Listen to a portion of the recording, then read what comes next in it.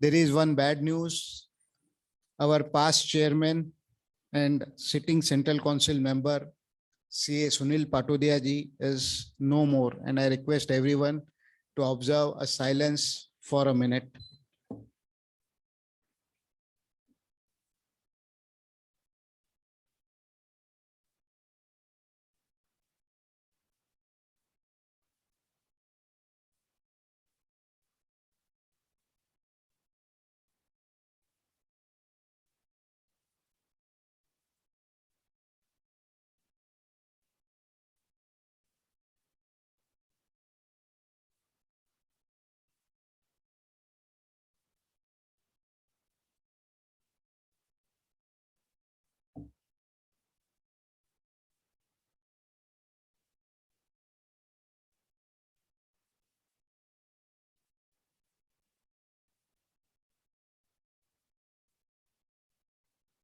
Om Shanti, Shanti, Shanti.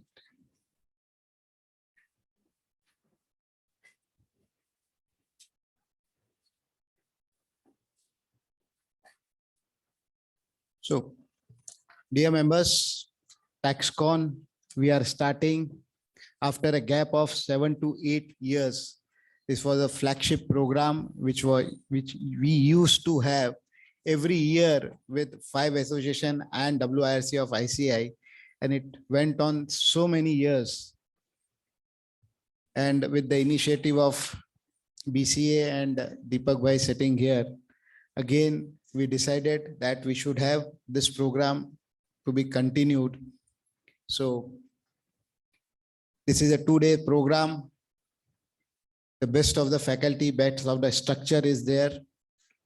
So I will not take much time. I will invite Abhay Bhai to take the proceeding further.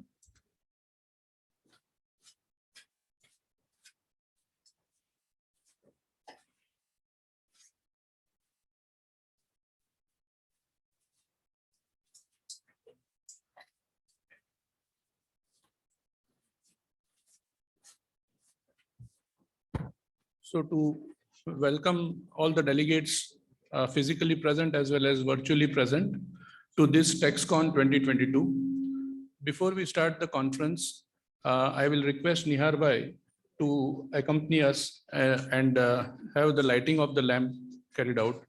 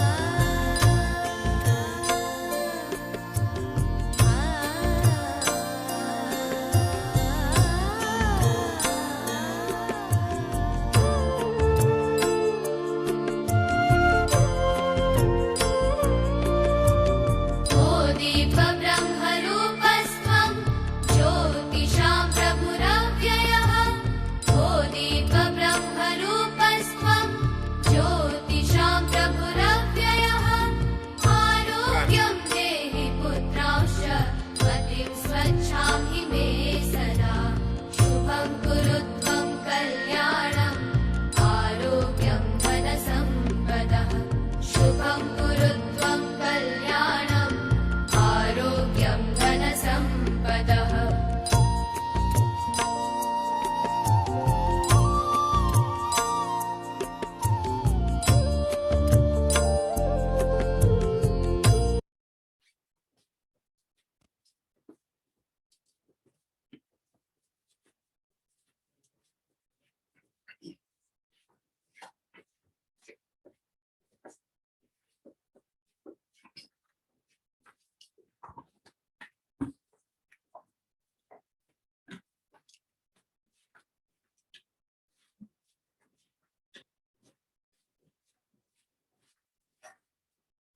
Respected past president, Sri Nihar Bhai Jambusaria,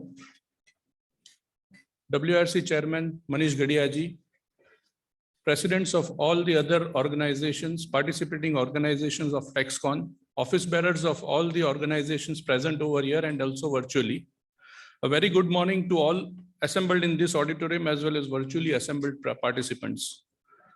I am elated that during my term, there is revival of the iconic event organized jointly by Mumbai-based professional associations, that is Taxcon 2022.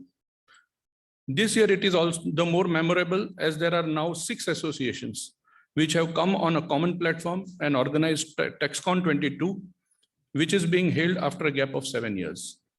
As BCS president, I would briefly want you to be acquainted with its history and activities. BCS is the oldest voluntary professional body of chartered accountants established in the year 1948. You all may visit our website bcsonline.org and surf through the resources and events. You all may also follow BCS on social media, where we have more than 50,000 followers. Recently, BCS LinkedIn followers base has crossed 15,000, and there are more than 20,000 YouTube viewers. By subscribing to the prize publication BCS Journal, you all will be able to keep yourself abreast with the latest developments in the regulatory regime of India. This will enable you all to appreciate the quality of events and resources which shall be at your disposal once you enroll as BCS members. For this year, motto for BCS is ESG, empowering, scaling, and globalizing. We aggressively ensure to disseminate latest knowledge of upcoming areas of professional services to empower SMPs and young CAs. We are acting as enablers for creating platform for thought leadership, which opens up vistas for SMPs to scale up their offerings, which in turn acts as catalyst in nation building. Our efforts are directed towards bringing latest global developments and best practices to the professionals, thereby enabling them to compete as professionals at global level. We are an 8,000 strong family and have ambitions to reach the magical figure of 10,000, which can be achieved with support from learning enthusiasts like you all. To conclude, I wish you all to have enriching 2 days of learning and networking. Thank you all. I will request Ketan Vajani ji to address the participants.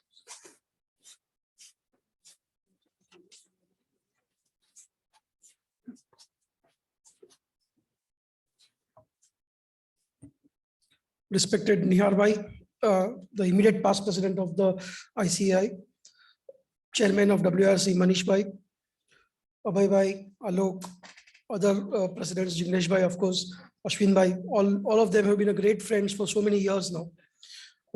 And fellow office bearers of chamber as well as other professional organizations, seniors, friends, and fellow participants joining through this virtual mode as well as physically present here.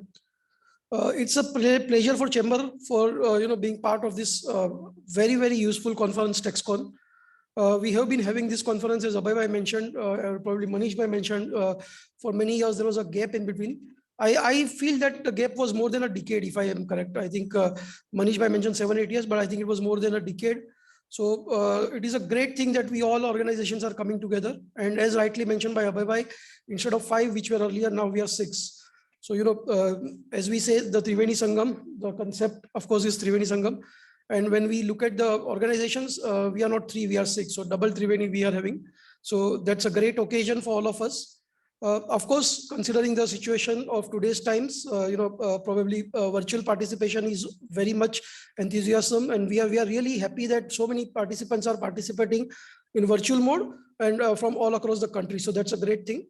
We are all enthused to give you the best of the best experience, and therefore the faculty etc. is all listed down very well. The topics are chosen with great care, and I'm sure that we are going to have a great learning for this next 2 days. As far as Chamber is concerned, friends, Chamber is an organization, the oldest organization of tax professionals in the country, established in the year 1926. So we are in our 96th year of our useful existence.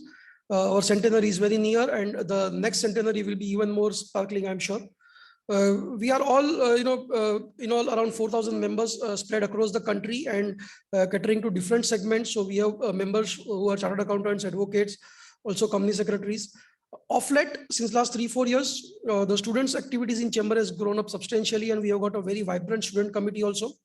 Other committees are also functioning in a very, very efficient manner. So 14 committees in all to cater to the needs of the member, and we keep on, adding many programs on a year after year. The Chamber's journal again is a pride publication which we have, a mouthpiece of Chamber's Chamber, and if you visit the journal on any occasion, you will be finding special stories, which is the salient feature of the journal. We have our website, of course, at www.ctconline.org. So all activities can be seen on that website. And we are also very active on social media. So you can follow at CTC Connect on various social medias. It will be a great thing if many of you who are not a member of the Chamber, if you feel appropriate, please join Chamber as a member. It will be our pleasure to serve you. With that, friends, I think coming back to Taxcon, this is going to be a great conference. I'm sure we are all going to have a very, very happy learning, a very, very informed learning, I'm sure, because the topic and the faculty both are very senior. And we are really fortunate the best of the faculty of the country have agreed to speak at this occasion. So a wonderful experience for all of us. And I'm sure that, of course, going ahead, this conference will continue with greater zeal. And over the period of next few years, it will be having much, much more wide spectrum, and will be having even wider range of coverage. With that, friends, again, wish you all happy learning. And I will request now the President of GSTPM, Alok Bhai, to please address. Thank you.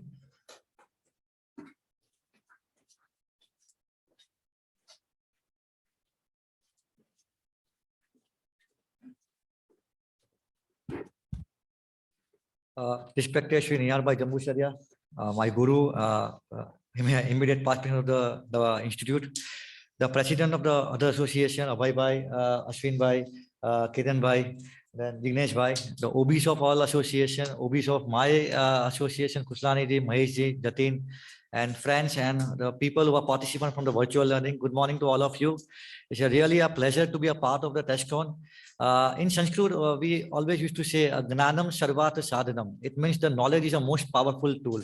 Keeping this particular view and keeping this as an objective association, we are flowing towards the educating more members and all. As far as the GSTPM is concerned, as everybody knows about this association, the 70 years old association.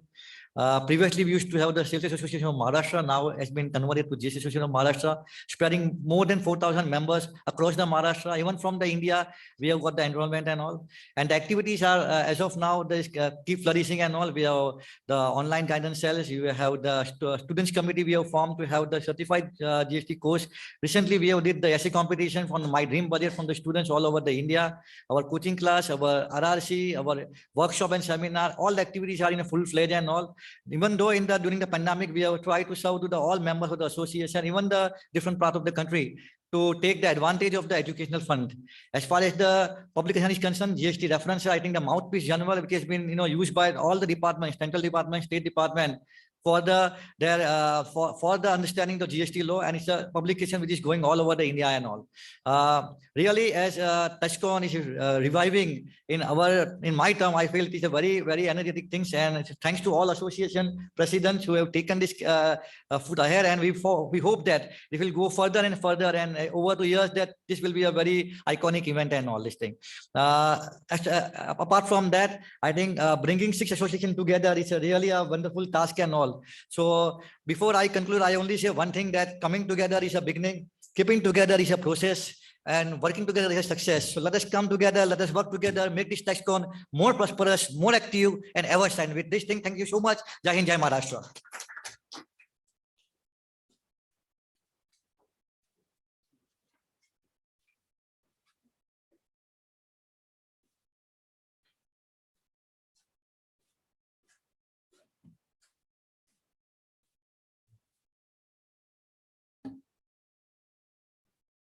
Respected Nihar Bhai Jambusaria,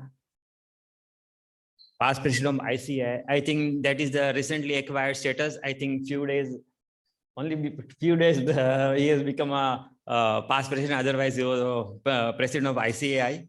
Respected Sri Manish Bhai Ghedia, Chairman WIRC. Sri Abhay Bhai Mehta, President BCAS. Ketan Bhai Vajani, President CTC. Alok Bhai Mehta, President GSTPM, and Jignesh Sawla, President MCTS, and all the office bearers, seniors and friends. Rightly said, Ketan Bhai, that we all are very old friends, so it gives a very good sense and satisfaction that we are meeting after a long time. Now, as regards AIFTPM, let me at outset inform you that my position today is on a locum. There is a word in medical term when a doctor goes out of town and he has to naturally keep his dispensary open because then the patient should not suffer. That's why he requests his friend doctor that you please come and visit my dispensary during so and so time.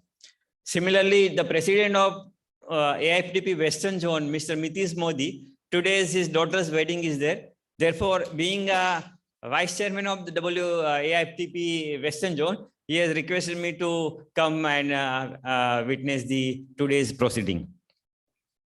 Now, talking about AIFTP, the AIFTP was established in the year of 1976.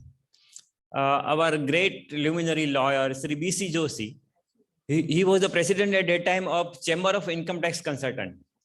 And he mooted the idea of having one national level association which gives a common platform to all the professionals. So far as income tax was concerned, it was an easy thing because the income tax is a central subject. But so far as SESTEC was concerned, it was a really challenging task because each state has got their separate independent act. So bringing them together was really a challenge, but ultimately the AIFTP was formed. I think BC Joshi was the first president. Sri great NC Mehta, chartered accountant, was the secretary at that time, first secretary. And that's how the AIFTP was started. And now it is bloom. At present, we have got 8,800 members and professional bodies of 138 professional bodies are the member of AIFTP. It is national-wise, as name suggests, is a national-wise body. It is divided further into 5 zones: Eastern Zone, Western Zone, North, South, Central Zone, and national body. So, and AIFTP is doing continuously. If you see that there is a conference, moot court we are also conducting. We publish also 2 journals. One is on income tax and of course allied laws. And recently we started one magazine entirely on GST. So I request all the members who are not member of the AIFTP, please enroll. Our website is aiftp.org. You can visit. Even the application form is there in the folder, but you can also visit our website and get the information. Now coming to Taxcon, it is a very good idea because all the, initially it was 5, now it's become 6 professional bodies are joining, and you can get the synergy effect of all the professional bodies. And when we make a representative to the government, it carries a much more weight than rather making us individually. Then instead of making the number of organizations are represented together, it carries much more weight. Friends, it says that if 2 professionals meet, you will bound to get 3 opinions, not 2, but more than 3 opinions. So the conference also is like that. Your queries may not solve immediately, but at least it will make you think, it will make you ponder, and your horizon will be broadened. Your ideas will be broadened. You will get the different ideas. And when you have to give advice, then you will inclined to do more research and give the advice. So that is the impact of any conference. I'm glad that those who have enrolled physically, as well as I think number of persons are enrolled virtually. I give best of luck to all the members. Thank you. Thank you.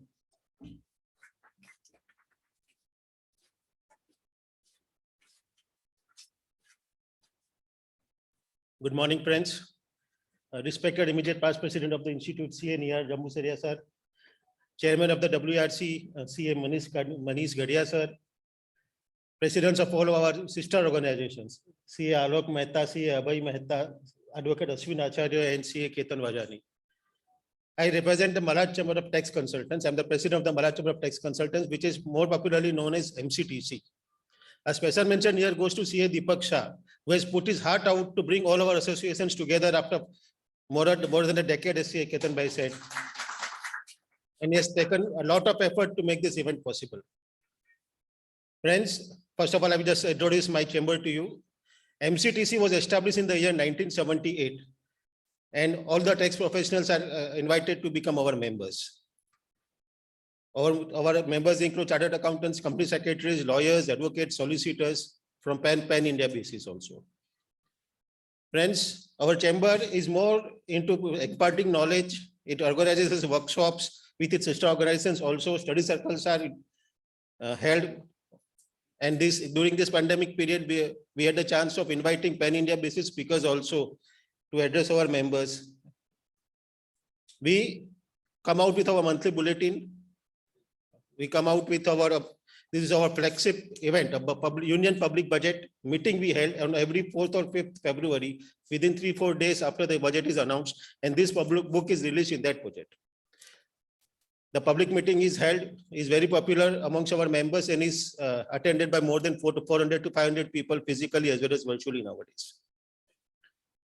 We also organize students training programs for students who want to go ahead and make the career in taxation, accounting, and audits. We have a website, mctc.in, and we are also socially available on YouTube, Facebook, and of course, Twitter.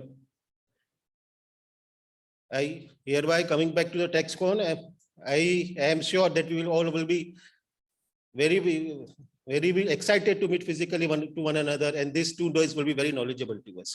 Welcome, friends, to this Taxcon, and let's make it a successful event. Thank you.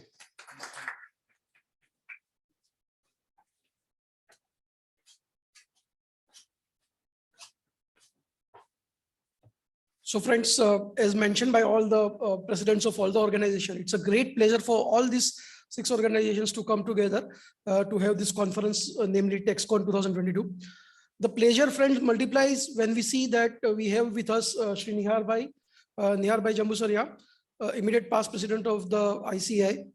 All of us know Nihar Bhai from so close that probably I will not need to introduce Nihar Bhai as such, because he has been, as I was talking to him earlier, he has been brother to all of us. In fact, we all, whenever we see Nihar Bhai, a smiling face, and we know that he is a person whom we can talk on a one-to-one basis. Upright person, a very down-to-earth person, and still a very knowledgeable, excellent academician, and a person who will always be welcoming you with open heart, whether you go with a request for a session, a technical session, or you go for any administrative help. Nihar Bhai is the person who will never deny. So we are really thankful to you, Nihar Bhai, for accepting the invitation to speak to all of us as a keynote speaker today. Friends, all of us, of course, know him, but just to introduce the past president, immediate past president of the ICI, and presently Nihar Bhai is a vice president of SAFA. So we are all really proud of Nihar Bhai and the achievement which he has done. And he has got the complete blend of profession, industry, and of course, international tax and all areas probably. So a very appropriate person to address us at the occasion of this conference of Taxcon as a keynote speaker. Before Nihar Bhai addresses, may I request Neha and Divya Madam to please come up and offer a memento to Nihar Bhai as a mark of our love and respect towards Nihar Bhai. Both of you, please.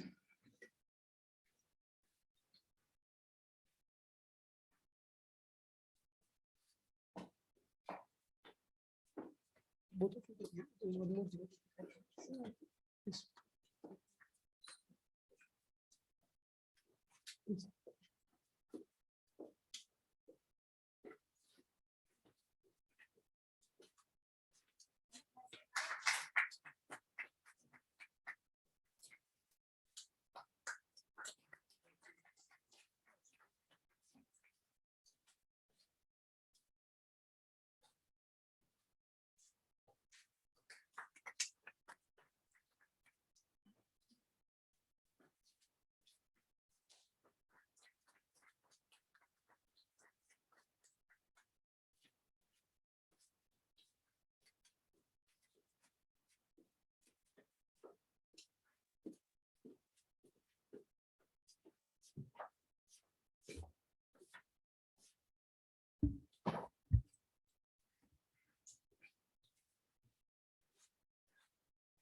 Good morning, everybody.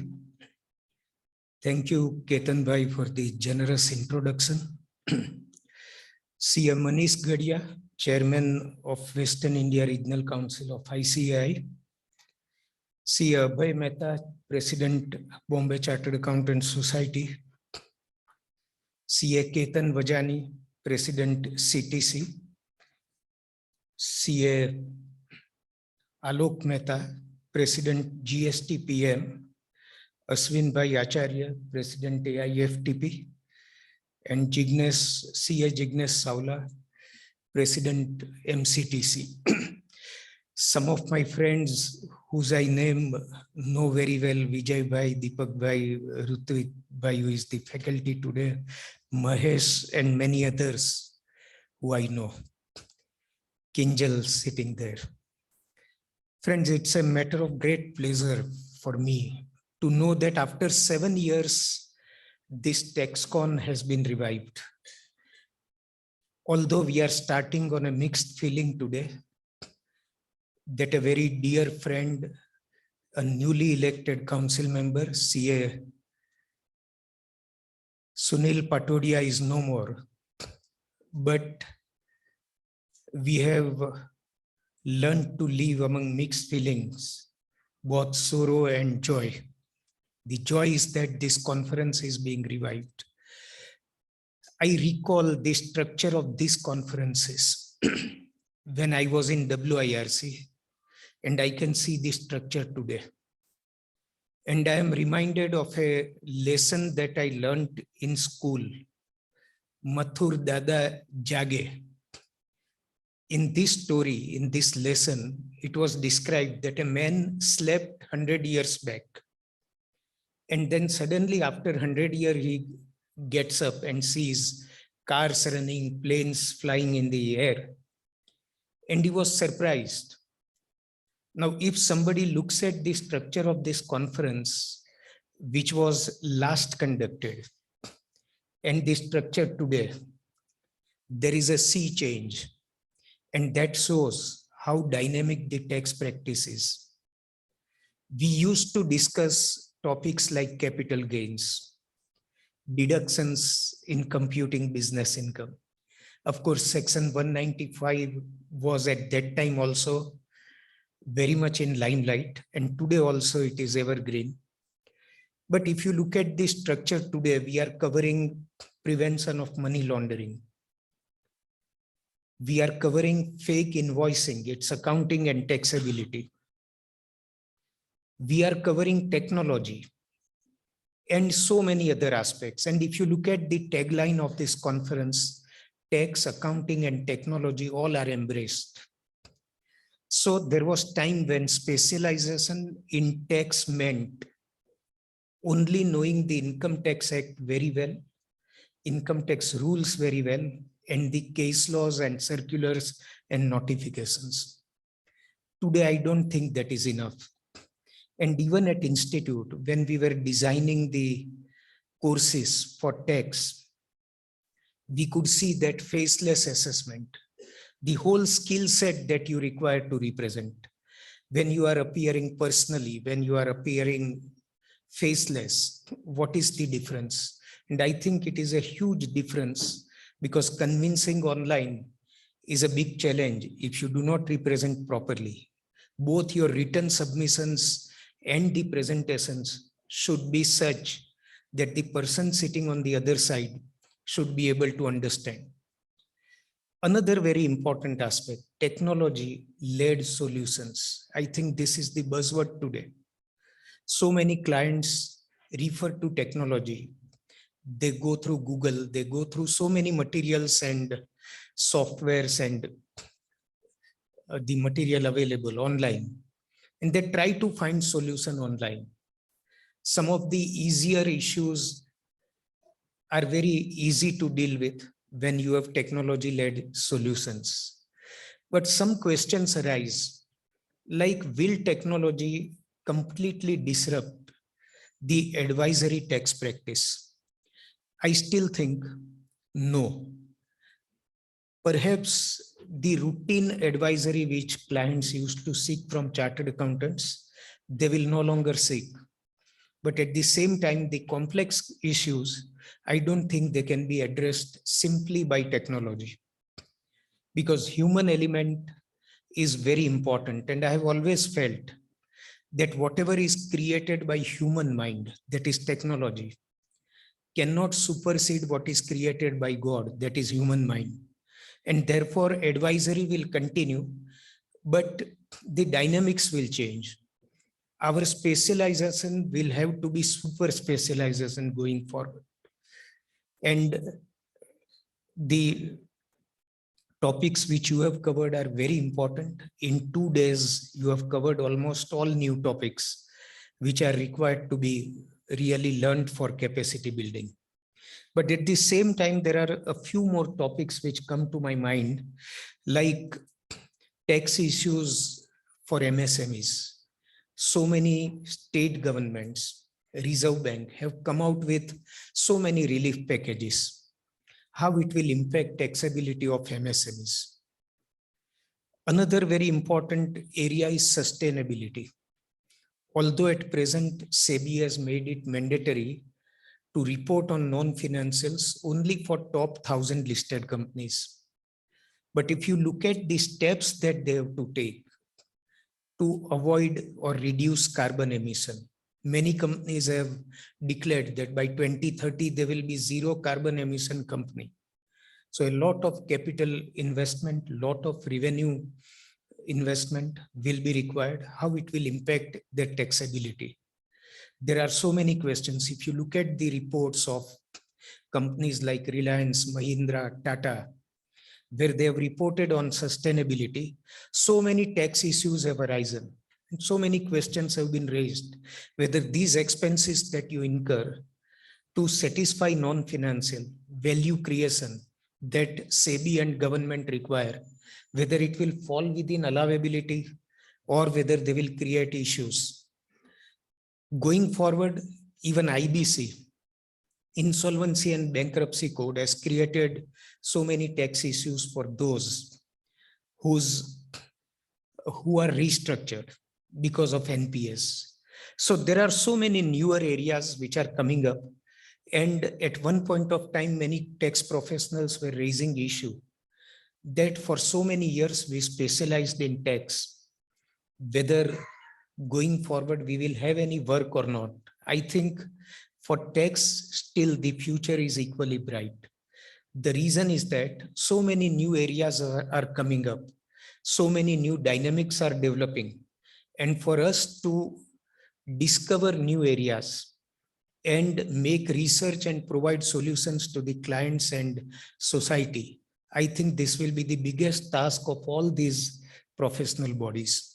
And I'm so delighted that today, if you see last 2 years history after the pandemic, the entire world has realized the importance of collaboration. Today, we are 6 professional bodies coming together and organizing this.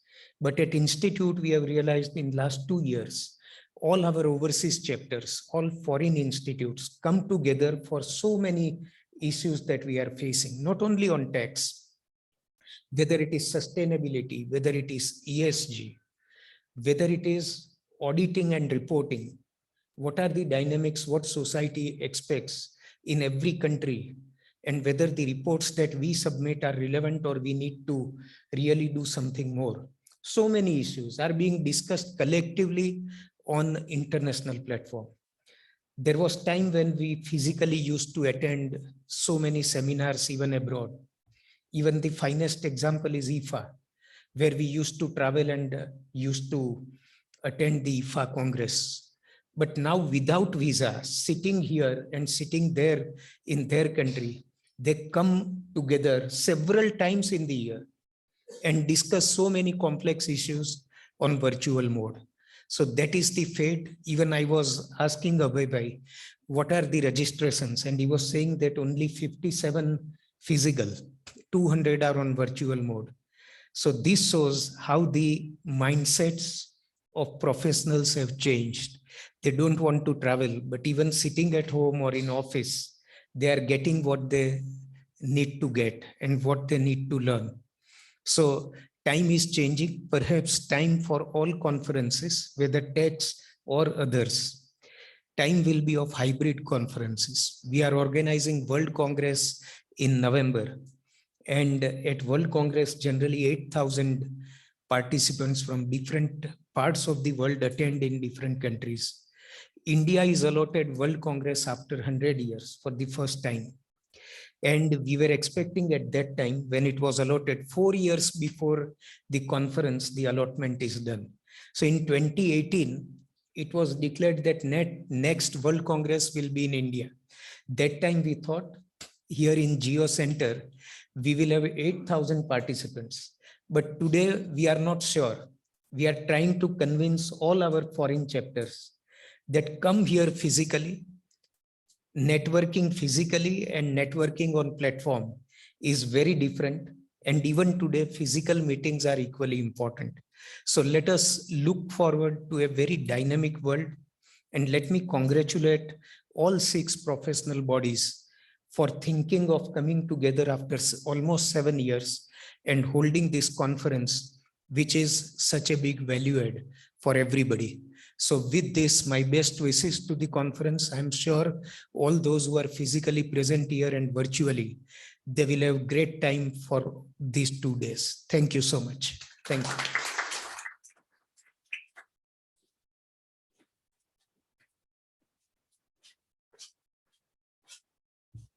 Thank you, Nihar Bhai, for very insightful thought which you have shared with all of us.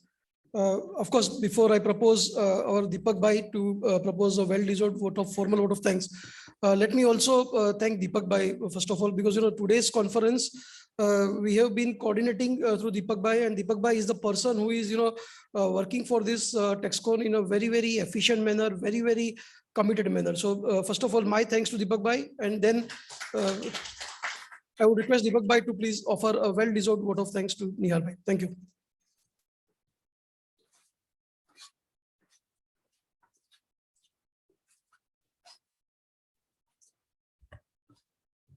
Good morning to all of you. Respected keynote speaker for the session, Sri Nihar Bhai, and heads of all the associations. First of all, at the outset, I am thankful to all of you for giving me this free hand. Before proposing vote of thanks, let me share, and what has been said also by other heads of association, that this Taxcon was initiated in 2005. And the last Taxcon, which was planned in November 2005, was unfortunately cancelled. So now after 7 years, again, we are reviving this Taxcon program. And we decided to come on one platform and hold this Taxcon 22. I am happy that due to the efforts of all the heads of 6 associations who are on the dais now, were able to hold this event. Friends, program schedules and papers have been made available to all. We will appreciate the technical committee has given us the best blend of current topics and best speakers, as Nihar Bhai mentioned in his keynote address. Planning and organizing this Taxcon was a pleasure for all. coming together, and all the 6 gentlemen sitting on the dais and their respective team of office bearers and other committee members and staff members have worked hard for the same. We are thankful to all for coming together and seeing that Taxcon 22 sees the light of the day. On behalf of all 6 associations, we are thankful to Niharbai Jambu Saria, immediate past president, for readily agreeing to accept the invitation to share his views and give keynote address at this Taxcon. Thank you, Niharbai, for the same. I also take this opportunity to congratulate him for a very, very successful term as a president of ICAI. And also the last event of his term, that is International Tax Conference, was par excellence. Your talk this morning, Niharbai, was very encouraging and thoughts shared with us were very relevant. And you have conveyed a strong message in short time. Thank you once again, Niharbai. Special thanks to WRC and Chairman Manish Gadia ji for making available venue and all other support at these for this conference. Last but not the least, I extend my heartfelt thanks to all the participants for their participation. Friends, we'll start in next 5 minutes only. So just bear with us for the 5 minutes. Thank you.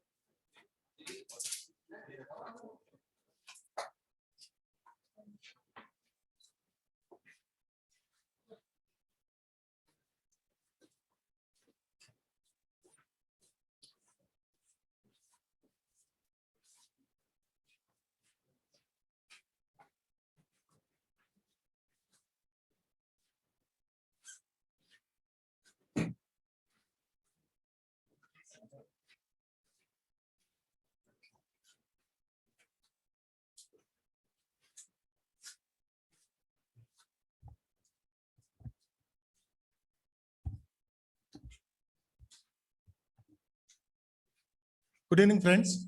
We'll be starting with the first technical session. First of all, I would like to thank Rutvik bhai for agreeing to take up this session at a very short notice. Originally, we had planned CA Milind Mehta, but because of COVID, he could not attend. So we requested Rutvik bhai on Sunday and immediately has agreed. So thank you, Rutvik bhai, for coming and sharing your knowledge. So before, I think, we are a little running late in our schedule. So I will not take much time. I would request, Vijay bhai to offer memento to Rutvik bhai.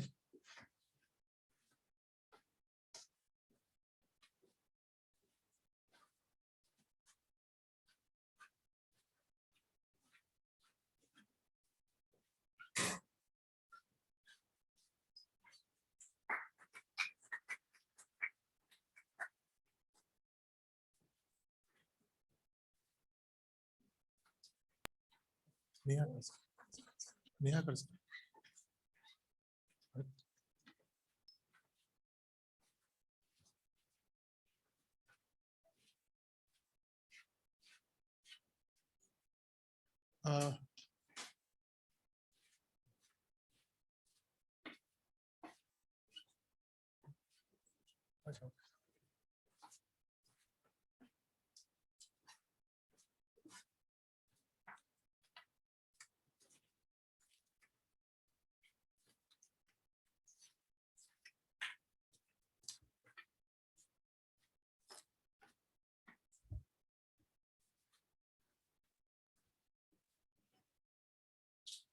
uh, I would like to just, introduce CA Rutvik Sanghvi.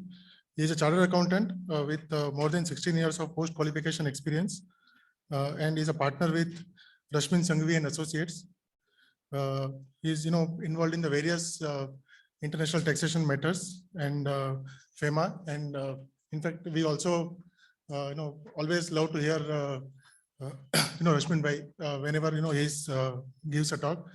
So his introduction is there in the booklet which is shared. So I will not spend much time. And over to you, Rutvik Bhai.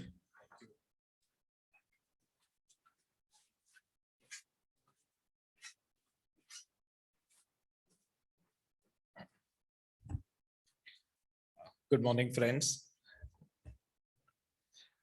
First of all, respected seniors and everyone present here physically and all those who are attending virtually. This is an opportunity for me, and I should be thankful to the 6 organizations here for giving me this opportunity. It is the first physical event, at least where I am speaking after a span of probably almost 2 years, and this could not have been better. Also, I think with Nihar Bhai's presence here and his talk at the start, I'm sure we all have got, thought for food. And before I proceed further into that, I think, we all should appreciate that today the times have definitely changed. And this Taxcon conference,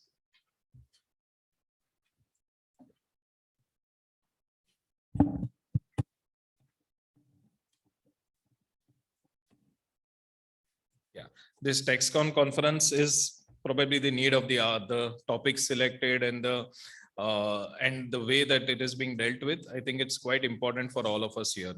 So considering that I have, around an hour, I'll straight away jump into the session proper. I was asked to deal with TDS, including section 195. In its entirety, probably, I think most of these organizations here would be having a 2-day course. So to compress that into 60 minutes is probably next to impossible. So with with guidance from Deepak Bhai, from Amit Bhai, what I have selected is to the most important developments which have happened.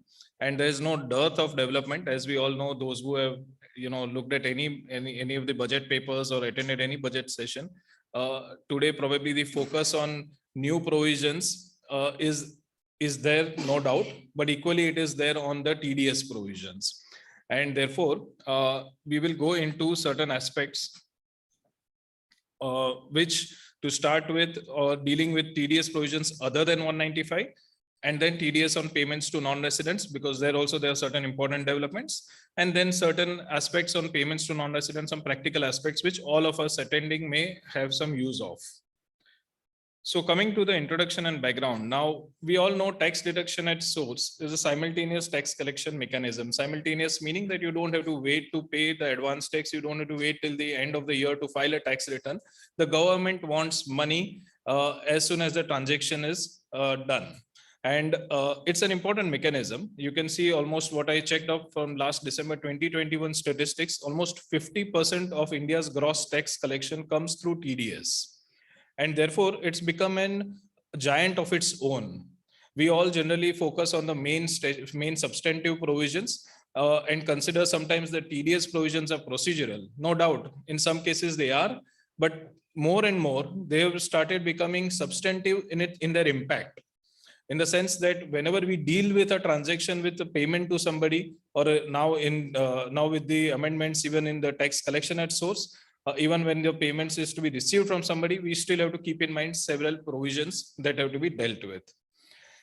And earlier, the primary focus was that they wanted to collect tax. So you would have a 194J, you would have 194C. The primary focus would be that the idea is to collect tax at source, collect the TDS. However, in recent times, these provisions have also been used for the collation of data. And probably we all know data is the new oil. Probably government has realized it more than even we know now.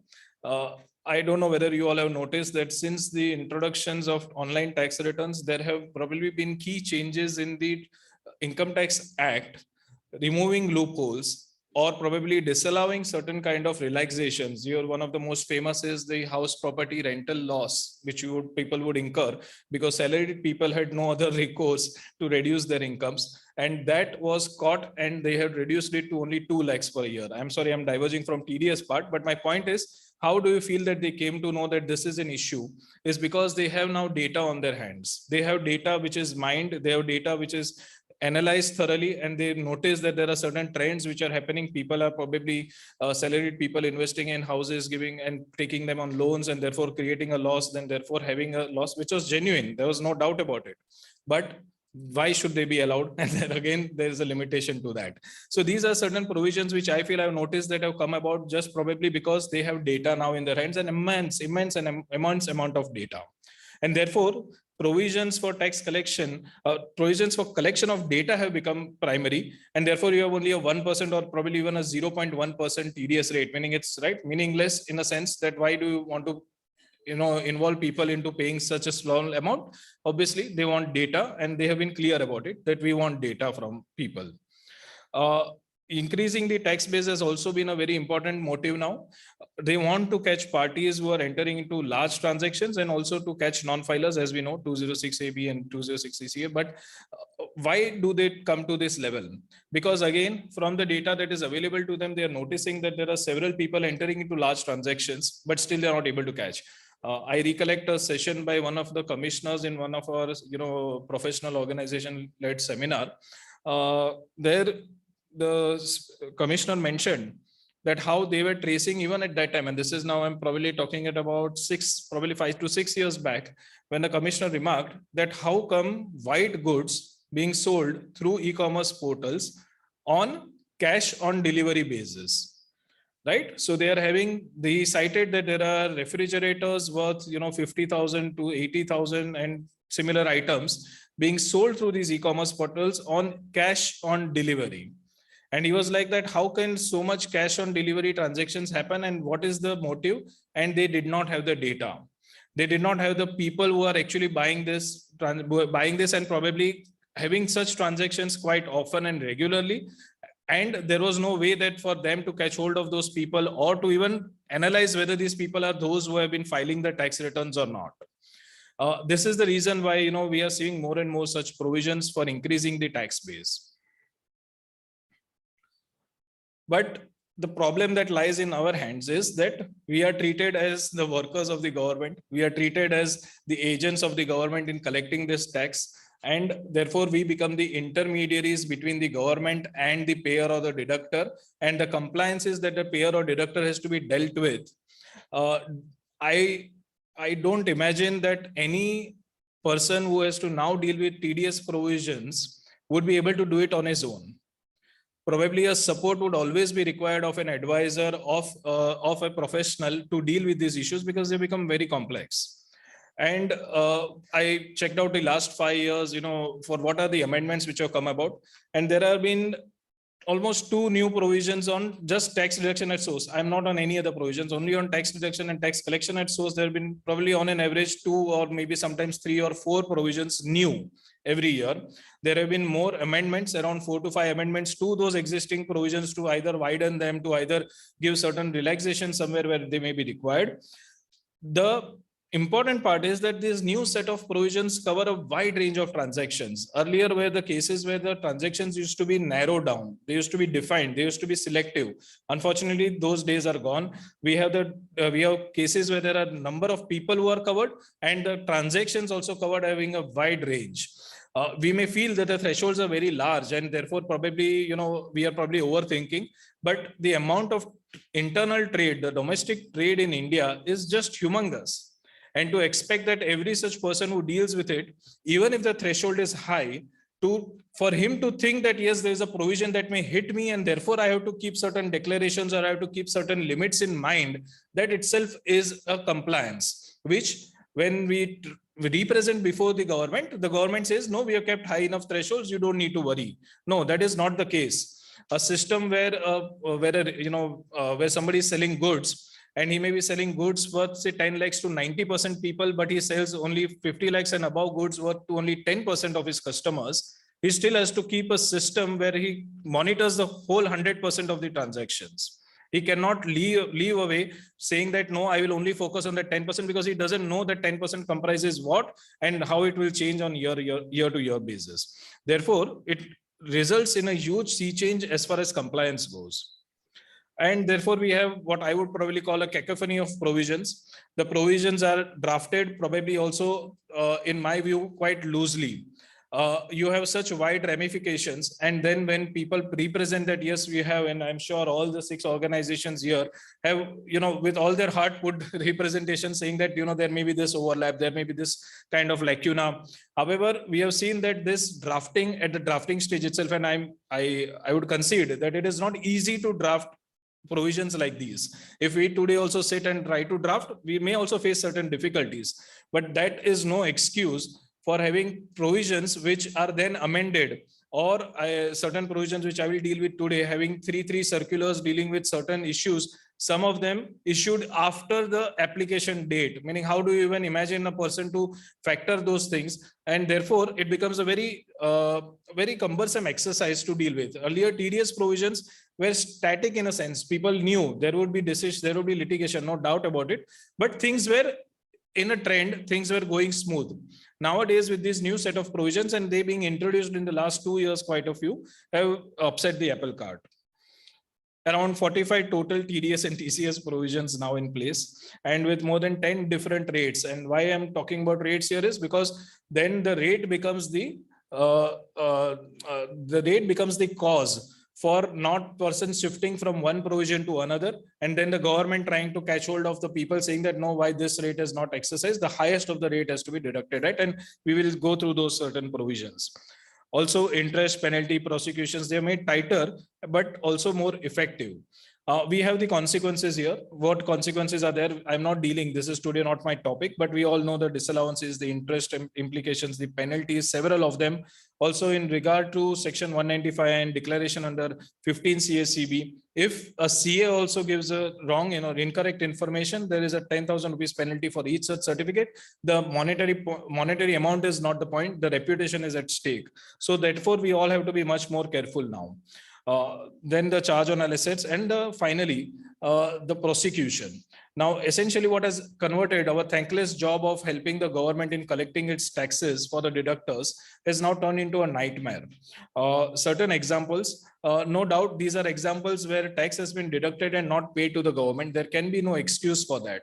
There can be no excuse that our business is down, because we are agents for the government as a deductor, and we have to pay to the government within the time due. But for decades on end, these provisions were dealt with interest and penalties and recovery notices and recovering the taxes due. Nowhere were the pressing of prosecutions been so heavy that we have cases now, and I went through a few cases where the assesses contention of financial difficulties, TDS, which was already deposited with interest and penalty, mind you, before the magistrate could decide on the case, on the prosecution case, all taxes were paid with interest and the penalties due, but still the person was convicted and was told that you could not have played with the money which was owned by the government. And therefore imprisonment was also awarded. So these are now no longer cases which you can take lightly. And therefore, we go into now the subject matter, wanted to lay down the groundwork, wanted to lay down that how important this subject has become. I am dealing with a few of these provisions. Last two meaning the current finance bill and the Finance Act of last year deals with, the most important ones being the 194R and 194S. We all know TDS and benefit of perquisite. I'm sorry if I'm rushing a bit with the time allotted. I would like to be mindful of the time, and obviously for the next speakers, a very important topic to be covered. TDS and transfers of virtual digital assets, a new animal in the tax laws. And then finally, the famous TDS on payment by e-commerce operator to e-commerce participant, and then the TDS on purchase of goods, as well as TCS on the sale of goods. So 194R, TDS on benefit. Sorry. TDS on the benefits of perquisites. Now, what are the mood? And here, what I'll be mindful of is that we all have now probably in the last, few days, we have all dealt with what these provisions are in various probably sessions. So I'll not go into too much detail about how it works, but what are the issues that are coming out from them. So if there is a payee being a resident and the benefit of perquisite is arising from his business or profession, then the person who is providing such benefit on that value of the benefit of perquisite, if it increases just rupees 20,000, then a TDS at 10% of the value is now prescribed. It is not applicable if the deductor is an individual or HUF whose turnover, business turnover is less than 1 crore or professional turnover is less than 50 lakhs. However, there are issues whether it's wholly in kind or wholly or partly in kind and partly in cash, doesn't matter. The deductor's responsibility is to ensure tax payment. If enough cash is not available for deduction, then he has to make do that the tax is paid to the government irrespective, and it's applicable from 1st July 2022. What are the issues? The very low threshold, obviously. 20,000 is a no-brainer, like 20,000 probably for benefits of perquisites in certain trades, it's the norm, it's the practice, it becomes a tradition. Whatever may be the kind of, and we have a separate provision, do mind, there is 37(1), which also has been brought in. And they also clarified that if there is any kind of payments which are being made, which is in an offense of a law, or which is made to a person which is not within the guidelines mandated for that person, and that could be anything like our code of ethics. Similarly, for medical professionals, they have their Indian Medical Council code guidelines. So if there is something which is paid beyond those guidelines, then definitely they will be disallowed. That is not the case here. The case here is that any benefit or perquisite which is provided would be liable for deduction of tax at source. So we have a lot of this, issues on this. When is benefit considered to be provided? Just take an example that, for example, in coupons are given. A trader gives coupons to a distributor, gives coupons to the retailers that, okay, fine, if these are the coupons we are providing you. The coupons are probably not exercised for a long time. Sometimes they lapse. Sometimes they are just thrown away. They don't care. What do you consider the benefit to be provided? At the time of providing those coupons, the value of those coupons? Or do you say that no, until they are not encashed, they are not utilized, then 194R will not get triggered? But how will you realize when they'll be encashed? How will you know that how they will be utilized? So these are the kind of issues which we are now left hanging with. Franchisee agreements, contractual arrangements. What happens in these kind of cases is that you have a certain kind of guidelines given for those retailers or for those service providers that you really need to comply with those guidelines. How do you do so? Then they will support you. They will provide full support. They will provide branding. They'll provide marketing. They'll provide that, okay, fine, certain kind of marketing material will be supplied by the franchisor. And the franchisee operator, what he does, he takes those goods and then he manages to increase the sales of that particular good or service. Then how do you account for those benefits? Whose benefit is it? Is it benefit of the provider, or is it the benefit of the retailer, or is it benefit for both of them? So these are questions which remain unanswered. Incentives, discounts, services, and the benefit of perquisite cannot be in cash is what the Supreme Court has held in Mahindra and Mahindra. However, this TDS provision talks about partly in cash and partly in kind also being considered as a perquisite or benefit. Only time will tell how far this kind of Supreme Court decision is it in line with 194R? Probably right now it does not seem so. What happens to the payer's responsibility to ensure tax payment where the benefit is in kind?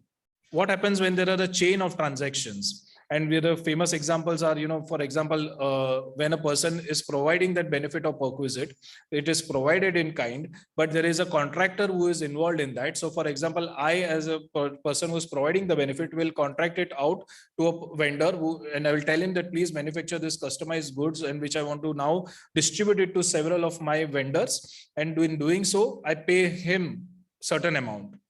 Then that vendor is, then I get those goods and I send it by courier to each of my vendors. So, and then finally, when the vendor receives it, what is the value of the good that he is receiving? Is it the cost that I have incurred? Is it the value which he feels it is a valuable point? How will you market or how will you value that?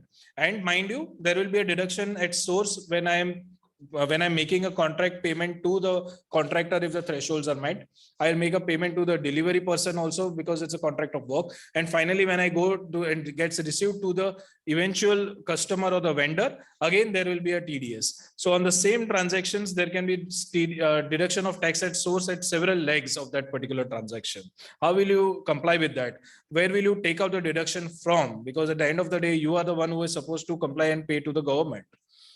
What happens to the cost of benefit when the item is resold? For example, the benefit, and in several of these cases, what happens is the distributor gives to the retailer volume discounts by saying that, okay, fine, I am giving you with every 10 packets, I will give you 2 packets along with them free.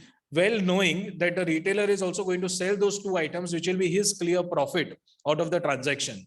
Now, what happens to that? What happens to the person the retailer who receives it? What does he do with it? He will say that, okay, fine, I have received it, no doubt. But then when I'm selling it, what should be my cost? Because there's been tax which has been deducted at source on that benefit which has been provided to me. Does my cost not escalate? Because I already paid tax on that. It is considered to be my income. My TDS has already been given. And therefore, under 28(4), I will submit that as my income. Therefore, ideally speaking and very logically speaking, the cost should be escalated for him when he actually sells that item. So, but is there a provision built in for that? That doesn't seem to be right now. So how will we go around that? And obviously interplay with sections 194O. When I deal with 194O, it's like Brahmastra. It's like, firing, with an AK-47 all across. So in every provision that I'm dealing with, 194O always comes up as a topic that, okay, whether it will be overlapping with 194O or not, and something which only time will tell because 194O is so broad. You have 194Q also now. So 194O, 194Q, how they will interplay with these sections, it's not so clear right now. What will happen under disallowance under section 37(1)? The disallowance has already happened under 37(1). When TDS has not been deducted, what happens to 40A1? Probably it does not apply at all because then the payment or the amount which is the subject matter has already been disallowed. What happens to, and there is a small point, there is a lacunae probably in the applicability. Memorandum clearly says it's applicable from 1st July 2022, but that has not been specified in the finance bill. Obviously, that should be corrected. But that also shows the point which I was making about the loose drafting. You can't have such glaring errors in your provisions. Up till probably when I started my career, and till a few years, I used to enjoy reading provisions which I generally deal with, right? So you have the section 9, the section 6, section 5 of the Income Tax Act. Beautiful provisions. Today, if you open and ask me those provisions, times have changed. The drafting has been so loose even in those sections, and I'll deal with some factors there also, time permitting. This is a sample. This is a list of certain transactions, genuine commercial transactions which may come under radar for 194R. Samples which are distributed for free, price concession for selling a product at a less price, combination pricing. You have one good which is not going well for the manufacturer, but one which is a blockbuster. So you pair them up. You say that no, fine. If you sell with the blockbuster, you also will get this. If you buy that product also, it will be at a very huge discount. But no, is that a benefit which is being given? Incentives, we already discussed about credit notes, volume discounts, early payment discounts. When the payment is received from the retailer, he is encouraged to release the payment very fast because there are always credit terms involved. If it releases it fast, then there are certain more discounts which are given. When do you say that the benefit is accrued? How do you deduct tax at source at something which has been received early? How do you work out the benefit? Then obviously the support services, as we discussed, there are trainings given to salesperson or distributors. There's support in inventory planning. There's assistance in developing the marketing plan. And mind you, with the, as Nearby was mentioning about tech, which is involved now in every phase of life. There are platforms for the whole chain now. There are platforms for us consumers to buy goods from an online platform. There are platforms for B2B transactions. There are platforms for within those B2B transactions. Also, there are certain platforms which focus only on certain business models, which focus on only the logistics part of it. How do you cater to that? How do you actually say that what is the benefit which is provided and where it is provided? Referral bonuses which are given through bills or credit notes, health insurance for dealers. You have obviously the COVID-19 kind of issues where people are provided, please come back and do business with us. We will provide you whatever care incentives are required. And as we discussed, this is already there as 37(1), which has also been amended. Disallowances of expenses being an offense of prohibition under law, provision of benefit or perquisite to a person, which is in violation of rules governing his conduct. So mind you, 37(1) disallows only where there is a violation in the rules governing that person's conduct, not in general. Whenever a valuation of benefit is perquisite is received, 28(4) covers it and says that you need to bring it to tax. All said and done, it's clear that also that a lot of these benefits of perquisites were not being taxed. If you're honest about it, then we know that several transactions where these kind of benefits of perquisites were given, people felt that it's like a gift received and therefore it's okay and to not probably include it in their tax return. However, that is now changing, and with this TDS provision, they probably want that to be captured very, very consciously. I'll move on to 194S now.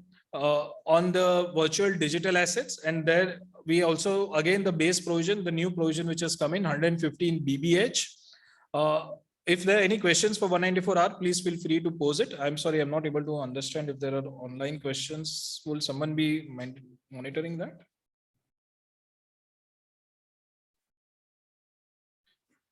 Yeah, sorry. Okay, fine. I'll take the questions at the end then, time permitting. Now coming to virtual digital assets, we have the base provision of section 115 BBH, income on transfer of VDS now taxable at 30%, and there are several expenses or several transfers or several allowances which are not allowed. Essentially, only the cost of acquisition, no expenditure is allowed for that particular income. Obviously, with that provision, they also brought in the TDS on the consideration for transfer of a virtual digital asset. I'll come to, or probably if you would like, then I can also look at the 115 BBH issues, which itself has several of them. On top of the first is the wide definition of virtual digital asset. This is a virtual digital assets out in the open, but something which is not probably able to be defined clearly. The technology is moving at such a breakneck speed in this avenue that you are not able to capture that what are the kind of transactions and probably what are those transactions in a sense. What are those assets? How are those assets created? Are they actually assets? What are their value? Do they have an inherent value? Are they a store of value? People are trading in an asset, and I probably feel not less than 90% of the people dealing with virtual digital assets today probably even know what they're dealing with, because a lot of them have just gone in. And also, mind you, there are these kind of service providers also who are enticing people that you will make a huge gain. I've heard of cases where there are villages where the whole of villages have invested in Bitcoin. Can you imagine villages investing in Bitcoins by telling them or giving them promises that they will have huge returns when they actually sell these after just a very short period of time. But to capture all that, they have a very wide definition of this particular provision, 247A. Any information or code or number or token not being Indian currency or foreign currency, which is generated through cryptographic means.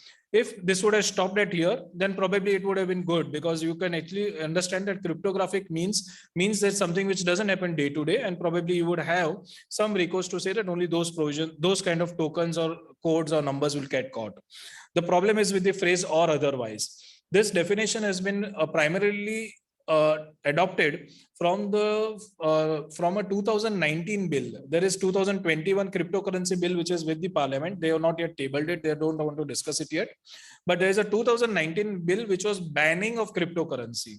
That bill never saw the light of the day. They issued the bill, but that bill was never tabled, never discussed. But in that, there is a definition of this virtual digital asset, and primarily very, very kind of similar is the definition which has been adopted by the Income Tax Act.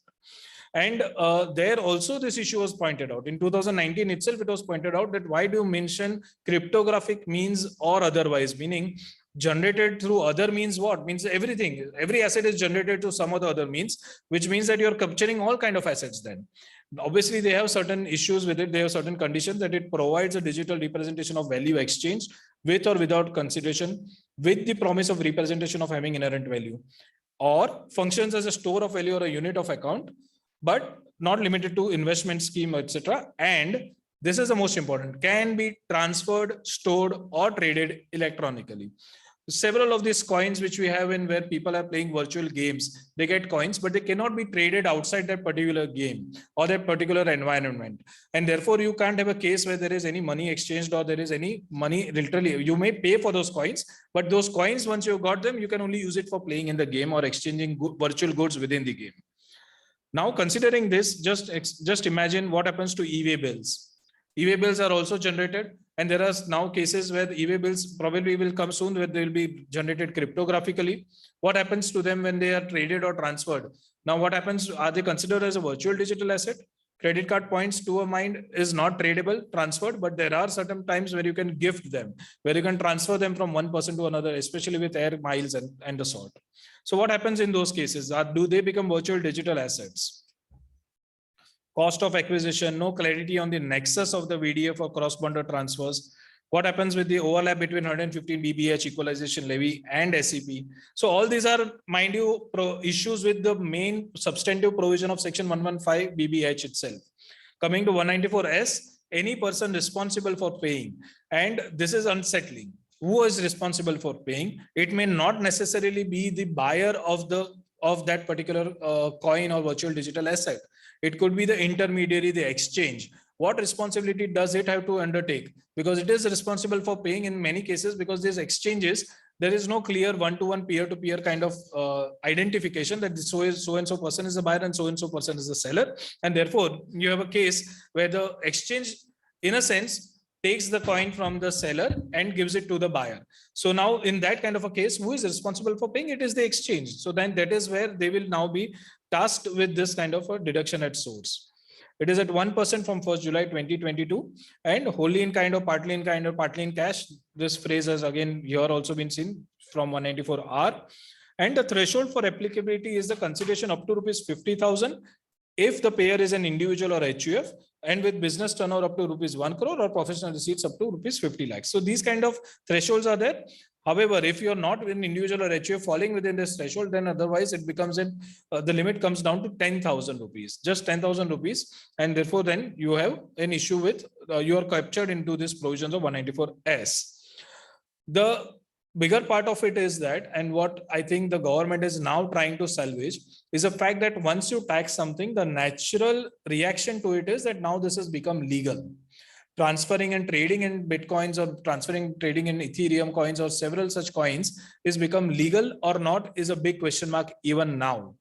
RBI is mindful of the fact that this may disrupt their economy, our Indian economy, and therefore they are very keen on banning them outright. They'll come out with their own coin.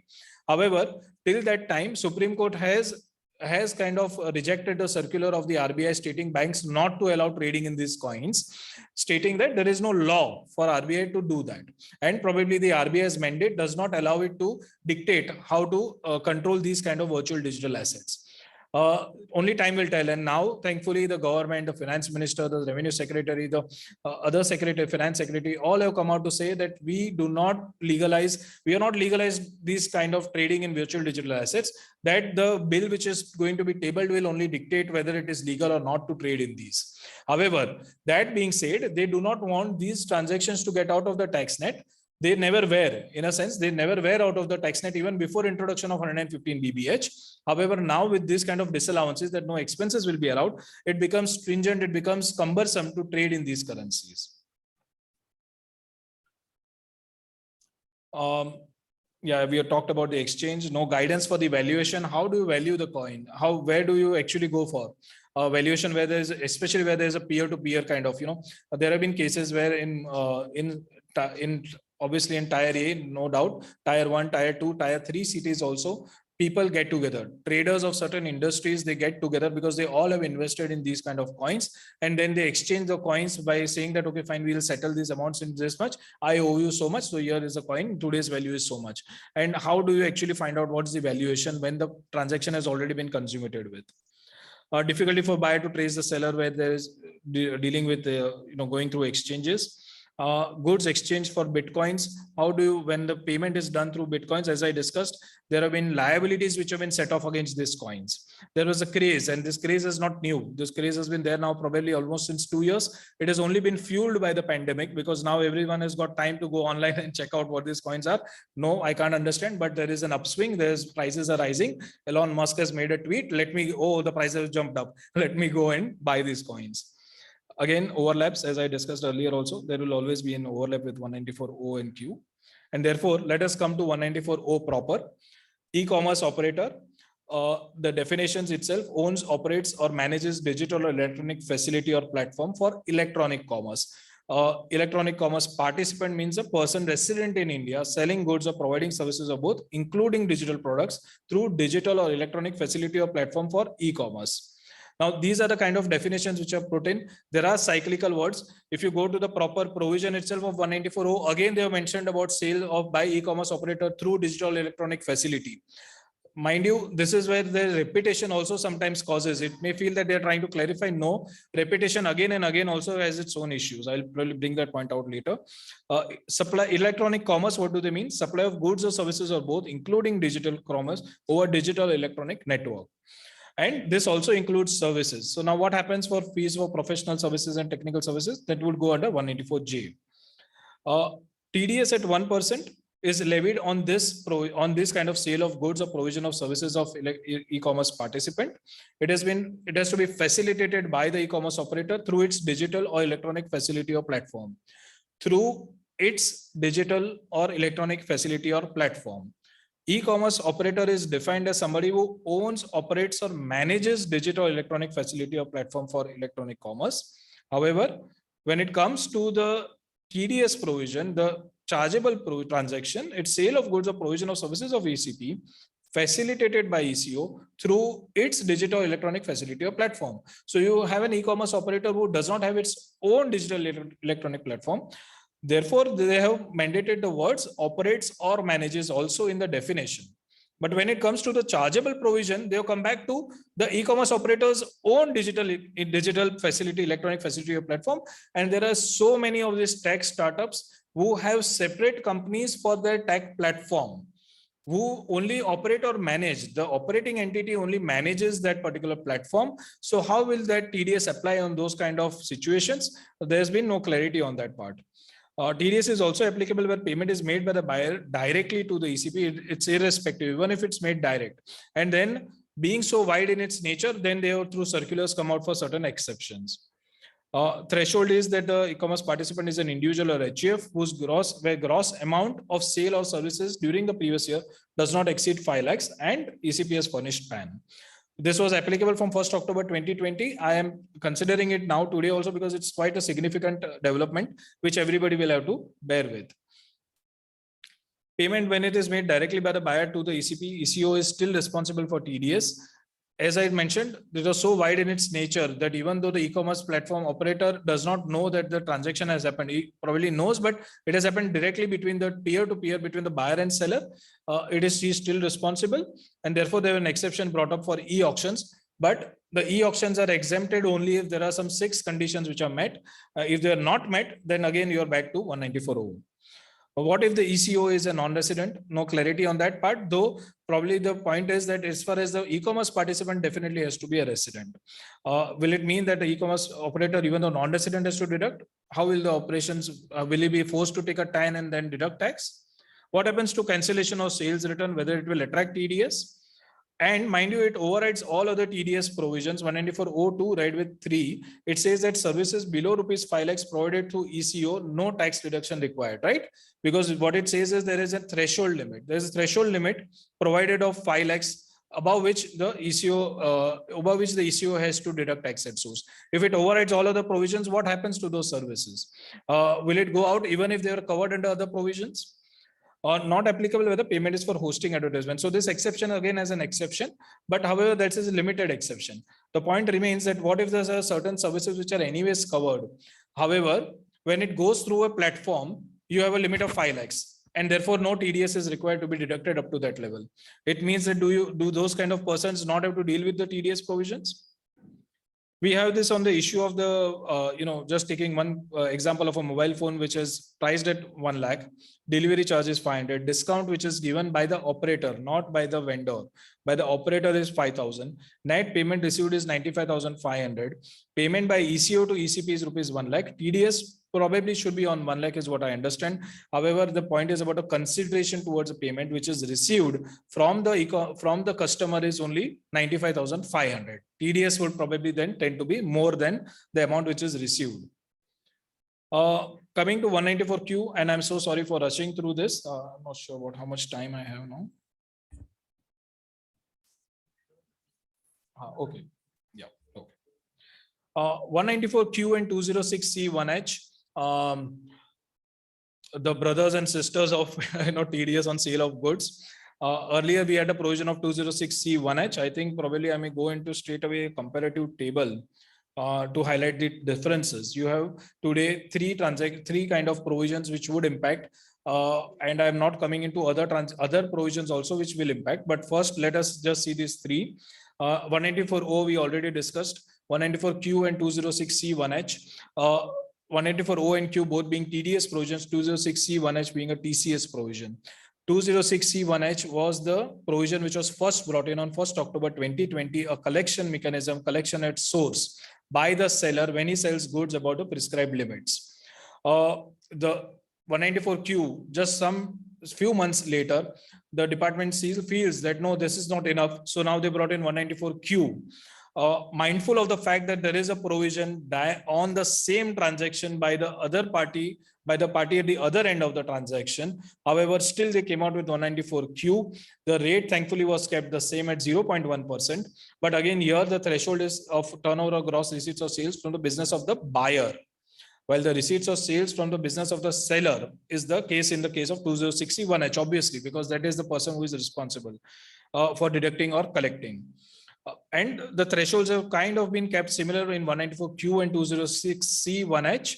But then you also have 194O now in the play, where there is an e-commerce operator and e-commerce participant involved, then 194O would apply. This has led to confusion to no level. And I think probably we have this hierarchy now, thankfully, through circulars. But I think the interplay, you had a circular in September 2020 for the provisions which were at that time applicable. Then they came out with a circular in, I think, circular number 13 of 2021, just one day before the provision was becoming applicable. 194O was becoming applicable from 1st July 2021. This kind of circular was issued on 30th June 2021. Can you imagine? So this kind of provision where the person is not even aware, and there were declarations being issued, there are formats being discussed, how actually will we go ahead with 194Q? And unfortunately, the circular came at the very last minute. In any case, what they said was that it is not applicable on securities or commodities traded through regional stock exchanges. Then they exempted transactions in electricity, things which are otherwise goods, but they're not mandated. They do not want them to be brought under these provisions. There is no TDS on the GST component. Mind you, there is, this is only for 194Q. When you go to 206C1H, it is on the receipt which is taken by the seller, and therefore it is on the amount including GST or any of the state levies also. Purchase return, what happens? TDS can be adjusted against the next purchase from the same seller, but no adjustment if the purchase from the purchase return is replaced by goods by the seller. Who takes care of all these? You can imagine that they are talking not about small traders. The traders which are involved are the businesses of the buyer exceeds 10 crore or business of the seller exceeds rupees 10 crore in the previous year, and the transactions are also above 50 lakhs. I for one try to think hard about where are these transactions which are happening, which are still out of the tax net. You have a turnover of over 10 crores of that person. You have a transaction which is exceeding 50 lakhs, and probably they feel that there are still transactions which are outside the tax net. Fine. If they are, then you catch hold of those people, but not make everybody who is transacting in those goods. And this is where the problem is, that these transactions are the transactions in the case of what we call as, burn the hay to find a needle. You burn the whole barn full of hay to find a few needles. These are the provisions which are unfortunately drafted in that sense, because who will go to find those people, who will take that exercise of finding and doing some diligent kind of exercise to catch hold of the people who are really out of this kind of provision. And I'm sure there are not so many that the department does not have enough force to deal with. Unfortunately, therefore, now everyone has to deal with these transactions. After realizing that they themselves have done so many overlaps within these provisions, they are now trying to bring reliefs to those circulars. And therefore, they also bring in the hierarchy. 194O will be on top. And for what reason? Because it is the highest rate. They are blatant about it, that wherever the person is not deducted 194O by mistake, then he will be not allowed, even though he may have deducted at 194Q rate or 206C1H. It doesn't matter. 194O will override these provisions because the rate is higher. Mind you, these were all brought in just to collect information. The rates itself are so minimal, 1% or even 0.1% in case of 194Q and 206C1H. But even then, when it comes to the hierarchy, how does it matter? If it is 1% or 0.1%, you got your information. That is what you're after. No, now that the rates have been prescribed, government wants you to deduct at 1% if it is 194O. God forbid you made a mistake and 206C1H has been deducted by seller. Doesn't matter. You still have to go by 194O. It overrides 194Q if both apply. 194O overrides 206C1H. Primary responsibilities of the e-commerce operator. It cannot be considered if TCS is collected by the seller, doesn't matter, because 194O prescribes higher rate. 194Q versus 206C1H, C1H, how do you do it? If the seller collects tax before the buyer deducts, no TDS required. Why? Why relaxation given? Because the rates are the same. It doesn't matter to them. They're fine. If the information is received, they're okay with it. But when it comes to 194O and it's dealing with 206C1H, nothing doing, you have to deduct under 194O. This is where the fallacy lies, right? The problem is that provisions are brought in for a certain purpose. After that purpose is achieved, if there are differing rates, they will go after you considering that there is a revenue loss. No, there is not. You should be mindful. In fact, all these provisions, in my view, must have a clear threshold that if PAN or TANs are reported, you will not be required to deal with these provisions. Unfortunately, that kind of leeway they are not giving.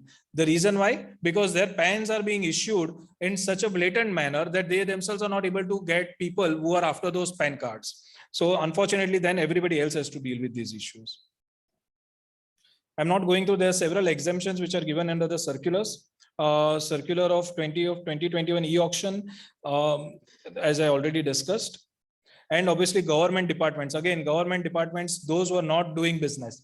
If you're doing business again, then you're covered. So there is no, once a provision comes in, it's so difficult to remove it. It's so difficult for them to amend it that they come out through 3 broad circulars with various provisions dealing with it. And mind you, here I'm only talking about tax. We have the learned speaker for the next session who will deal with the other issues on the other side of the table of GST and all. So coming to 206AB and 206CCA again, and here I had deliberations with with some of these commissioners who introduced these provisions. What are their issues? Their issues are that there are non-filers. There are issues that these non-filers are not filing their tax returns, even though transactions are quite high. Now, what happens in that case? They want us to go through a mechanism which is smooth and which is fine. You put in a PAN, you get the detail whether that person has filed 2 years tax returns or not. If not, then if the threshold is crossing, then you need to deduct at a higher rate.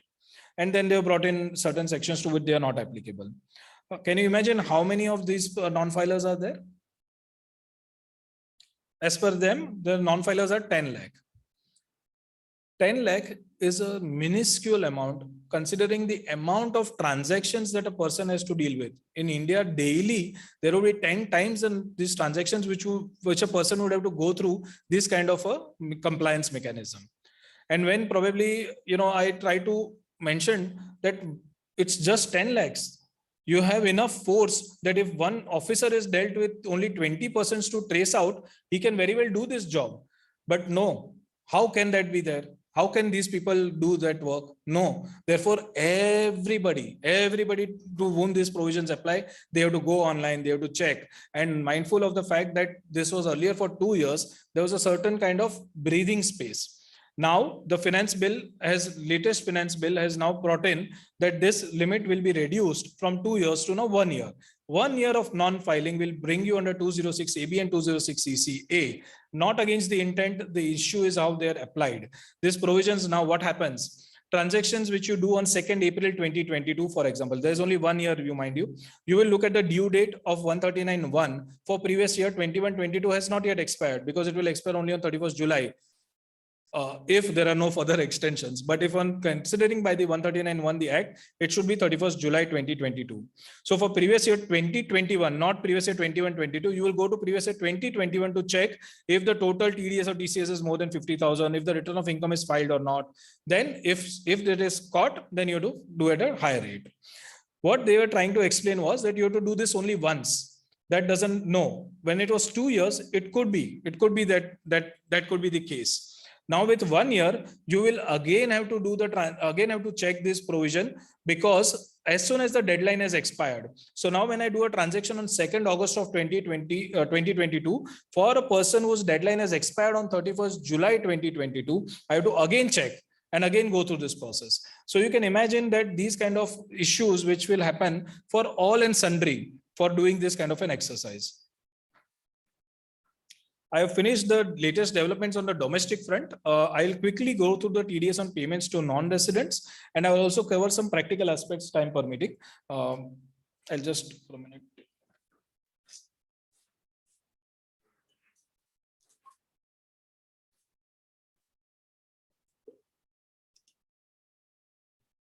$195.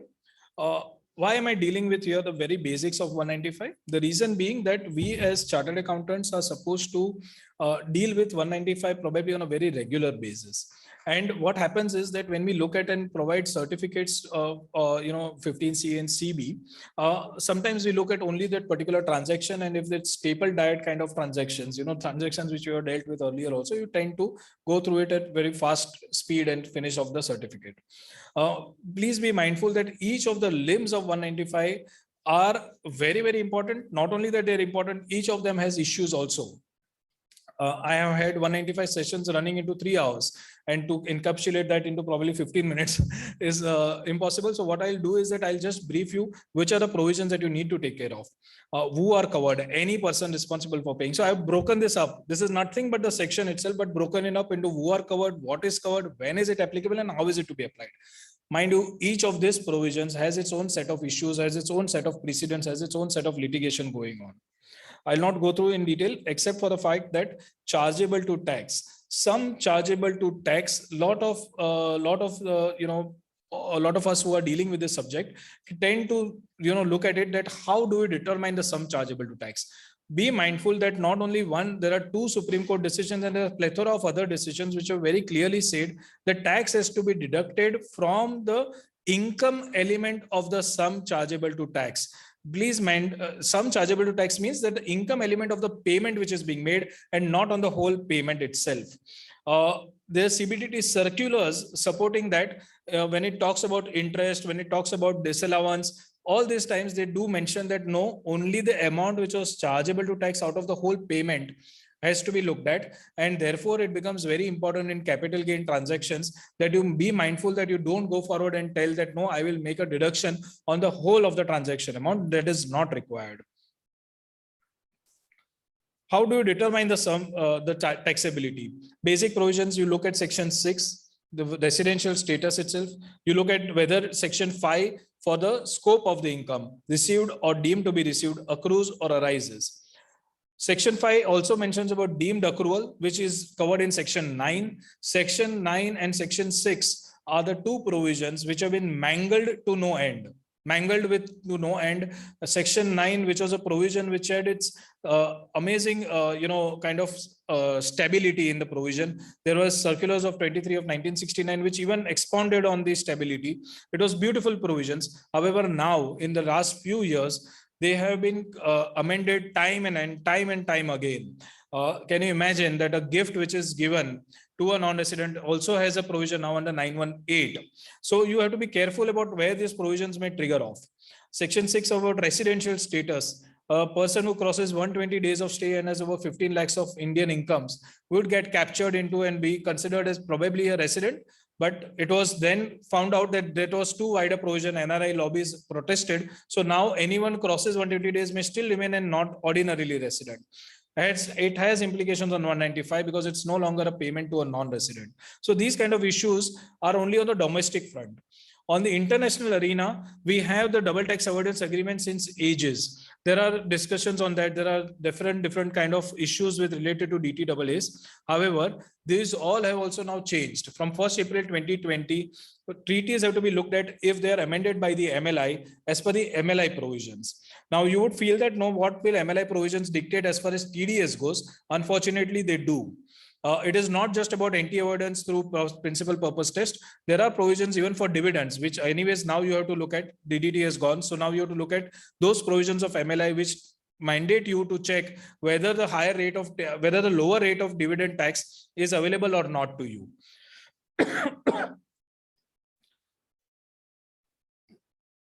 Obviously, the provisions of the Act or DTAA, which are more beneficial, will prevail. That is to be kept in mind. But please bear in mind that when issuing a CA certificate, don't jump to the DTAA. There will be cases where you will come to a conclusion that under the Act itself, there probably is no taxability, or even if there is, the lower rates of royalty and FTS at being 10%, you may be better off by going through the whole process of applying the DTAA. The reason why I'm saying that there is a process now to apply the DTAA are these two provisions, Section 94 and Section 95, which dictate about TRC and Form 10F. TRC has become a new condition precedent before which you can apply a DTAA, and tax residency certificate has to be obtained from the non-resident. There is no threshold. Zero thresholds. There are no thresholds. Even if you are transacting for 10,000 rupees with a non-resident and you want to apply the treaty, you will have to bring in the tax residency certificate. What happens if it is not available at the time of deduction? The benefit of the treaty provisions is not available. Please be mindful. The law itself is very clear. Tax residency certificate has now become a precondition to apply the double tax avoidance agreement. Once the TRC is obtained, the treaty benefit would be available for the whole year it is obtained for. It doesn't matter because that person is then considered to be accessible to the treaty benefit. But there were issues in this. How can the Income Tax Act dictate how the DTAA will apply? Because DTAA rises above the Income Tax Act. It's an agreement between two countries of how to apply the domestic law provisions. If you agreed to give access to a person, why are you putting in a precondition that a tax residency certificate is a must? And therefore, we have this CAPS Industries Tribunal decision, Ahmedabad Tribunal decision, which has said that Section 90, subsection 4 cannot override the treaty.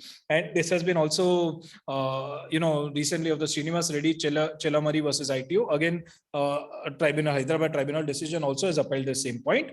However, as a CA, when I'm going to issue a certificate, if TRC is not available, probably taking support of an Ahmedabad Tribunal decision or a Hyderabad Tribunal decision is not something which I would probably be comfortable with. To be honest with you, we will have to insist on a tax residency certificate. If not available, in my view, the deductor has to be asked to go to the tax officer, who also will not allow the treaty benefit without it.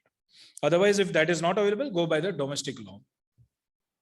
What if the TRC is available, but it is for a different period, in the sense that it may not be for the financial year, the tax year, which is applicable for the person in India, for the person who is making a payment, and also for the non-resident who earns that income. It doesn't matter. TRC in many cases are for a calendar year, or say, for example, for UK, it is from April 4th to March to April 5th to April 4th. The deductor can rely on the TRC if it is for that particular period concerned. If the transaction is consummated in January and you have for that particular period and not for that same financial year, it doesn't matter. You still will be able to give the treaty benefit. As I already mentioned, if the Act is applicable, you don't have to go for TRC. You are not applying the DTAA. You don't have to take the TRC. You don't have to take the 10F. We have seen so many CAs actually as by default applying that we need 10F. And mind you, again, 10F is not in itself sufficient. Non-residents are happy to give a 10F and say that TRC will take a very long time because they have to obtain it from the government. 10F is not replacement to TRC. Please be careful about it. This is interplay of DTAA, PAN and TRC. I am not going through, the chart is available in the this slides, and which will be shared later. The whole idea being that now if the TRC applies, TRC applies, you're going by the DTAA rate, and then technically your PAN also is available, then 206AA does not become applicable rate as per DTAA, the last what I was cited. But this is a kind of a flow chart where you can probably try to analyze the transactions whenever you have to analyze 206AA applicability also. Impact of the MLI, what are the steps? I have given these steps here. MLI is in its own, some of the professional organizations here are conducting detailed courses on this. There are 18-day courses, there are 20-day courses on just DTAA and MLI. So what I have given here is just a kind of a checklist of how to apply MLI now, because it's not easy, it's not straightforward, especially because these are now recent times that MLIs are being applied to. Also, apart from all this DTAA, you have the SCP and the equalization levy. SCP, mind you, is a provision which has not got the due importance it needs. It is very broad wording, and I'll just give you an example to relate this. There's a foreign company, it trades in cranes, and it has no PE in India. The crane has been sold to an Indian buyer for 4 crores. The limit under SCP provision is 2 crores. The crane was delivered outside India to the buyer. The buyer then paid the import duties and brought it and delivered and got the crane into India. Ideally speaking, before SCP, the provisions were clear that the foreign seller has transacted, the goods are delivered outside India. It's goods, and therefore there is no point of having any kind of implication of Income Tax Act itself. Leave apart the DTAA. No PE situation is also not required. The Income Tax Act will not apply as long as a foreign company does not have any business connection in India. But the SCP is now the new provision which has formed part of business connection. Now, as it is part of business connection, it changes everything. The threshold is 2 crores. You have a transaction of 4 crores. Whether SCP will apply?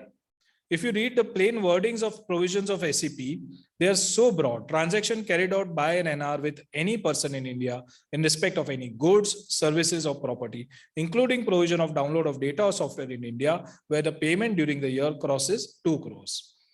Systematic, and then there are other provisions for data, systematic and continuous soliciting of business activities or engage in transaction with users in India.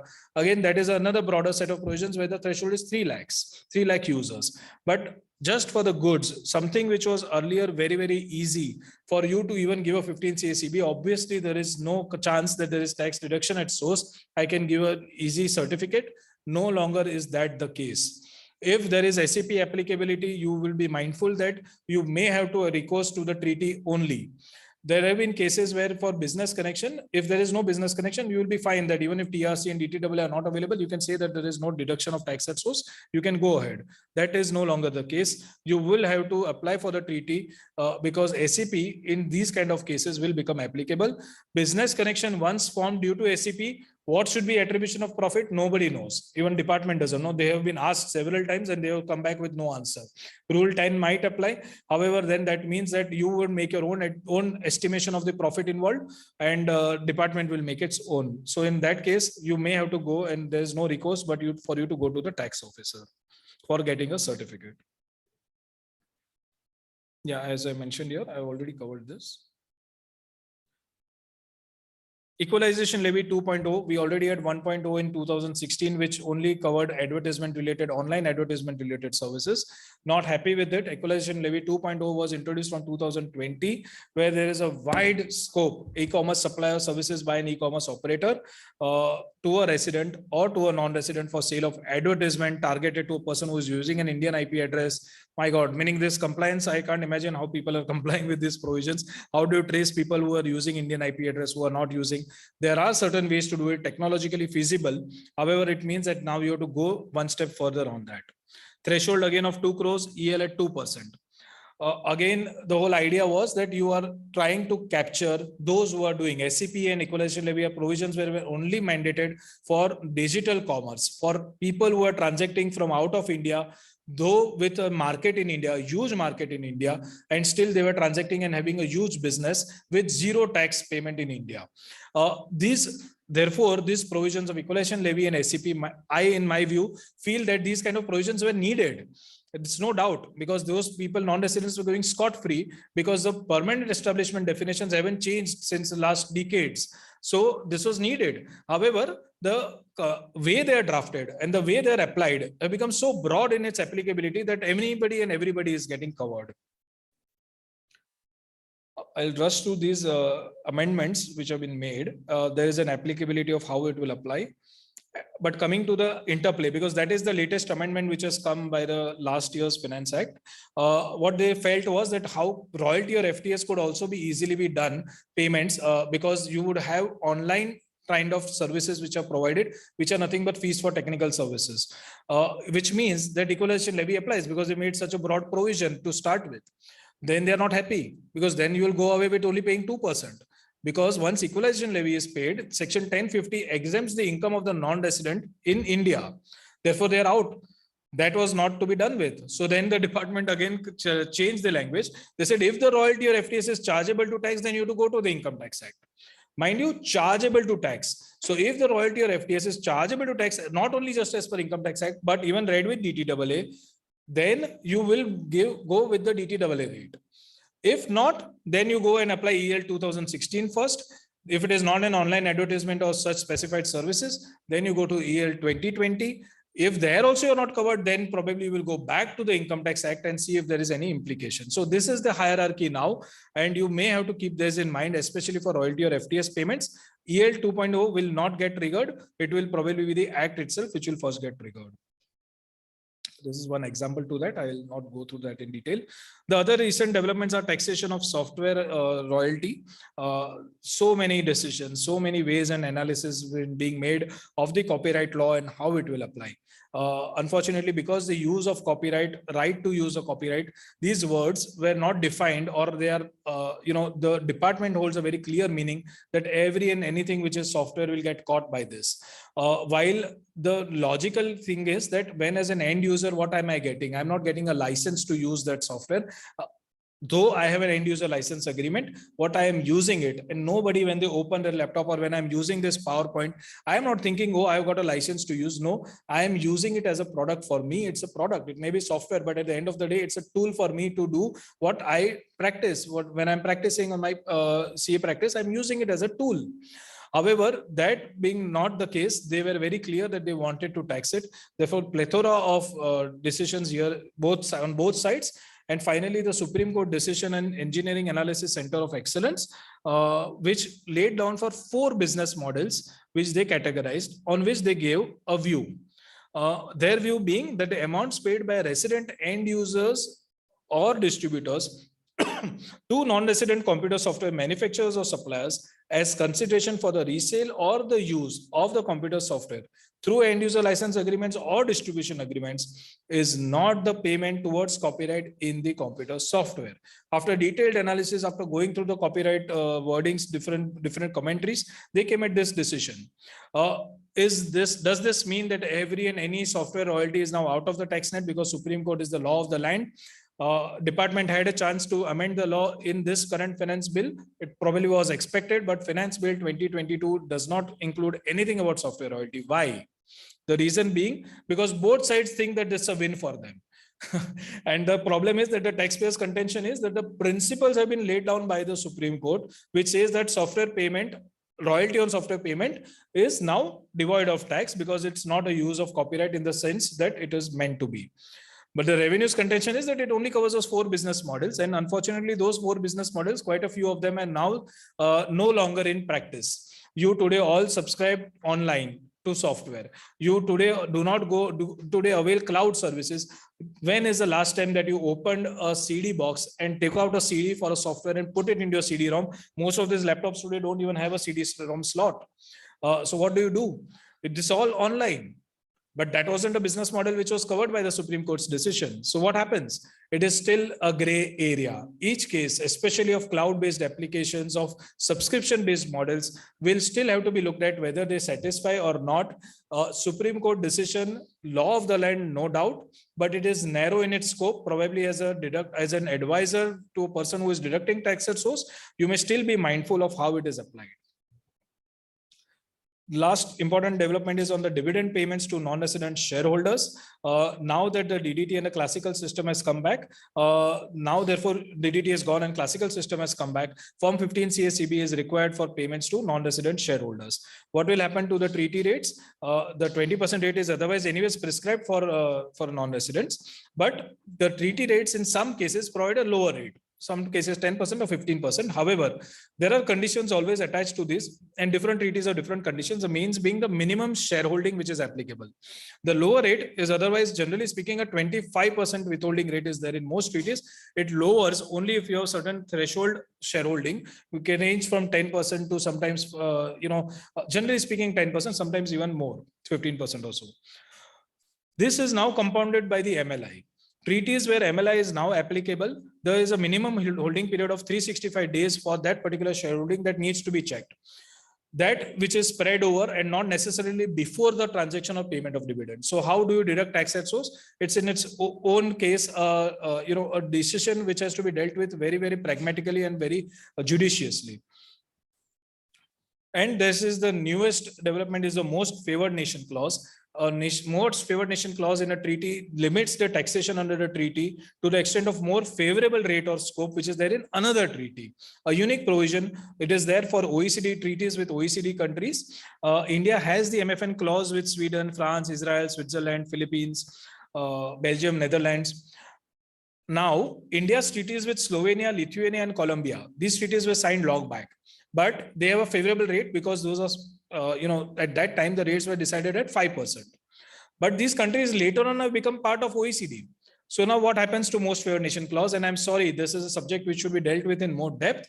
The only point I'm trying to make here is that people were trying to apply the lower rate of deduction of tax at source. And by applying the Slovenia, Lithuania, and Colombia, the department is clear against it. However, Delhi High Court, in case of Concentrix, and a recent meaning has been in favor of that. They have been in favor of that. There is a latest Pune tribunal decision in GRI renewable, also, which has taken in case the CBDT circular, which has just been issued, meaning budget. After that 2 days, you had the CBDT circular number 3 of 2022, where the department has said that no, nothing doing. MFN clause will not apply to where the countries have become OECD members after the date of signing the treaty.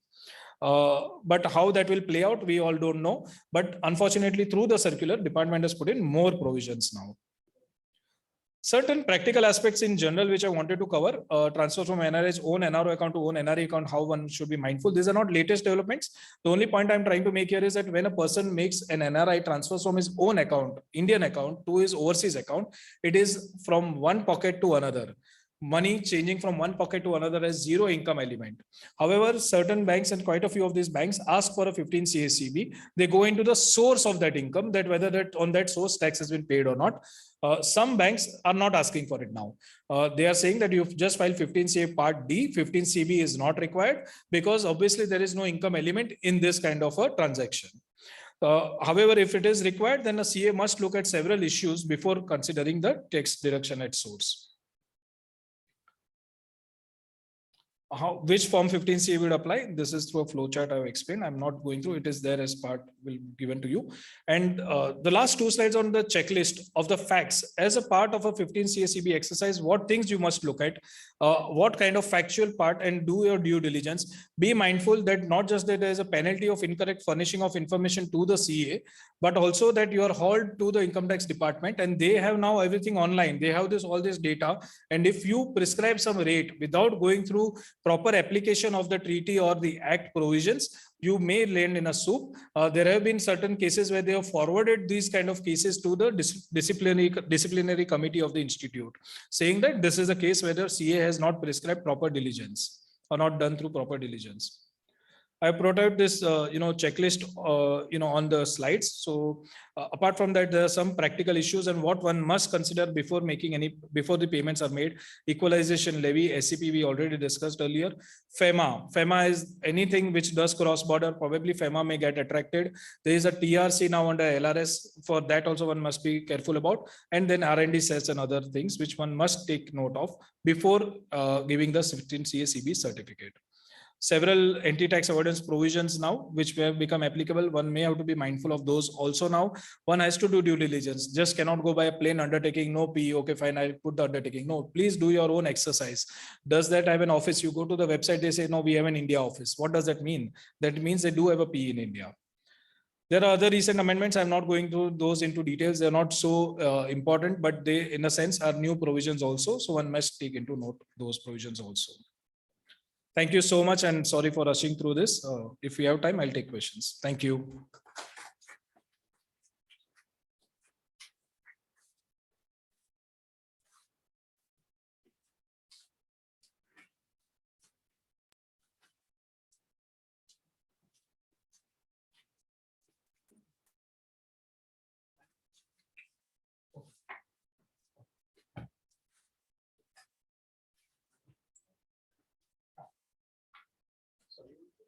Yeah, it's in the chat box. It's in the chat. Yeah. Yeah. Sorry, Mr. Krishnan, I'm keeping you. Oh, I don't think each of the subjects is so important now. 194R is to be read with 28.4, hence it shall not cover normal discounts because they're normal part of trading transaction, views of speaker. Yeah, in a sense, it has to be read with 28.4, no doubt about it. But it shall not cover normal discounts is a practice which we have all been following, and to my mind, yes, that is right. However, the TDS provisions, they have not clarified how they want to apply it. Benefit of perquisite has not been defined particularly, and neither have they said that it is in line with 28.4. What do they mean by benefit of perquisite has been left open. There has been no definition. So I would probably be mindful of the fact that if there is a regular trade practice, then at least, and especially I think the need of the hour right now is to get some clarification from the department. Everyone must write. These organizations here are doing phenomenal work by collating these issues and representing before the government. Nothing stops us from emailing the government, tweeting about it, telling them that what will happen in such cases. You yourselves will be in a soup when these issues are not clarified. Government has to clarify on these points. Unfortunately, I can't comment more than that because unfortunately that's the finance bill. Let us hope that they give some clarification before it comes into law. Is 15 CSCB mandatory when remitting money from credit balance in my NRO account to my overseas bank account when the nature of payment is covered by Rule 37BB, remittance by non-resident for family maintenance? Will it suffice? I already covered this point. Certain banks are allowing you to issue 15 CA Part D and not go through this exercise of getting a 15 CSCB. Axis Bank is one which my clients have dealt with, and they are not asking for it. However, please be mindful that even if the bank doesn't ask and there is an immediate transaction just before it on which information has not been reported. I'll give you an example. When a payment is made to an NRO account, typically what the banks are doing is they don't ask for 15 CSCB, how the income has come, they just credit it because NRO account, there is no remittance outside India. So TDS is not there. There are certain cases where capital gains, especially on transactions in securities, the brokers are not deducting tax at source. They feel that probably the somebody else has to do it, it seems. And the end result happens is that there is no tax which is deducted at source at all, even though it is a payment to a non-resident. People forget that 195 prescribes you to deduct tax at source on payment to a non-resident, not just when you're remitting that 15 CSCB has to be filed. It has to be done even at the stage of payment. Because there is no tax deducted at source, and then you go to the bank and tell them that, yes, I want to remit to my own account, and therefore, again, I'll find 15 CA Part D, which means that not proper tax has been deducted at source before the remittance is made. Please be very careful. If tax has not been deducted at source, the taxpayer has to be asked to pay the advance tax at least, pay the tax on that fully, not considering any other limits, because they can claim a refund by filing the tax return, but at that stage they can only pay tax fully on the capital gain transaction that they have earned, and then basis that advance tax payment, a CA can give a certificate that full tax has been paid, not deducted but has been paid, and therefore now the remittance can be made online. I hope I have been able to answer that question. Yeah, fine. I think these are the questions. Yeah, thank you. Yeah, sure. Hi.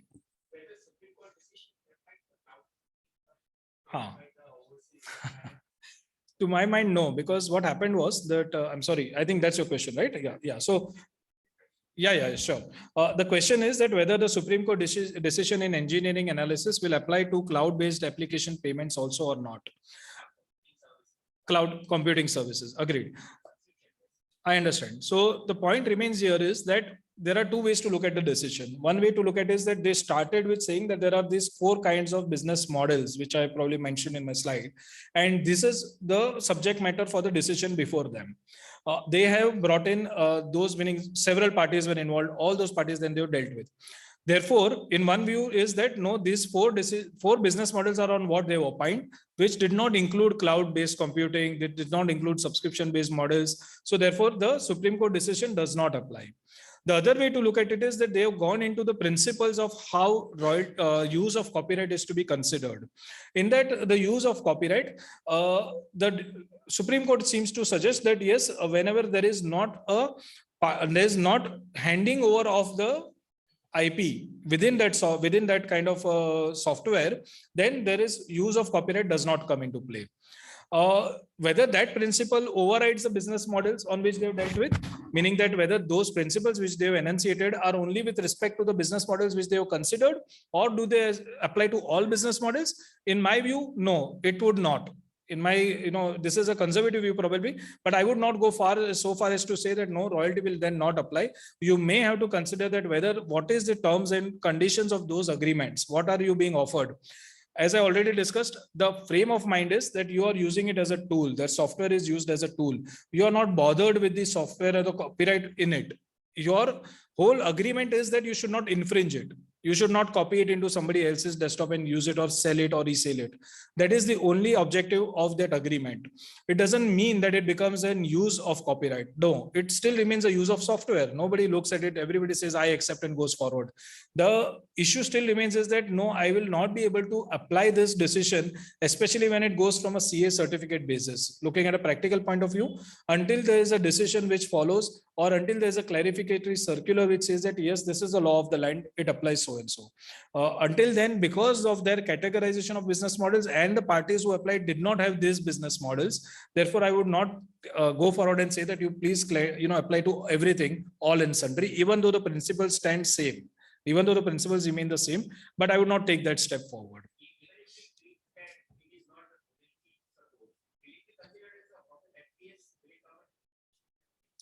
No, generally speaking, the cloud-based computing as a service,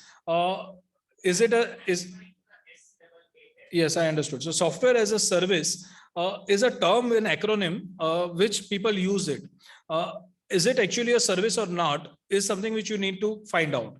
The reason being that, for example, there are certain kind of services which you, in a sense, it is nothing but a platform. And somebody is actually providing you a service for it. You say that, no, I want this kind of a work to be done. Say, for example, I want this particular application to be made. I go online to a platform. I say that these are my requirements. Somebody will make it and give it to you.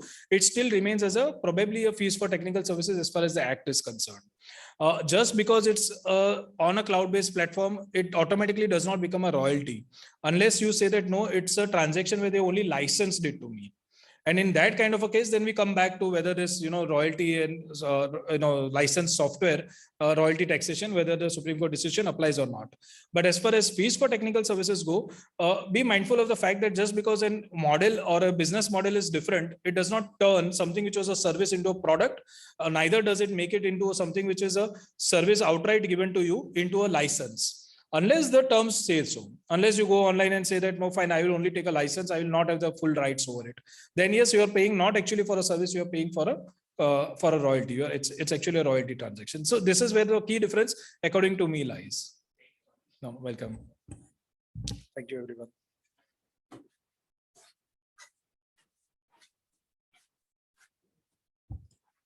Thank you, Rutvik bhai, for excellent session on TDS and 195. I request Nehaven to propose a vote of thanks.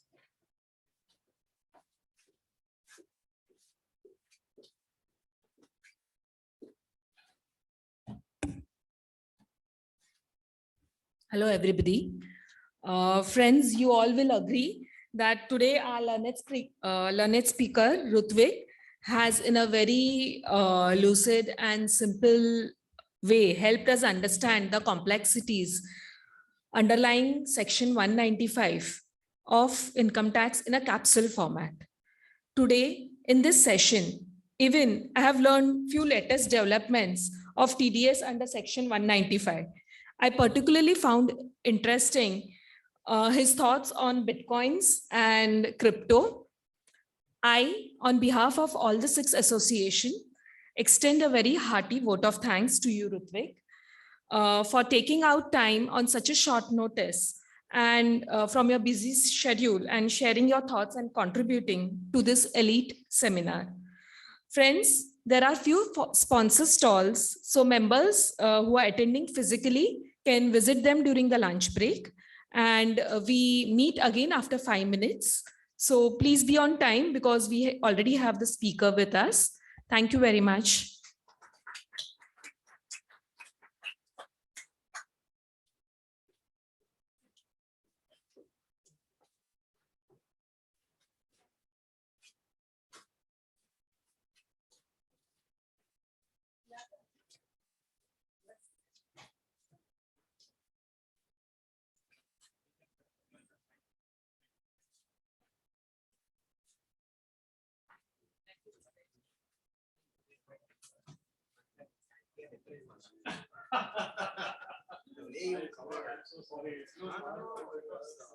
Short time for so many aspects. The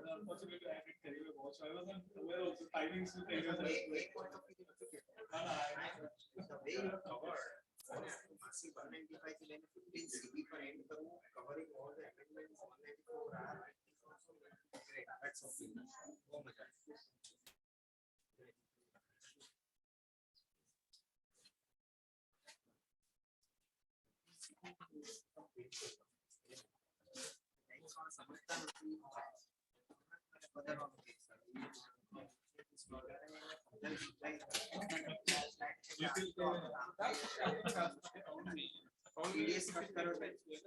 Yes, no.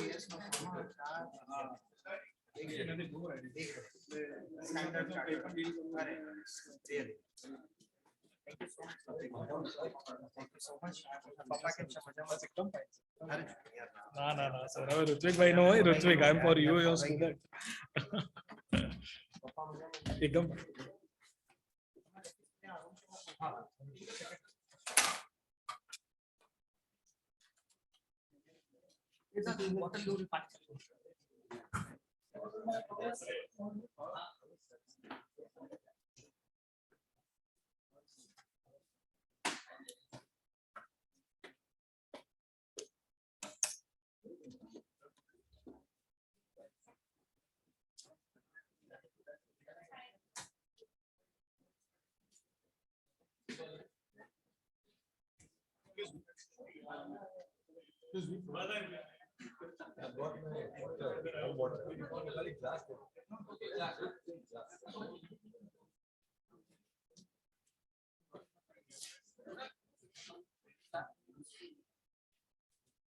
Sir, yeah.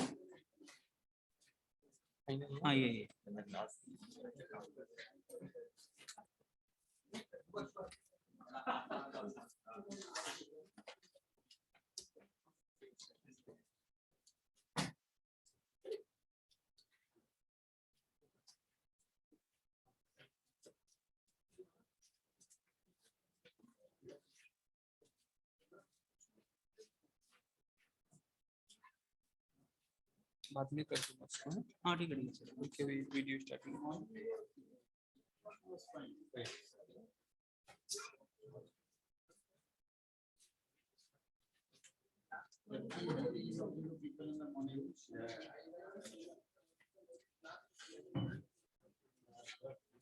Slide change करने के लिए ये button है कि नीचे वाला दबाना पड़ेगा, कोई भी करो खाली उनको क्या वो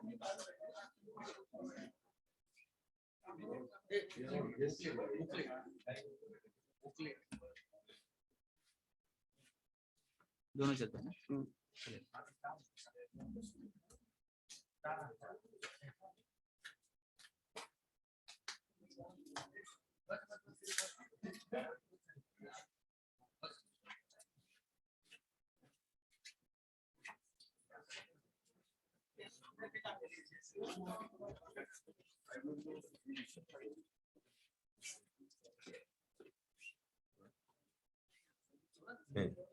साइड एरो भी वर्क कर सकता है, डाउन एरो भी Okay, so simple. I had only this. I know only up and down. Okay, so that's all. I will speak here. This is this logo दिखता है. मालूम पड़ेगा आपको. हाँ यार, but इनको they are able to see. यहाँ पे गया. So they can't see me. They can only see this. चलेगा. ये सब दिखा. हाँ, अच्छा उनको ऐसा दिखता है. ऐसे दिखेगा बाहर पब्लिक. बाहर मुझे अपना आउट ऑफ ये अपने आप दिखोगे. अच्छा हम भी दिखेगा. अच्छा ठीक है. ठीक है. पर मुझे ये निकाल दीजिए क्योंकि मुझे क्या वो मैटर. मैं हटा दूंगा ना सर इसको. हाँ. तो क्या अपना ये जो देगा ना. लास्ट बोला. अच्छा ठीक है. हाँ I think this will be good.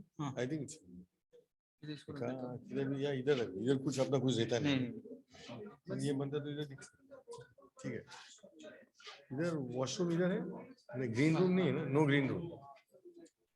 तो मैं इसको बाद में अभी स्टॉप कर देता हूँ, बाद में शेयर कर दूंगा. हाँ आप जब भी बोले जब मेरे को इसका ना कल ये प्रेस करने बात है.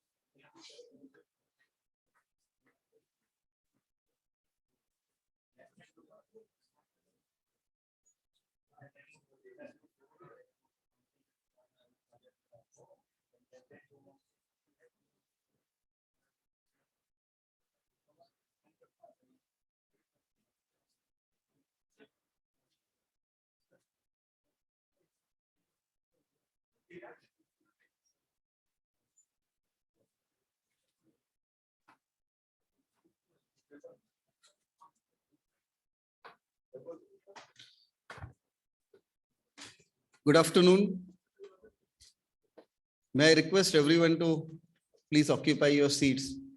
And I request Subhash, Navnath, if you can just call people from outside. एक बार थोड़ा आवाज दे दो सबको. We can start the session.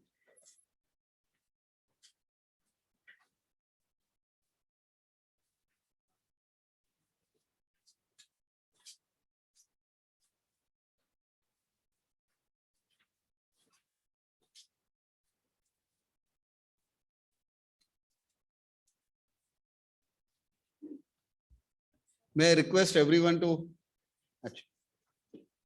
just give me 1 minute, sorry.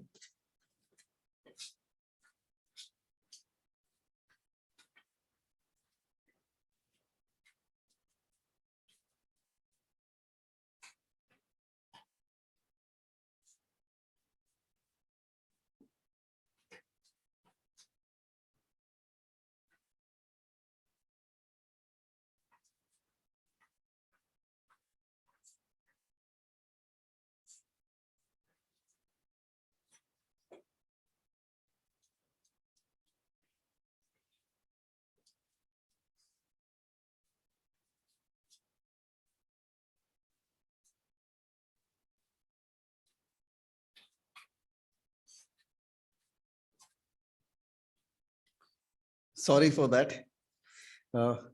Let me first welcome CA R Krishnan sir. Sir, welcome and thank you for accepting request.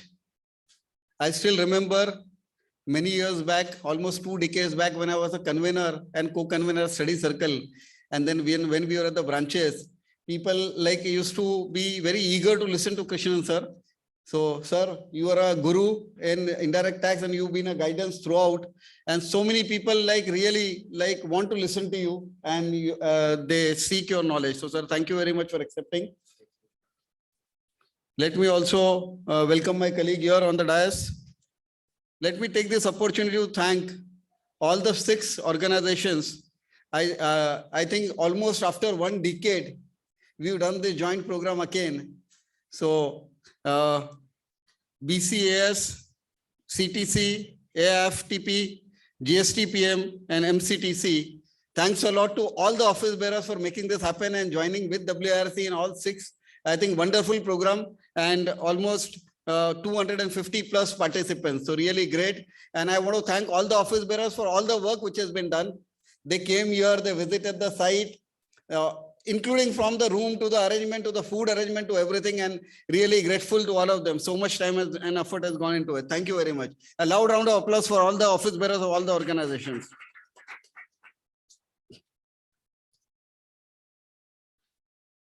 I think an excellent program covering indirect tax, direct tax, even the accounting aspects, and also the technological aspect, I think the digitalization, and looking forward to that session as well.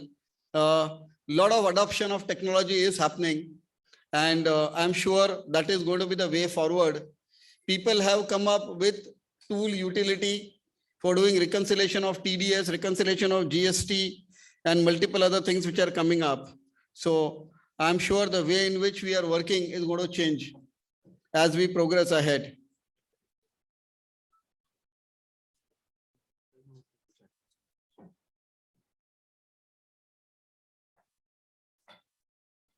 I also welcome WRC Vice Chairperson, CA Drushti Desai. She joined us virtually. Drushti Madam, may I request you if you would want to say a few words? Sure. Thank you, Murtuza Bhai. And first of all, my heartiest congratulations for all the organizations to come together, and they have worked tirelessly to put this wonderful program before all of you. This is an excellent program. It's a treat to the listeners and it's great learning. I think the first session also I heard it was really very, very interesting. Now we have Krishnan sir for the GST controversies. So this is also something. So we have a flavor of all the laws that we actually deal with regularly. I welcome Krishnan sir and I also welcome Chirag bhai. I saw him on the dais and I would like to even welcome him. Everybody has put in a lot of effort and I don't really want to take too much time because I know the speakers have a lot to give and I can see that the listeners also feel that there is little shortage of time because knowledge has no boundaries and once you start giving your knowledge, sharing your knowledge, there is absolutely no end to it. So I think let's give best to the listeners and the faculties. I wish you all very, very happy learning. And with this, I will hand it back to Murtaza bhai. Thank you, Over to madam. you, Murtaza bhai. Thank you for your kind words. Before I introduce Krishnan sir, I'll take maybe a less than a minute to talk about one innovative or technology thing which has been done recently for a large client. So like they wanted to look at the compliance of lease accounting. And they had contracts in like say almost 70 different languages from German to French to multiple other this thing. And they appointed an agency here in India because they have a shared service center here and they wanted to automate. So the agency made it so easy and it was again CS were involved. So there are utilities available which convert from different languages into English. And once it is converted to English, the grammar may not be good, but ultimately from the converted version, what you need to pick up is the principle, the rate of interest, the terms, XYZ. You identify what is required to be picked up and the bot picks it up, puts it into an Excel.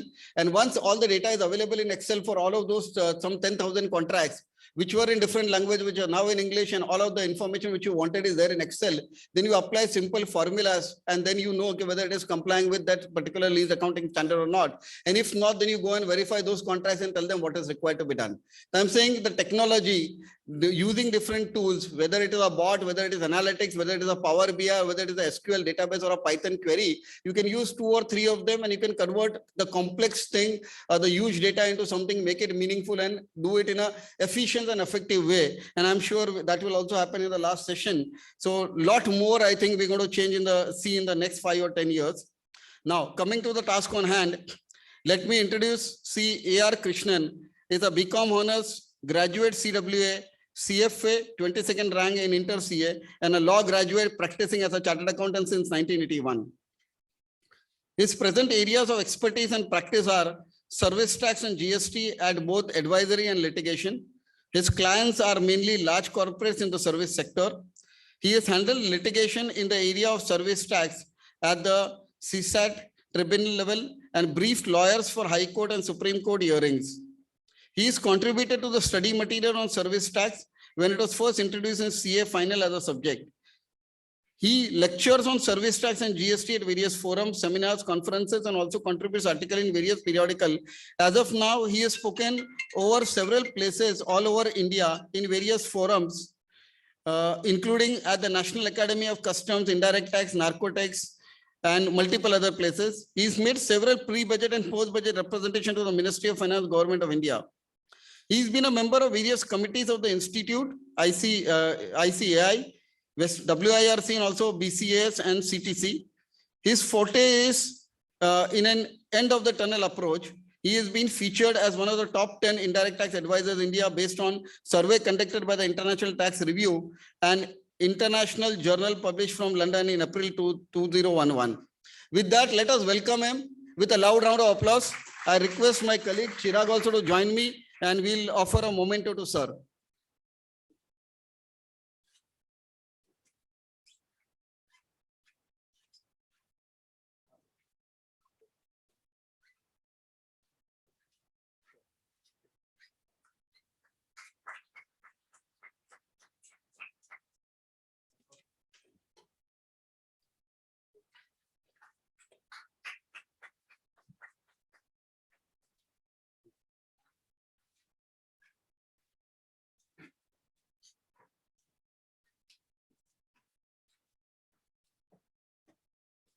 Welcome, sir.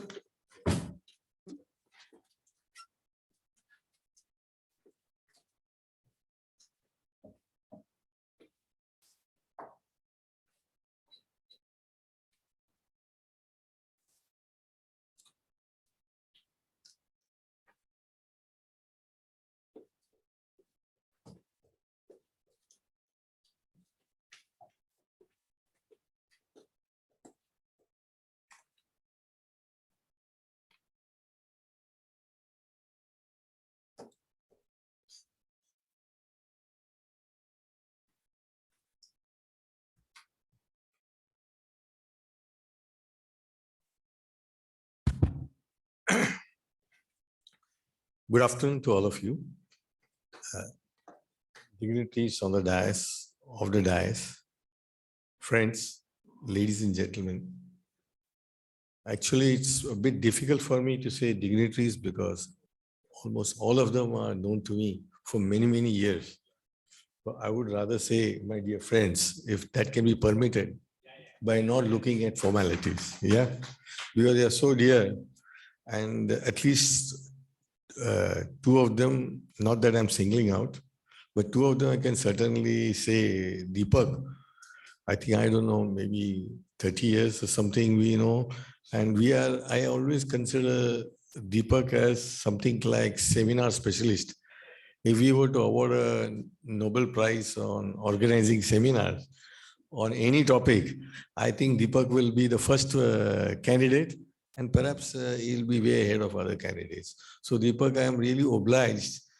I'm speaking for myself as a member of the profession, that I'm seeing you, I think from 1994, if I'm not mistaken. And when we were together in that committee and the TDS, etc. So I hope all of you can give a hand on my behalf to Deepak. He's done a great job. And with you, Deepak, there's also very sweet memories. So thank you. I'm not singling out. I'm sure everybody is doing human service. But I know for so many years. The other person I must acknowledge is Mr. Sunil Gabawala, who has been quite, in fact, I am one person happy to say that I'm a senior citizen post 60, but I feel I have learned, intend to learn, and will always learn. People from elder to me as well as younger to me. A lot to learn from the younger people. And I have no inhibition in saying that with age comes wisdom. With age comes some wisdom, but a lot to be learned from everybody, young, old, whatever it is. And incidentally, I am also a bit childish at heart. So I get along with even a 4-year-old quite well and always feel that I have something to learn. And if you really note, you have something to learn. So I'm obliged to Sunil, though he's far, maybe 20 years younger to me, but he's the instrumentality in pushing me in GST because somehow I didn't like this law after service tax. Sorry to say this, but I felt, it was a bit too intimidating in terms of the law. But then he was saying, no, sir, it's an inevitable, what should I say, asset or liability you have. Yeah, he didn't say this, but I also realized we all get married. I don't want to continue further, but we accept it. And it's not that the other partner is any bad, but we also may have some inhibitions, but they say it's a necessary evil. So GST, the way it's implemented, yes, there is something good, some kata, some mita. But Sunil was the person who said that you have to take it up. And that's how I took it up. So I'm obliged to him. And the most important, which is I said first, that I'm obliged to all the organizations at one time or the other where I've spoken, that is WRC, BCA, CTC, AFPT, GSTPM, MCTC, all of them. I'm deeply obliged. And I think it's two important things. You have to be grateful to everyone who has done something for you. So I am what I am because of my alma mater, plus all these organizations who have given me opportunity, because the faculty learns the most. And I'm really deeply obliged for that. The other thing is, as regards a couple of observations, I think he said that only 2 of you have given material in the book. and both are from indirect taxes. So only the two indirect taxes could give the material, the others could not. What is the implication? Because this has got some relevance to what I'm talking. The implication is that the people in direct tax, I think, are too busy. Okay. And they are most wanted. Wanted means not that Western wanted thing, wanted by the clients. As regard indirect tax, it is still, though it's on the top line, one show cause notice will always be in crores. Because 20 years I have handled income tax and another 20 years of indirect tax. So I'm a person who has, had a flavor of both. So I think the direct tax perhaps has got a, as a chartered accountant, we always have a flavor for that and everybody is busy. Maybe indirect tax, perhaps they have more time. I don't know what the reason is. I can't speak for Divyesh, but I can speak for myself that after moving from direct tax and indirect tax, I think I found more time. I don't know why. Yeah. But, and it's not, please don't misunderstand me, that it's not that indirect tax, we have no work. There's a lot of work. Okay. But the question is, you find more time, there's more space. Yeah. The other thing is, I think I heard Mr. Sanghvi on that equalization levy, electronic operators, all that. And he was saying how complicated it is, how complicated it is. I really appreciate, I could think back my direct tax days.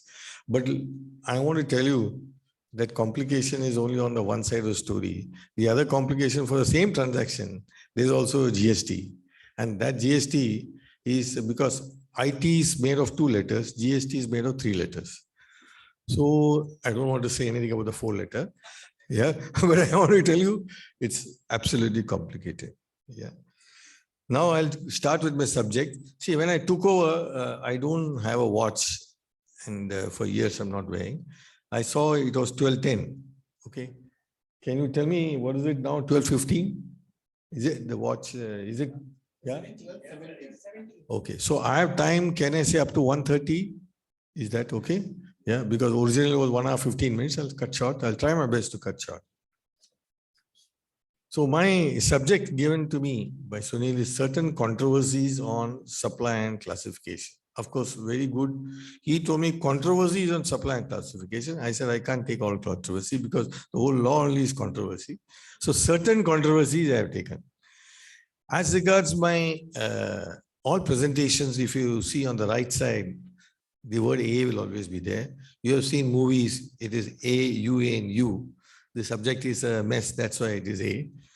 As regards blue, don't explain anything, it's incidental. Yeah. Now, this is my acknowledgement. Thanks to all the organization. Now, we are looking at the broad review of the provisions. This is more like a warm-up. I can't do an exhaustive coverage. Both this topic of supply and classification can be a, almost a 3 to 4 hours seminar, half-day seminar or a full-day seminar. In fact, supply is a heart. Supply input credit mechanism is the heart of GST. So it is, like if somebody wants to understand what is the income under the Income Tax Act, it is so wide, it can go on and on. And if you look at Palkewala's commentary or even any of those commentaries or anything, income runs into a huge thing. So this is what supply is. I'm trying to give some flavor, whatever in the best possible manner. And I will not be dealing with too much with sections and technicalities because that's not my style. And I think we also have evolved that in those days when I did CA accounts, we used to read Shukla Gayaval, Bartley Boy, understand the theory, and then solve these problems. Over a period of time, say about 20-25 years, I saw all my students, they don't read, they have not heard of Shukla Gayaval, they have not heard of Bartley Boy. So straight away, they start with the sums. And automatically you solve the sums, you will know the theory. That is how the theory has evolved. So here also I know that if I try to talk on supply and classification, I don't think you will like what I supply. So better I said, let me take some flavored controversies. Only I am doing a warm-up so that you get some flavor to it. Otherwise, I'll deal straight away to the topic and with no jargons and no sections, with minimum sections. Broad overview of the provisions. No exhaustive coverage of provisions. Highlighting certain controversies in the concept of supply and classification. This is my coverage. Supply controversies. GST is a tax on supply. So the word supply is very, very important. That's, in fact, whenever you see in my presentation yellow, means that is very important. Yellow is got some significance. That it has to be, your antenna should be up, that there is something very important. And of course, how did I evolve this yellow color? Because those days, in service tax, you had to pay tax in yellow challan. If you pay in white challan, you were not getting credit. They were very, very particular. Yellow challan mein kiya hai, no credit. Either they were racial or they suffered from jaundice. Whatever the reason, but that yellow stuck to them. And while it stuck to them, it stuck to me also. I said, if you want to highlight a danger in the presentation, use the word yellow, and it has evolved. So on supply, the word supply is very important. This thing is colored, no? Yeah, fine. Otherwise,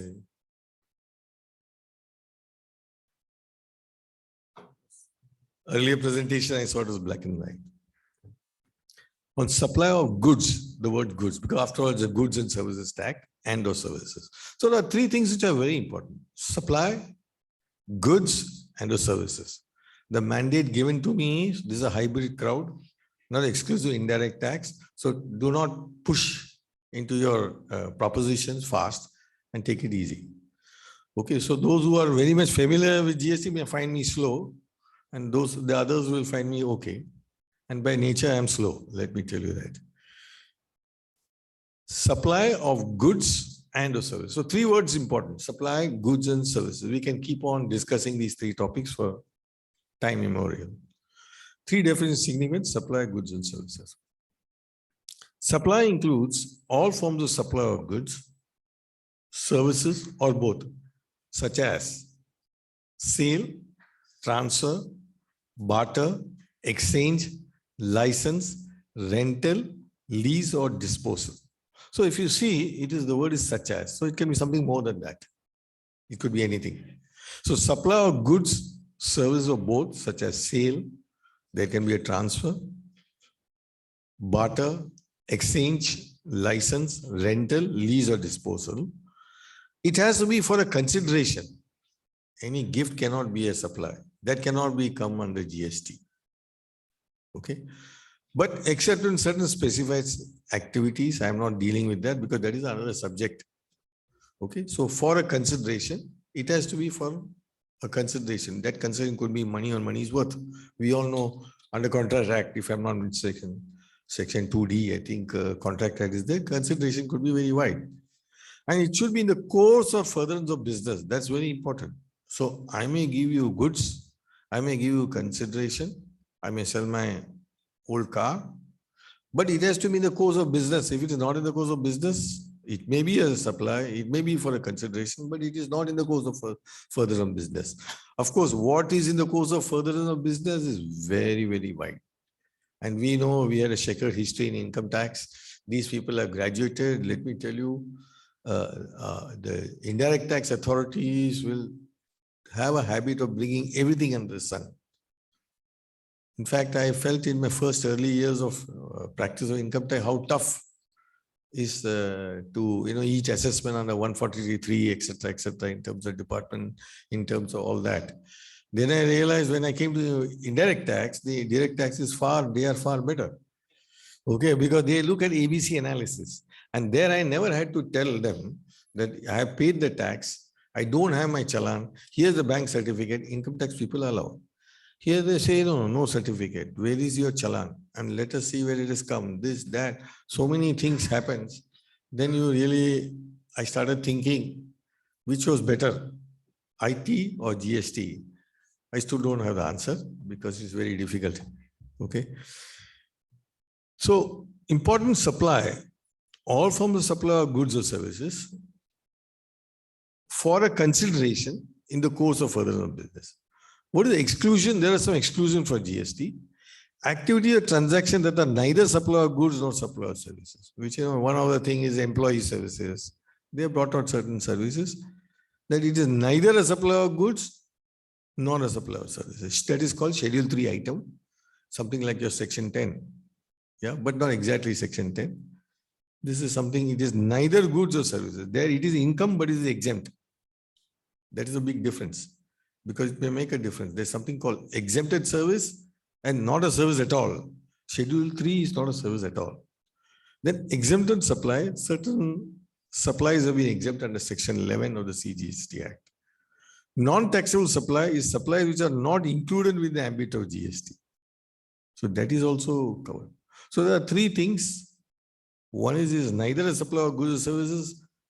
As per the law itself, Schedule 3, there's something called exempted supply, and there's something called non-taxable, that is not a supply which is within the ambit. Like liquor is not come within the ambit of GST at all. Then there's something called the concept. There are 2-3 concepts of supply, composite supply. See, invariably, when two goods are given to you, or when two services are given to you, say one rate of tax, the other rate of tax. One is a say service, the other is goods, and one is exempted, the other is not exempted. The whole important challenge is how will I handle this? Because you go to your authorized service station, you give a car, you give it for servicing. There are parts put, goods are put, and services are given. So is it a contract for services or is it a contract for goods where services are incidental, or contract where goods are incidental, or two separate contracts because the rates are different?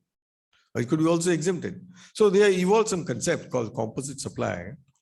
Composite supply comprises of two or more supplies naturally bundled, one of which is the principal supply. By contrast, the other is the ancillary supply. Tax value based on principal supply. So they want to say that if the principal supply for a person, like I'm just giving an example, that the principal supply of somebody wants to sell a laptop, and incidentally they give a laptop cover. Okay, so they charge both. Then the question is, what is the principal supply? You're going to not for the cover, you're going to for the laptop. So that laptop is the principal supply. The other one is incidental.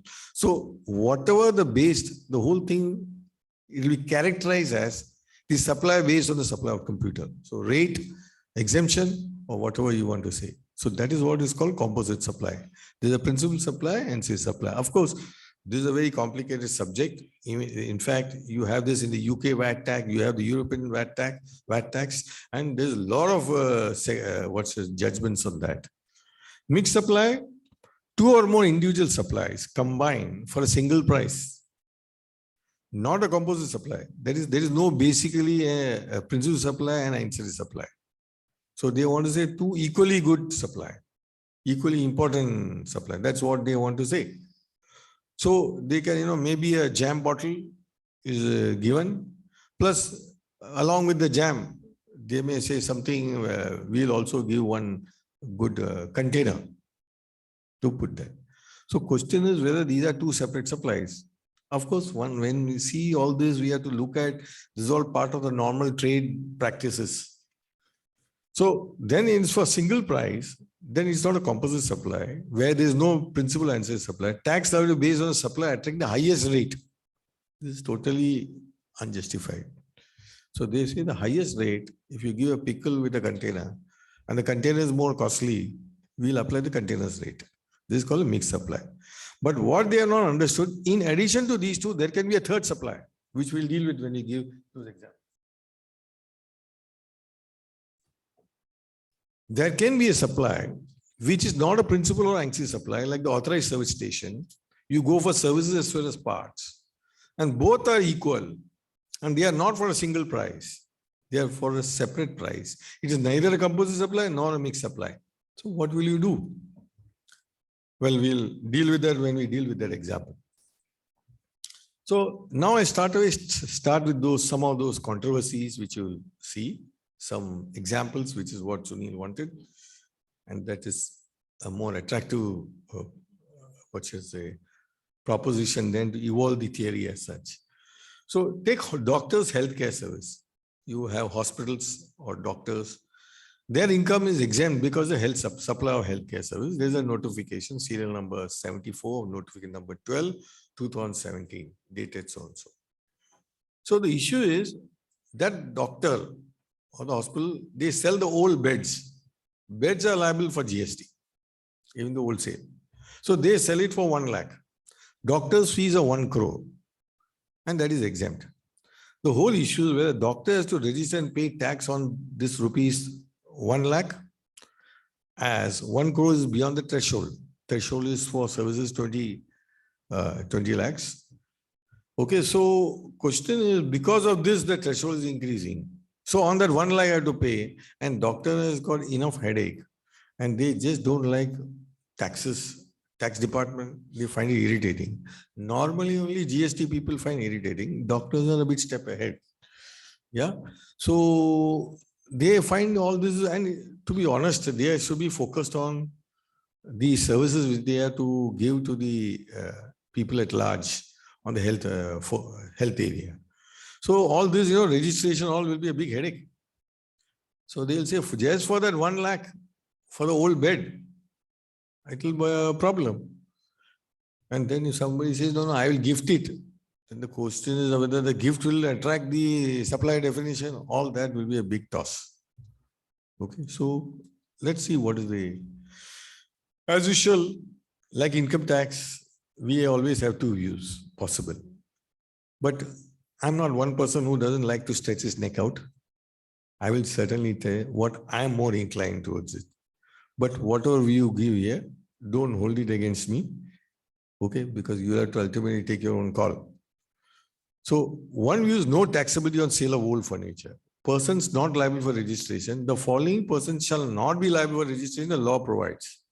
Any person engaged exclusively in the business of supplying goods or services, or both, that are not liable to tax or wholly exempt from tax. That is this doctor's case. Or under the integrated goods. So if you are exempted, you don't have to register just because you are beyond the threshold.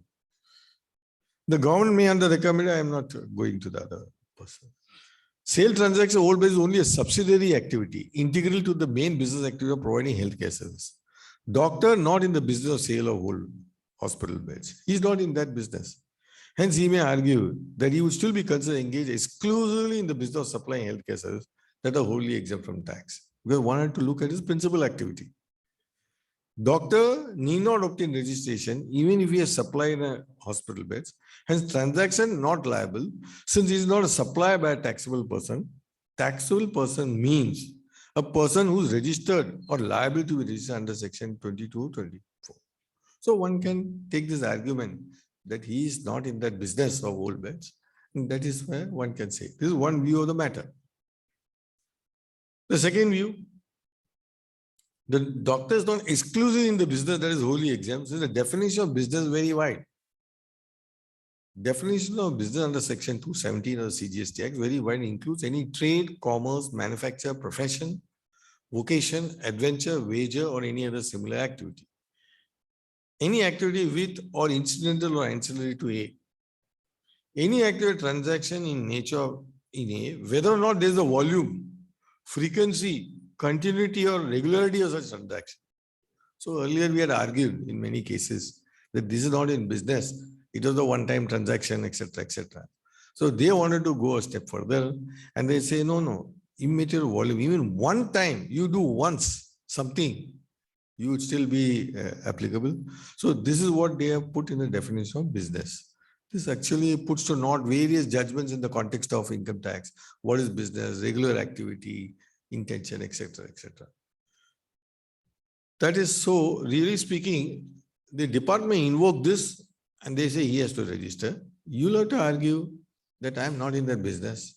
This is not a principal activity. And you have to say that there's no need for me to register only because of that one sale of the furniture. This is what I would be more inclined towards. Maybe because I'm a professional, we are a bit inclined sometimes towards the SSC, but we also need to understand what is the hierarchical purpose of GST. It's not to catch such straight transactions. Let's look at the next controversy. whether dividends received, which is very important, from investments would be considered as a supply because we are getting so many things. Now, why would anybody want to discuss this? Because a lot of retired people, or even companies, they have investment income, they have dividend income, and they have some small activity. Just because of a dividend, will you say that is a supply? And then the threshold becomes more and you have to register. So the important is whether dividends would be considered supply. Let me tell you, department certainly will say it's a supply, but we need to articulate why it is not a supply. So it is a transaction, mark my words, very important, in the nature of distribution of profits. It is received as a result of mere ownership of securities. It is not in the nature of a consideration, because I told you supply requires a consideration, a quid pro quo, for provision of any service or carrying out any activity. There is no enforceable contractual obligation to receive dividends. Hence, it is not a consideration for supplier.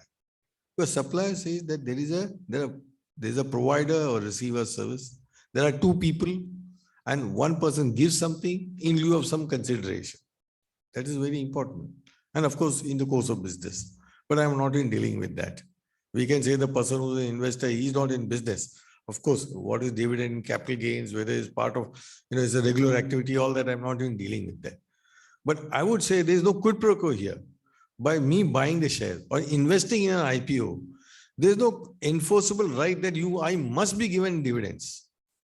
That is not, there's no, consideration or quid pro quo in the manner as we understand between a provider and a recipient. And for this, I rely on the ECJ judgment. It's a French case. So Sofitem essay, formerly Setem essay, was the ministry charge a budget case.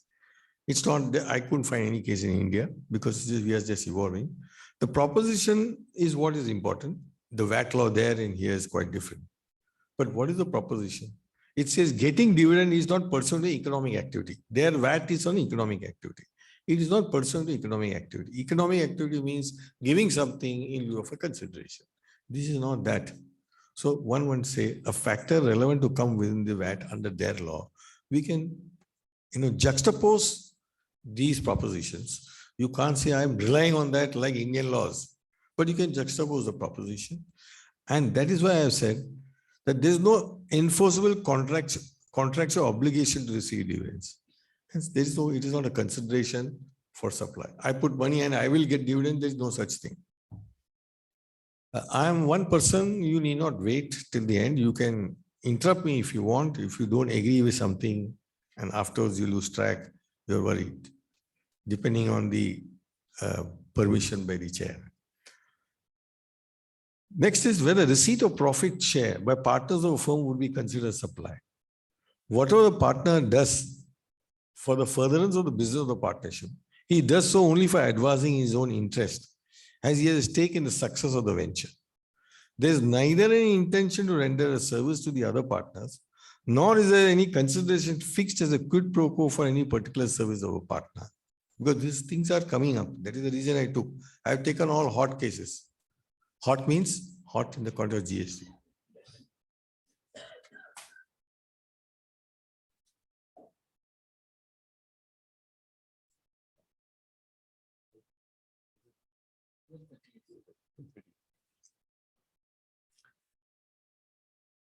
A contractor-contractee or the principal-client relationship, which is essential element of any supply, is absent in the relationship amongst the partners.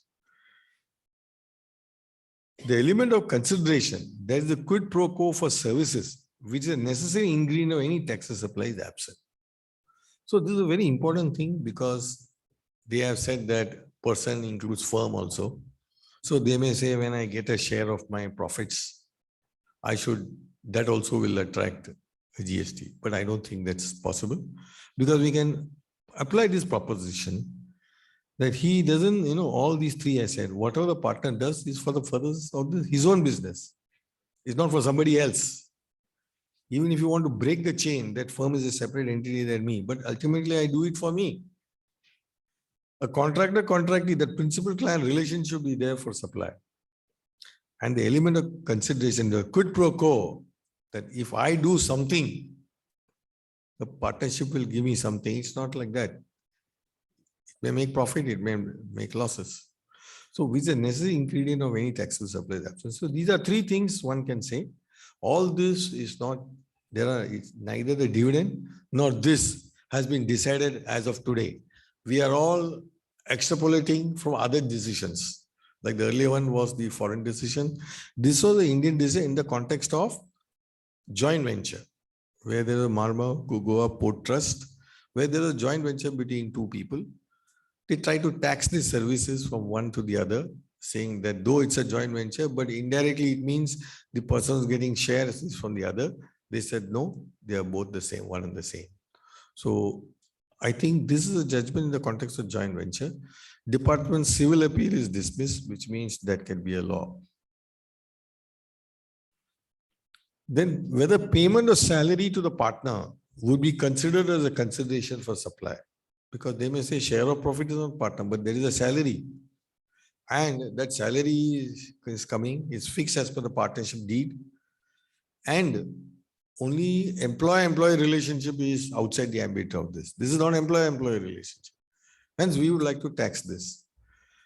Now, if yes, would it be considered as an exempt supplier for reversal ITC? That is also very important. Because see, when you are not taxing, when you have come to a conclusion, it is not taxed. You should also ensure that it is not a supply at all.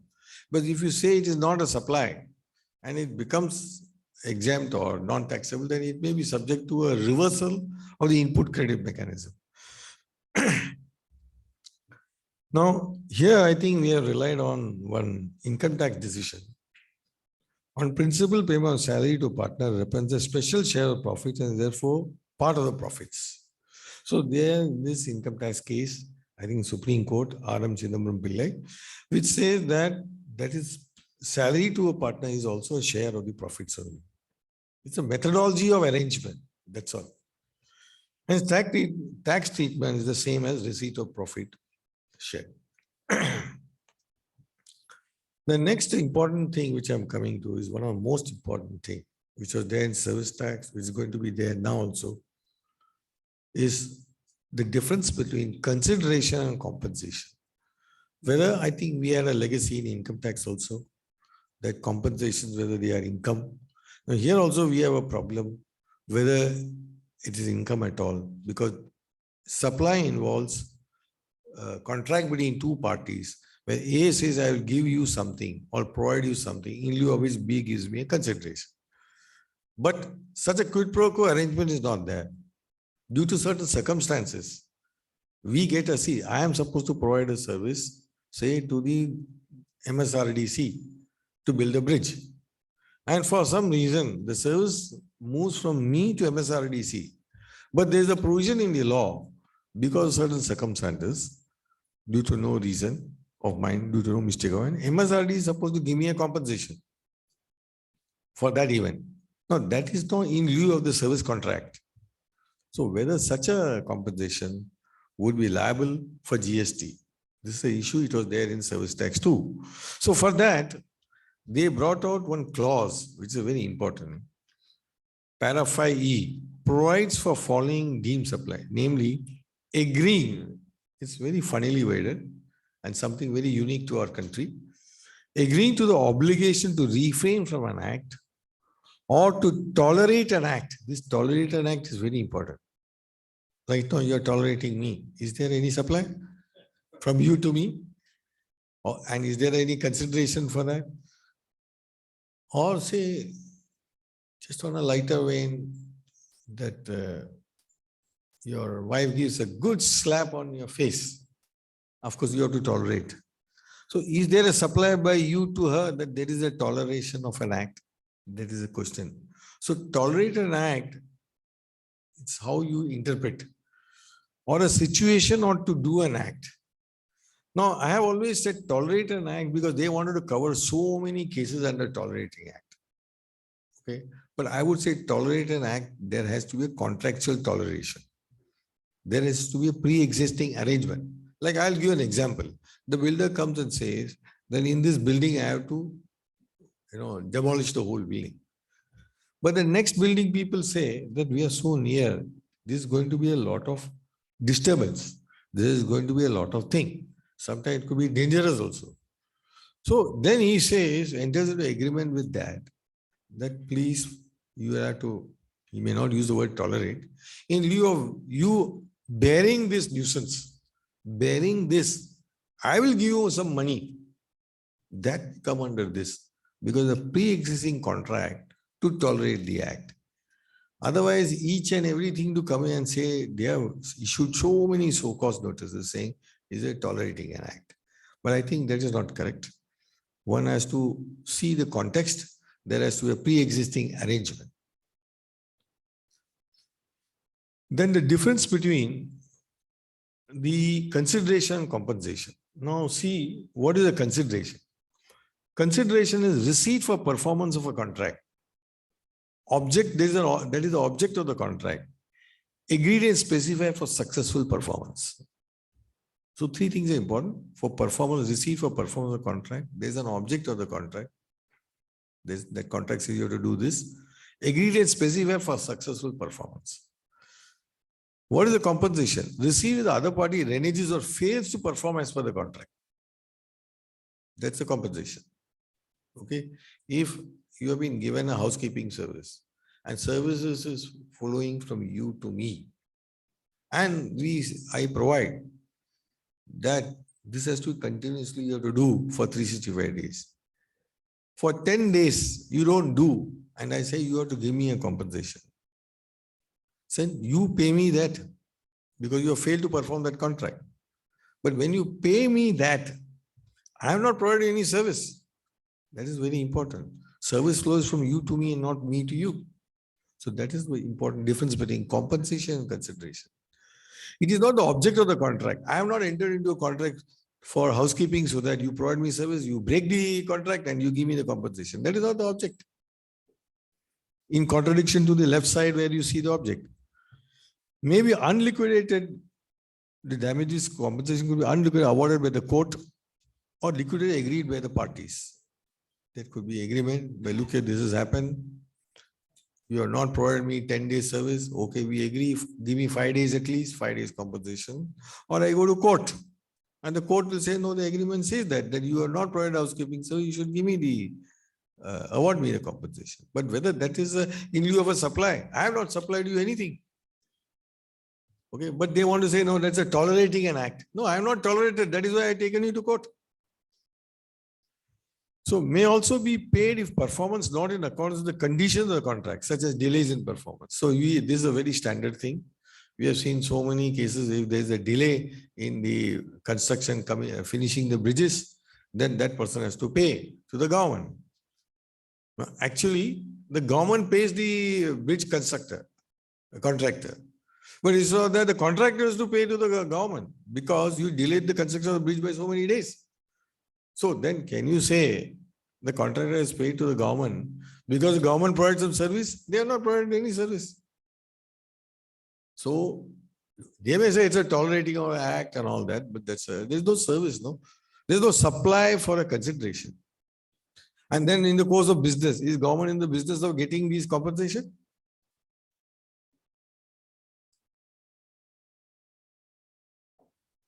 I'm sure all this will go for litigation are in the process also.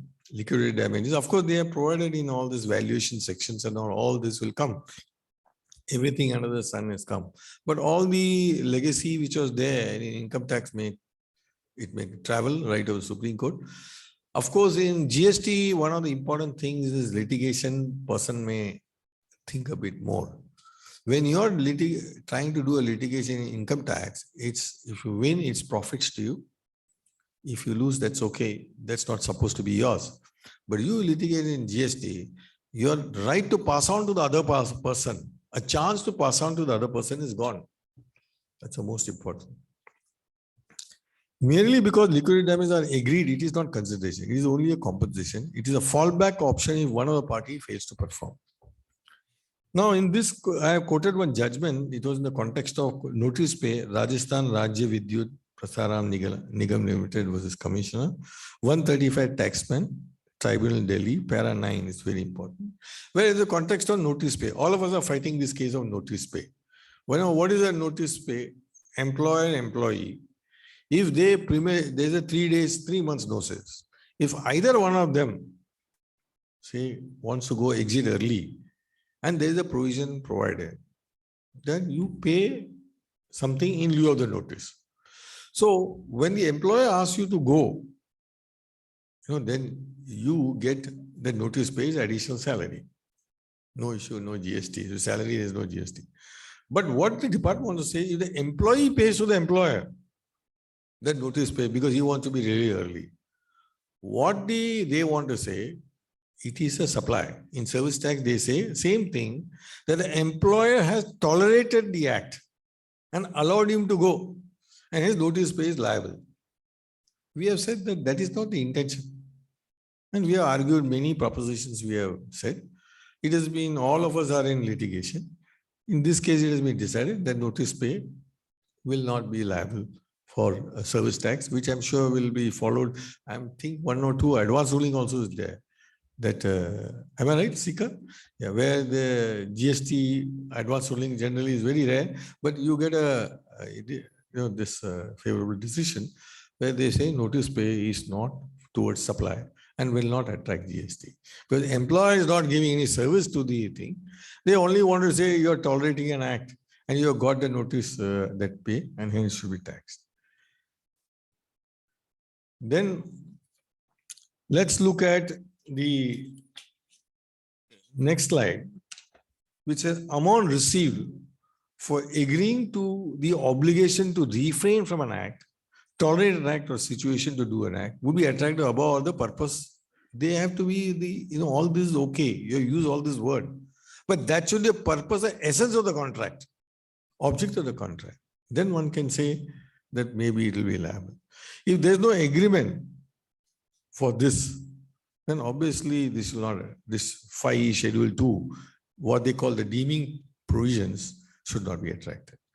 Illustration, no service tax can be charged on loan prepayment charges. Now, if you see, the service is provided by the banker to the borrower. But they say if the borrower pays something early, then there is a prepayment charge. No, but that is not the object of the contract. So there is a judgment in the context of CST or the Repco Home Finance, which says that loan payment charges is not a, of course, I would say this could be a bit not so easy. As of now, it is still at the tribunal, larger bench. We don't know what's the outcome if a matter goes to Supreme Court. Then damages, compensation, penalty and forfeiture of earnest money deposit by coal mining companies from coal buyers for non-compliance of contract, non-liable for service tax. So this is a Delhi tribunal where they say, when coal buyers, they don't comply with the contract. Coal miners have got the EMD, earnest money deposits, that gets forfeited. And whether it is liable, they say it's not liable. Then the other illustrations, if you see, ex gratia charges received by a job worker from his principal to compensate for financial loss that may cause due to non-utilization of production capacity by the principal, not liable for service tax. So it's very important. Ex gratia charges received by a job worker, because the principal says to the job worker, I'll give you so much. And then he doesn't give so much. So that therapy is not given. The job worker is at a financial loss. So the principal then gives the ex gratia charges. They say this is not the object of the contract, and hence it will not be liable. Compensation received from government for cancellation of coal blocks. MS Shakti versus this tribunal Calcutta. They say this is also will not be liable. Amount received from maintenance contract for non-availability of machines as per the norms not liable under section 60C. So I'm supposed to get certain income by maintaining machines, but the machines were not there at all for whatever reason. No, that's not my fault. So you should still pay me. So they say that will also be not allowed. Notice pay recovery, I have already said there are several judgments. Notice pay recovery by employer for employee for not agreeing notice for the for not giving agreed notice period for leaving employment is compensation, not a consideration. But one must also understand and appreciate the ingenuity of the taxman, that he is thinking that the employer who's receiving money or deducting money for the notice is actually a supplier for a service the employer provides the employee, and he wants to tax it. It's just fantastic, no? Because we always thought it's the employees providing service to the employer. Where is the employer giving any service to the employee? But that they are able to think like this, that means you see what is to come. I must say there is a lot of brilliance. You may say it's misdirected, but certainly that the thinking process that they are ready to advance. And then sometimes their language in the Shokodu is excellent, I would say. Yeah, excellent language. Yeah. Then supply some controversy. However, amount paid to employee for not joining. Now this is very important. We have a lot of non-compete agreements. Amount paid to employee for not joining a competing business would be liable to be taxed as being paid for providing the service of forbearance to act. Liable is a consideration or agreement to the obligation to refrain from act. So we have seen this is an education guide. Even education guide was one of the landmark, shall I say, material brought out by the government. Those days by CBC, the board dealing with indirect taxes, when the negative list came into play from 1st July 2012. So they had given a lot of clarification. In fact, 40 years experience, that is one of the finest material ever brought in by the government to understand how many clauses of the law needs to be interpreted. It's an excellent piece. It was made by Mr. Garg. I must say, fantastic. So what does this say? If an employee, he says that I will not go to there is a non-compete clause among professionals, there's non-compete clause against employer. It could be for 5 years. You can't keep it for eternity. If such an amount is paid, then he may say it's a service for forbearance to act, and it's a consideration for agreement to this thing. Of course, I may try to see one more thing, that if that money is paid before he ceases to be an employee, one may be able to argue that employee is not liable. So if it is between contractor and contractee for reframing a forbearance that I will not do competing business, then it could be different. Like you find those days, advocates being paid retainer fees. The retainer fees in addition to the normal fees. That is to see that if tomorrow there is a litigation between you and another company, you will not take their brief, you will take my brief, or you will not take their brief. Question is, these are all the things. Of course, you can't say it's non-competing, but these are things, or a partner in an advocate or a CA firm will not join for so many years somewhere, who's doing exclusively this. These are all the things non-compete. Of course, we'll have to see whether such trade restrictions would be agreement and restraint of trade. Suffice it to say that this may be, there could be a issue here as a consideration, not a compensation. From illustration, the proposition emanates is compensation distinct from consideration received by a provider from a recipient is not extension of consideration, not liable. So if a provider is giving a compensation to a recipient of service, it's not an extension of the consideration. But next one is still better. Compensation received by the recipient, there is a payer of the consideration from provider, not liable. So there I told you, when that is the services from the contractor to the government, that is one thing. So I get the money, but because the bridge is not built at proper time, it acts as a reverse. The recipient of the service, the government gives me money. That can certainly not be a consideration, because the consideration can flow only in one direction. It can't flow in two directions.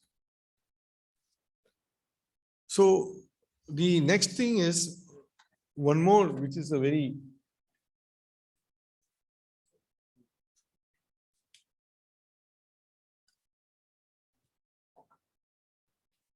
I think I have about half an hour or 20 minutes, half an hour. whether the payment made by the SSE, this is something regularly it happens, regularly. And it happens especially in cross-border. Cross-border is a transaction where invariably a tax person is always at cross with you. And you have to search for the Holy Cross. So you have to be very alert in cross-border transactions. Whether the payment made by the SSE to its parent company towards salary and other perks of the employees deputed by the foreign parent company to SSE would be liable for service tax under reverse charge mechanism. See, there's something called also related party transaction. Always transactions between the person. Now you must have seen invariably if you deal with foreign companies who have subsidiaries here, who are associate companies here, they have so many, shall I say, agreements with them. They even have agreements that you can use my logo. You can use my logo like this here. You can use the logo here. No, I will not charge you. But if you use the logo there, I will charge you all these things. Now, invariably, they may say that there is this copyright, this could be a copyright, and it is between related parties. So somebody is allowed you to use it. There is no consideration, but between related parties, cross-border, you can, even if there's no consideration, there can be a deemed supply. These sort of problems come. So when you structure transactions between foreign parties and the Indian person, please don't look at only income tax. And I must say, I'm very happy to know, invariably in the last 5 years, whenever such contracts are structured, always they also run it through us for the GST implication. So it is very, very important that you now look at GST implication also. You may say there is no GST because there is no supply. But between a foreign party and me, there could be a deemed supply if it's related party. So this is very, very important. So here it was a case where the SSE paid to his parent company towards salary, other perks of employees deputed. The foreign person is deputed here. I know deputation income tax be issue hai. So by the foreign parent company, SSE will be liable under reverse charge. Reverse charge as a recipient I have to pay. So is the foreigner paying he's deputing somebody? Is he, when I pay salary to this fellow, is it deemed to be that I'm not paying salary to employee? I'm in fact paying to my foreign company towards certain services, and in effect, I need to pay under reverse charge because he is deemed to have given me a supply. That is the issue. Payments made by Indian companies to foreign parent companies for deputation employees who work under the direction, supervision, and control of the Indian companies. That's very important. Because ultimately, you are under, though you are deputed here, I am under direction, supervision, control of Indian companies. Would be considered as payments made towards employment service. And employment service is not liable. Subject, of course, to the fact that in substance, the payments are treated as payment of salaries for the deputed employees. So if they are treated as salaries and not as, because I think here the TDS also is very important. They look at it that if you are showing the payment in effect to the parent company and you are deducting TDS under 195, the story is gone. But if you're treating this as payment towards salary and deducting TDS under section 192, it's quite different. And I know when I was handling income tax, there's to be issue here because the foreign fellow was paid tax salary here also, you are paid some salary there also. I don't know today where those sort of litigations stand, because a bit with a lot of shame, I have to say that I couldn't keep in pace with income tax.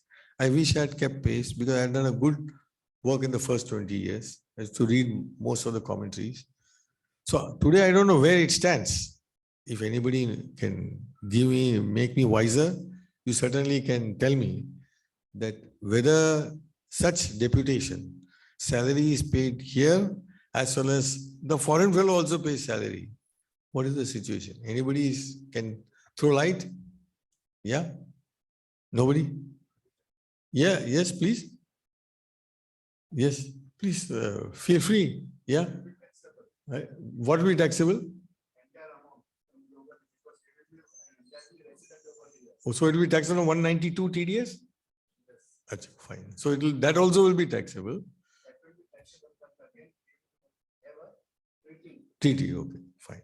Thanks. So it will be taxable tax will be deducted by the Indian company under section 192, not under 195 as you payments to the parent company. And the parent company also will deduct tax, and there will be DTA credit will be given. Correct? That's what you wanted to say. Fine. So you have in income tax, you have a long arm of the law that you try to look at this and this. I think here they have still not reached that. Okay. But I'm told they're going to exchange information between the two departments. Here they are only looking at the salary here. I would say if it is 192, I don't think we have any case. The GST will have no case. It's an employee-employee relationship, period. No need to deduct, treat it as payment to the person abroad for the services, and reverse charge will be applicable. Thank you very much for throwing light. When supply some controversy, applying the similar proposition, the transaction may be treated as employment service falling in the Schedule 3 of GST. There is neither a supply of goods or services. Now, there is also something called a domestic scenario. What is happening in the domestic? Payments are remitted by the HO to a branch, which comprise payments towards salaries of the branch employees. Is there a cross charge required by virtue of a deeming fiction? Now, this HO branch relationship is a separate topic by itself. Okay, so I don't want to deal with it. Suffice it to say that what they want to say is that if you have a branch, say in Gujarat, and there's a HO here, and there is also another office here. Take a Chartered Accounts office, maybe in Gujarat. There is another Chartered Accounts office in Maharashtra, in Mumbai, and there is a HO here. Question is HO providing any service to the branch, or is branch providing service to HO? This is going to be a very big thing. If see, for all the services of Gujarat branch, HO is billing the client, then obviously Gujarat is providing service to HO. That's first important thing. Then in that case, Gujarat will have to, and in effect it does also, they'll have to charge to HO for the overhead expenses and say this is the cost of our services. And they'll get the input credit. Of course, the issue comes when Gujarat is charging HO, will it also include the employee cost? Because is he employee of Gujarat or employee of the company as a whole? Okay. So this is a matter which is still gray area. I think advanced rulings have always said that it is, you have to bill the overheads plus the cost. Cost will include that employees, there may be some margin. Of course, if everything is taxable and you're going to get input credit, then they are not bothered about the valuation. But they have created a deeming fiction that the Gujarat branch, if it has got a registration, and me, we are two different persons under the GST law, and hence there's a deemed supply. And the related party, there are methods. You can go by cost plus 10%, you can look at market value. And if I'm getting credit, whatever value you write, okay. But when I take cost, whether I have to take employee, because after all, employees of the whole organization. Same problems are there in HO and branch. So some issues are there. I'm only telling you that there is a area, maybe the organizers can look at, providing in the next sessions a topic on this. Okay, it's a very important thing. Incidentally, a lot of corporates have invested a lot of time and energy how the entire billing mechanism should be there. Because the product company and branch is billing for the product to its customers, then HO will have to bill for its cost to each branch. But if the HO is billing to the end customer, then maybe branch will have to. So it all depends how the whole service flow is. Then we have one more topic which is given, classification controversies. I'll deal with this also. Classification is a subject by its own. Why are we studying classification? Why do we need to study classification? With the GST, everything is taxed. Why am I concerned? The first classification, which is the biggest challenge, is whether it's goods or service. I think Mr. Sanghvi did say whether a software is goods or services. If you take 128 ELT, ACC as well as TCS, you may say a software, though you are giving a license to use the software, say Microsoft or Win or any of those companies, they give a license. So There is a world over, there's an issue, whether it is you have Usoft, you have in India TCS, there's so many judgments. In fact, I have myself fought a judgment in the tribunal and the matter is in Supreme Court. Whether a software, it's only when you ask me to develop a software for you that will be service. Otherwise, you allow me to use your off-the-shelf software and I take it by way of downloads. And you give me a license, that is right to use the software. Whether right to use a service or goods, that is still an issue. And I think it's a long drawn issue. I would say that license is only to ensure that I don't infringe any copyrights. But in substance, it is still a sale of goods. That's what I would say. And there are judgments for that. But then there are other arguments. So the first story of classification, where you have to classify as goods or services. And it is relevant because the rates may change. The methodology of taxation may change. The point of taxation may change. Time of supply will change. Place of supply will change. Cross-border is very important. Because if supposing any goods come here, I mean any software comes here, because if you know, many of these media outsourcing agencies are there, where the Hollywood may give their film frame or films here. And this person here does the special effects and sends it back abroad. Question is whether I'm working upon goods or services. If I'm working upon goods, then the performance in India, it may not be exports. But if I consider that I'm not working upon goods, it's services, it will still be considered services. So this issue to whether it's goods or services is still relevant. And software is one of the only word is soft. For us, it is very hard. So we need to understand. And there are some judgments in the context of VAT as well as in service tax. Then the issue of having decided as goods or services, the rates may change under which it will fall. So that is why this classification is very important. We'll quickly deal with that. I'll try to be as fast as possible. Yeah. So supply of software, whether supply of goods or supply of service, historically departments use service. Arguments on the ST regime in support of departments, ISODA case, of course, that was a challenge and not a thing, but that's what they say. Not a sale of software, but only the contents of the data is stored in the software. Software is sold under EULA license. So because there's a license agreement, which only grants a license to use. But I would say it's only to comply with the copyright law. In effect, that particular copy of the software is still sold. The property does pass in the copy of the software. So I would still say it is sale and not a service and beg to differ with the department. Historical SSC's view is sale of goods not liable for service tax. Arguments on the ST regime in support of the above view. TCS, Tata Consultancy Services, the state of Andhra Pradesh, report in 2005, once SCC 308, has all attributes of goods capable of abstraction, consumption, and use, and which can be transmitted, transferred, delivered, stored, possessed. This is a very landmark judgment.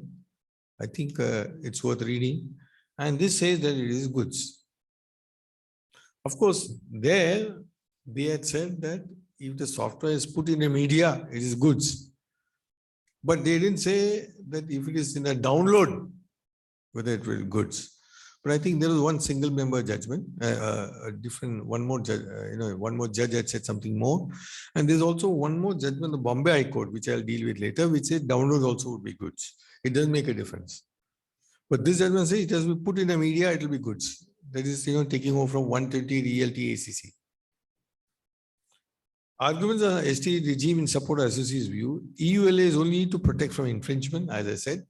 Downwards, also sale of goods. Delhi Tribunal decision, Atul Kaushik was a CC 2050. 330 ELT 417, Tribunal Delhi.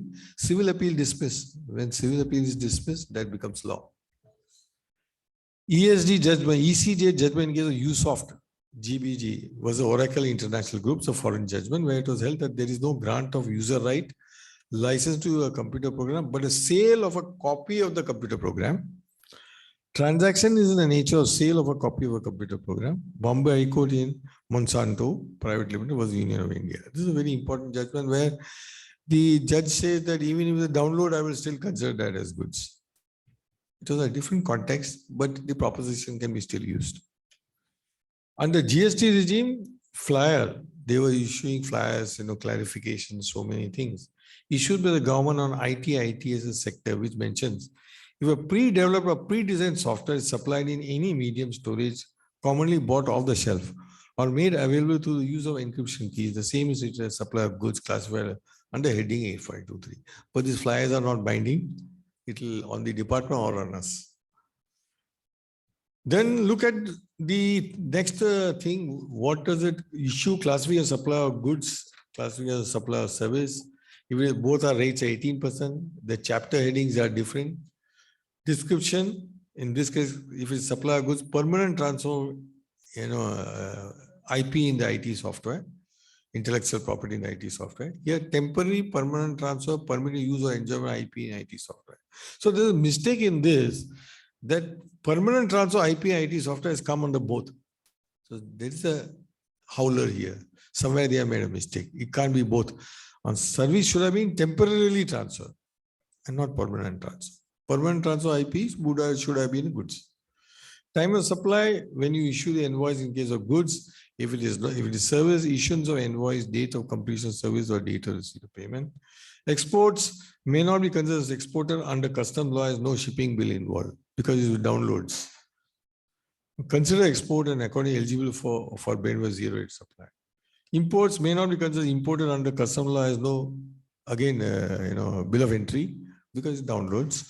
Considers imported according to liable tax and the reverse charge. Supply, domestic place of supply, where movement of goods terminate, challenges determining place of where downloads, location of receipt. I'm not dealing in great this since there's already the materials with you. You can look at it. This is a bit technical, but I'm just trying to say how it's very important that identify the transaction, whether it's goods or services. Now, this is something you'll all understand, which you must be regularly doing. Yeah. Another 15 minutes or 10 minutes? 10 minutes, fine. Should be enough. Pardon me for asking you often. I wanted to stick to the time. That's why. Yeah. Thank you very much. Now, repairs to a car, right? This is a very classic case. Whether it's a composite supply, mixed supply, or mesh supply. So, repairs to a car, right? Cost. See, this is a case where people go more by practice than by law. And that practice becomes accepted by the department also. So I must say that not all law can be laid down by sections, notification, rules, or government circulars. Something will have to evolve by practice. And we have seen there are judgments also which says that. So repairs to a car, a cost of spare parts and cost of labor separately shown in single invoice. We have seen this. We all know in every authorized station, this is the in thing. Now, why do you go and take your car? You always say, I'm servicing. So generally it will be servicing. So where's the question of goods? So supply of service. That's what one would understand. So let's look at it. Whether supply of spare parts, accessory and labor, distinct supply naturally bundled together. Rate of tax for labor supply is 18%, supply of spare part accessory rate is 28%. Is the supply a mixed supply of parts and labor for a single consideration? If you say it is both for single consideration, fortunately they show separately, then they may say the highest rate is 28%, including the labor.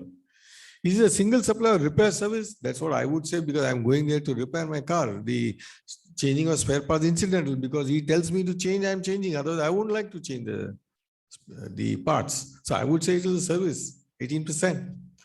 Is it a single supply or repair service? The parts being consumed or integral to the supply or repair, and the entire supply is taxed to 18%. This is the question. You see, from the facts, it may appear that the entire supply is that of a repair service. Since the service recipient did not intend to purchase parts, I have not gone there to purchase parts. Very often he does not even know what spare parts are needed for repairs. At least at the time when he's going, he doesn't know. After they give him a call and says, sir, ye change karna hai, wo change karna hai, ye change karna hai. Object is a contract of skill and labor and not sale of parts. Even if billing is itemized.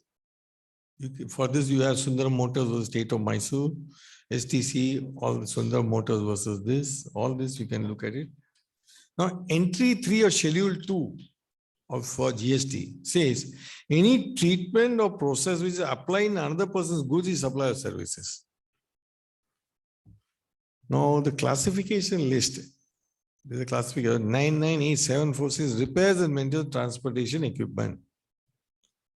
Hence, the arguable case to consider single supply of service attracting 18%. Very good case, I would say, looking at. But that's not the practice. Now, there's a practical view given by the board circular. Obviously, board is very smart. They say if we do this, if everybody does this, that spare parts cut 28% we'll lose. And generally, the industry wants to be safe. Not that if they do it safe, they are still safe. Practical view, board circular is come out with it. Now, this goes against the concept of that definition which I took earlier, composite supply and mixed supply. How is servicing of cars involving both supply of goods, spare parts and services, where the value of goods are shown separately to be treated under GST? Now, obviously, he should have used the word composite supply, mixed supply. He didn't use all that. He has introduced a new concept, which I told you at that time, that there could be a supply which is neither composite or mixed. Perhaps this is one of that. Taxability of supply would have to be determined on a case-to-case basis, looking at the facts and circumstances of each case. Where a supply involves supply of both goods and services, and the value of such goods and services supplied are shown separately, very important, the goods and services will be liable to tax at the rates as applicable to such goods and services separately. Now, this is not what the law is, but they have said if we show that separately, then we will do it. Now, goods leviable on supply of labor 18% and on supply of spares 28%. That's how it will be. But had it been the other way, that spares is 18% and is 28%, they may say, no, it is one supply of services, where the person has come for services. But here they evolved it. The industry also wanted it. And if you have ever seen your thing, parts are sold separately, they are taxed separately, this is separately. Now, the last one which I want to, I think this, according to me, is the last one. Yeah. In a slump sale of business, where the terms of the business transfer agreement require the seller not to engage in similar line of business. If you've seen a slump sale, it is a spin-off of a particular unit of a, say, supposing you have got a lot of factories, a lot of business in terms of silos, then one you try to spin off. And there's a slump sale. But when invariably, if it is service, there will be a clause not to engage in similar line of business for some period. So important is, in a slump sale of business, where the terms of the business transfer agreement require the seller not to engage in similar line of business for a specified period, whether some portion of the consideration received by the seller can be attributed as a consideration for a service of agreeing to tolerate an act or refrain from an act. Slump sale is exempt. In fact, slump sale cannot come under GST at all, but they have exempted something which is not liable under GST. But they may say, no, it is not only sale of that unit simpliciter. There is also a clause that you will not, non-compete clause that you will not engage in similar line of business. So we'll call out that and say that is for tolerating an act, and that part of it we will charge GST. So here one can say business transfer agreement is in respect of a single transaction, one of transferring the business as a going concern for a single price consideration, more properly known as slump sale. Sale considered exempted under entry 2. This is exempted.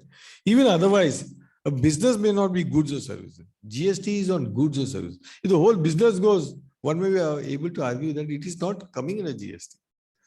The Act uses business distinctly from goods or services, hence may not be taxable at all.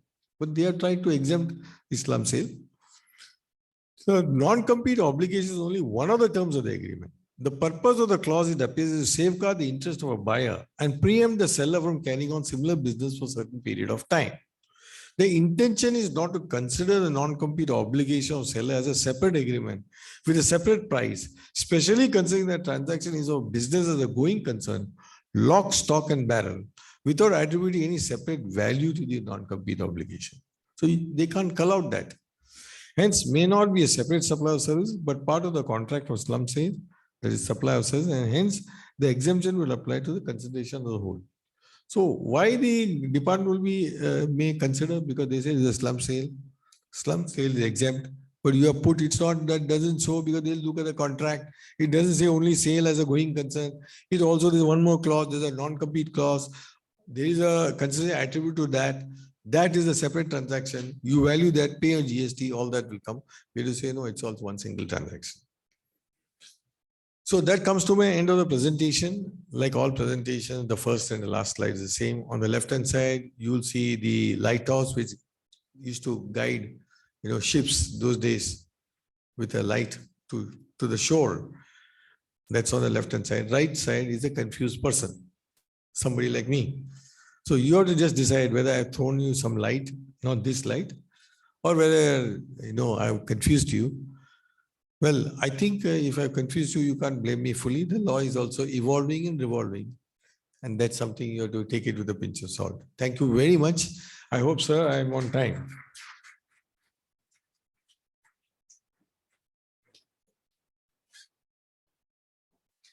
Thank you, sir. Maybe we can take one or two questions, and then others, maybe we can take it with sir over lunch. So any questions from anyone? At least two we can, I think, take. Yes, please.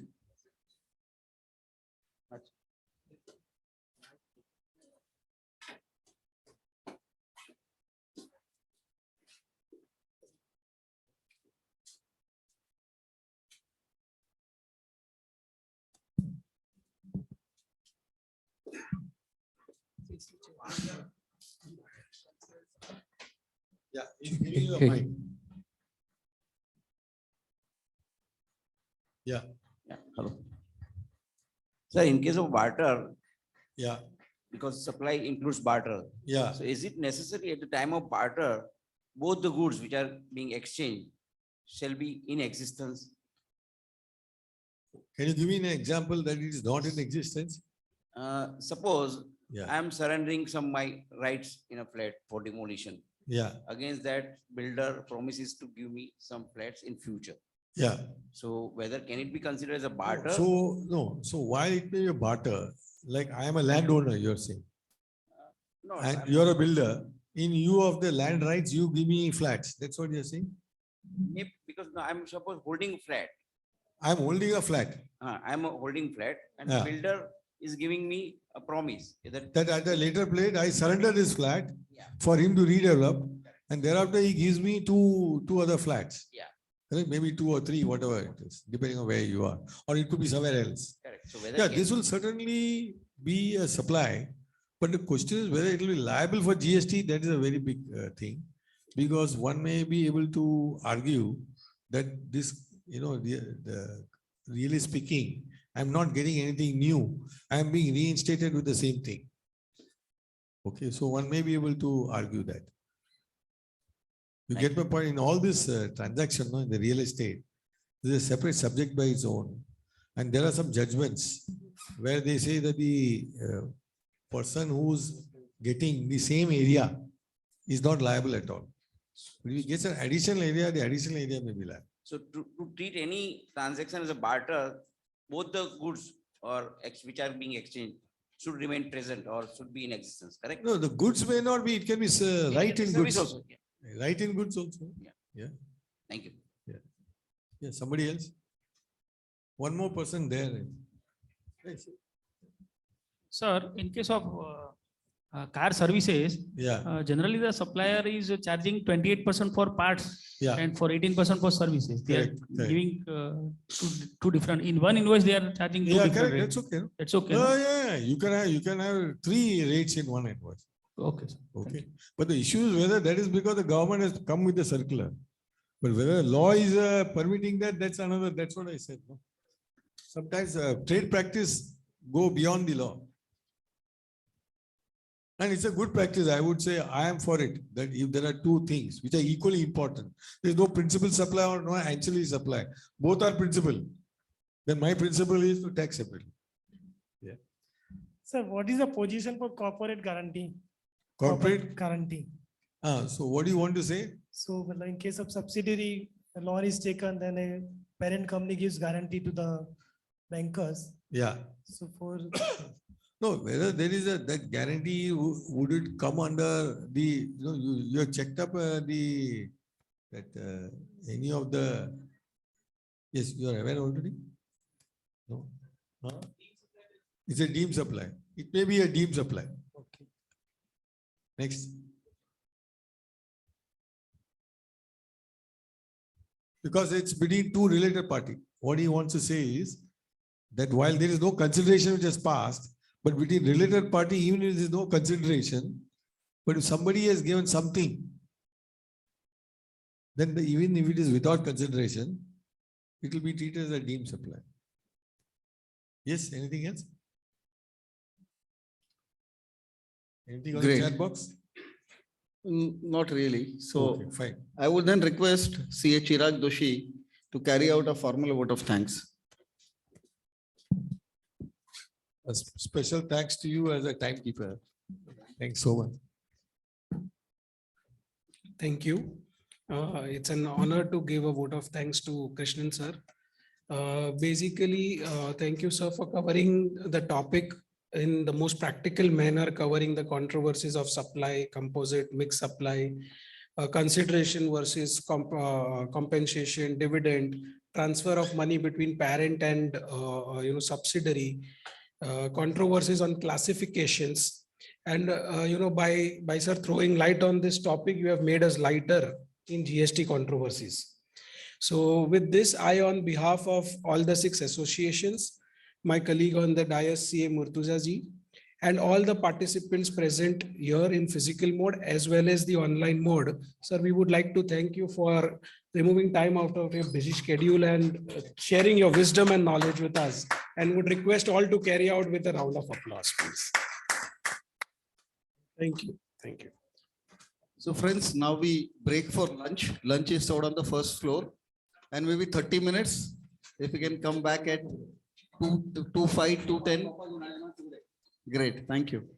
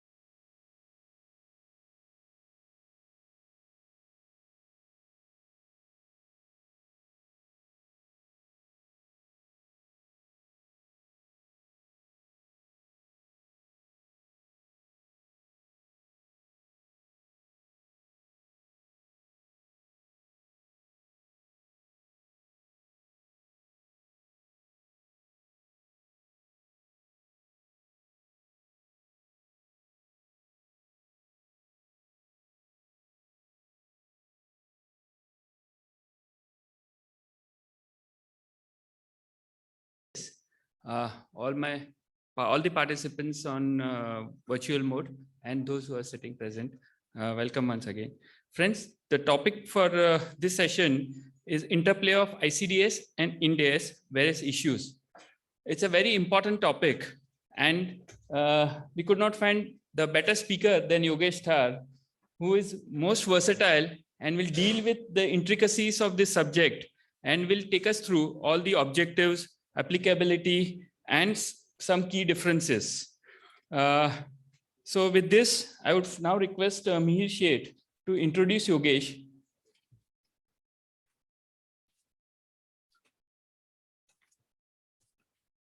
Thank you, Deepak.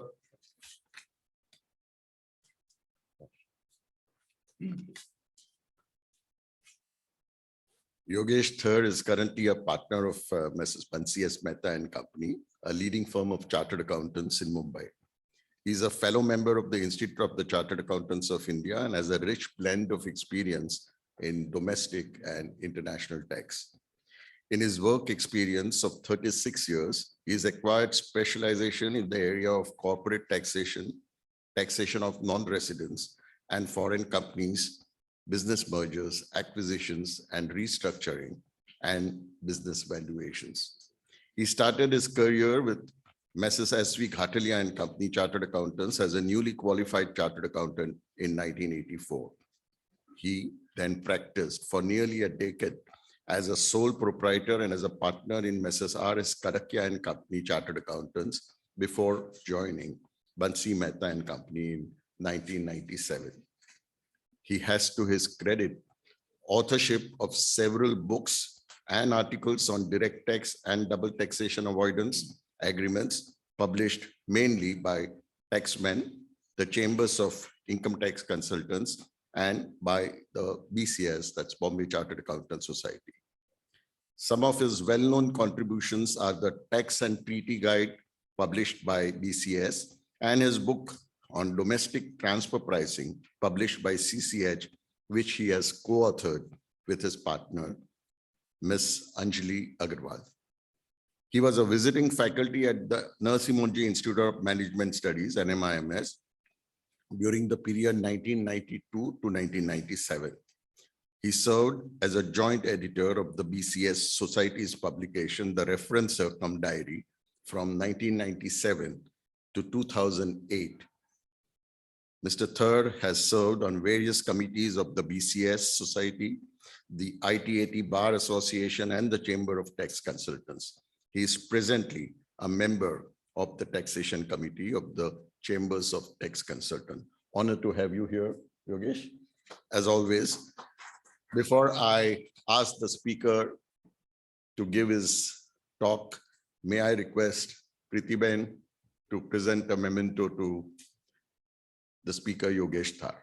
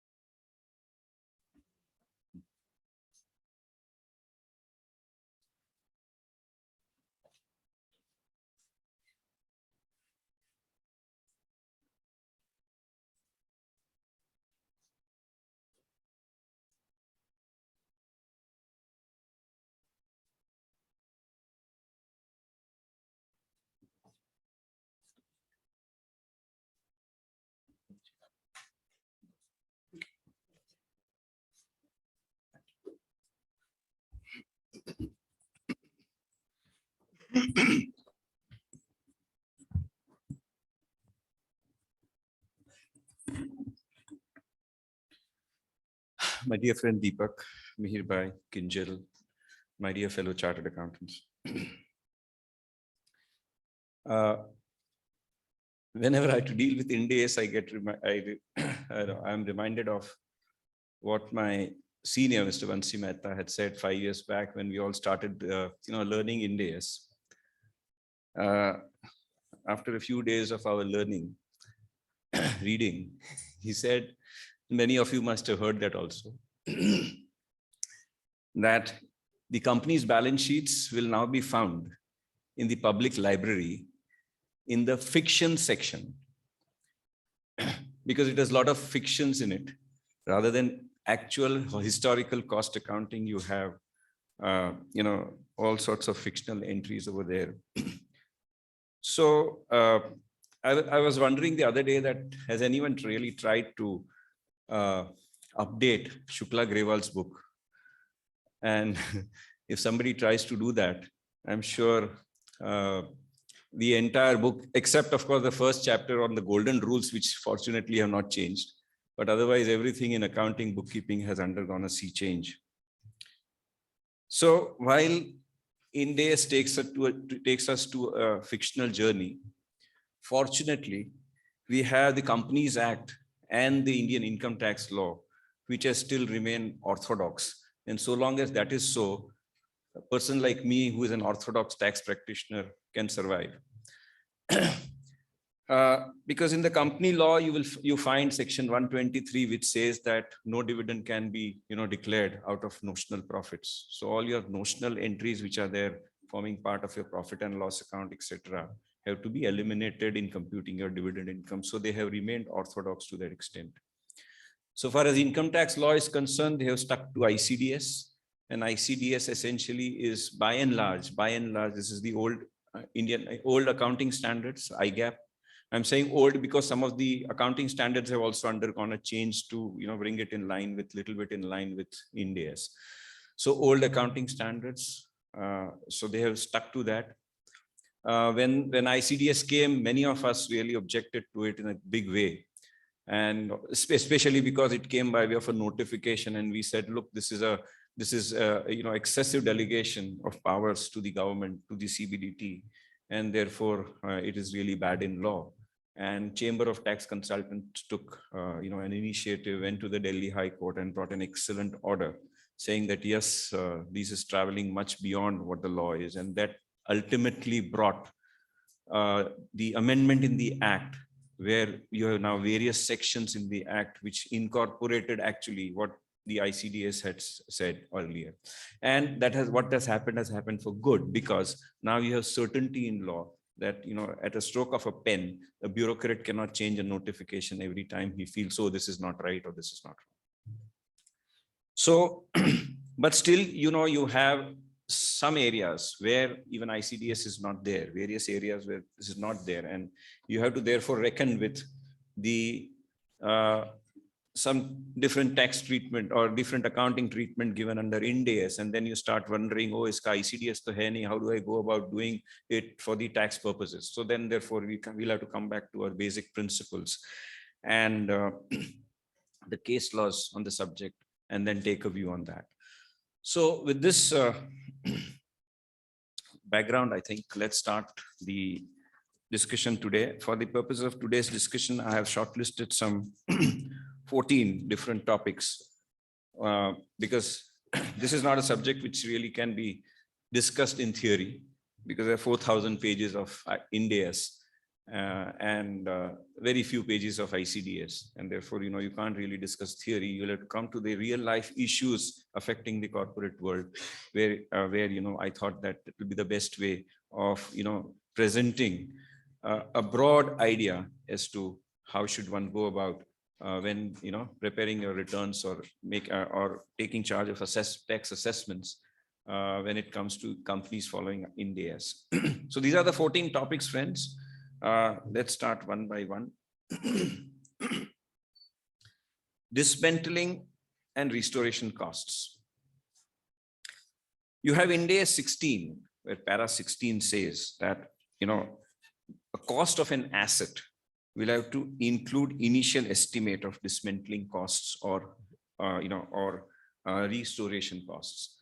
So you may have several examples. You may have an example of, say, a mine. I have a mining right, and then under that mining agreement, I am supposed to, as and when I excavate, I'm supposed to fill that mine, and then when the period of lease is over, I have to give back the land which is duly filled. There can be oil rigs that I'm placing an oil rig. I will explore oil. And then what do I have to do? I have to first of all remove that rig from there. There'll be huge cost of removal of the rig. and then there'll be cost of filling that portion from where I have extracted oil. There could be smaller instances where you have a telecom company, say, for example. So they are setting up towers on the top of terraces, and those terraces are taken on rent. So there's a lease period for which that is given. And therefore we are told that, look, at the end of the lease term, you have to restore the place as it was. So whatever civil work you have done, whatever you have to remove it and give us that terrace as it is. So there will be a definite cost of doing it. So now these are the type of costs which we are talking of, that at the time of acquisition of the asset, those costs are obviously not there. Those costs are going to come at the time of the end of the lease period, when you have to really give back that premises or property back to the landlord. Now, what we are told in Ind-AS is that the initial estimate of the costs of dismantling and removing the item and restoring the site on which it is located, the obligation for which an entity incurs either when the item is acquired or as a consequences of having used the item during a particular period for purposes other than to produce inventories during the period. So this is included as part of the cost of the asset. So I have to estimate today what would be the cost of removing those items at the end of the term. I have to estimate how much cost would be there for the purpose of filling that filling that mine once I have extracted ore from there, etc. And that estimate amount, I should be recording it today as part of cost of that mine, or cost of that oil rig, or cost of that machinery which I'm installing, etc. Now, so that is one part of it. Second part in Ind-AS is it's all fair value accounting. So it takes into account time value of money, and therefore, this omnibus Ind-AS 37 says that where the effect of the time value of money is material, the amount of a provision shall be the present value of the expenditures expected to be required to settle the obligation. So therefore, if I have to give that after 30 years, then I have to estimate what the cost will be. And then today, what is the present value of that cost today? And I have to make a provision for that and include it as a part of the cost of my machinery or cost of my asset. So this is what is the requirement of Ind-AS. And this gives rise to issues under the tax laws as to how do I deal with. So let's take an example that company A purchases a machine of ₹5 lakhs to be used for 10 years. The cost of dismantling the machine is 50,000, which will be incurred on completion of the 10th year. Company A follows straight line method of depreciation. Assume present value of dismantling costs is 30,000. What would be the accounting treatment of dismantling the costs under Ind-AS? I may pause here for a moment. This is a simplistic example, but there are two types of expenditure that we are really talking of in this sort of a scenario. One is an expenditure of really dismantling the assets and removing them. And second is the type that the example that I gave, that if I have, removed oil and I have to fill that land, fill that seabed. If I have removed, minerals from the land, then I have to fill it up and give it back. I can't keep it, I can't keep it hollow.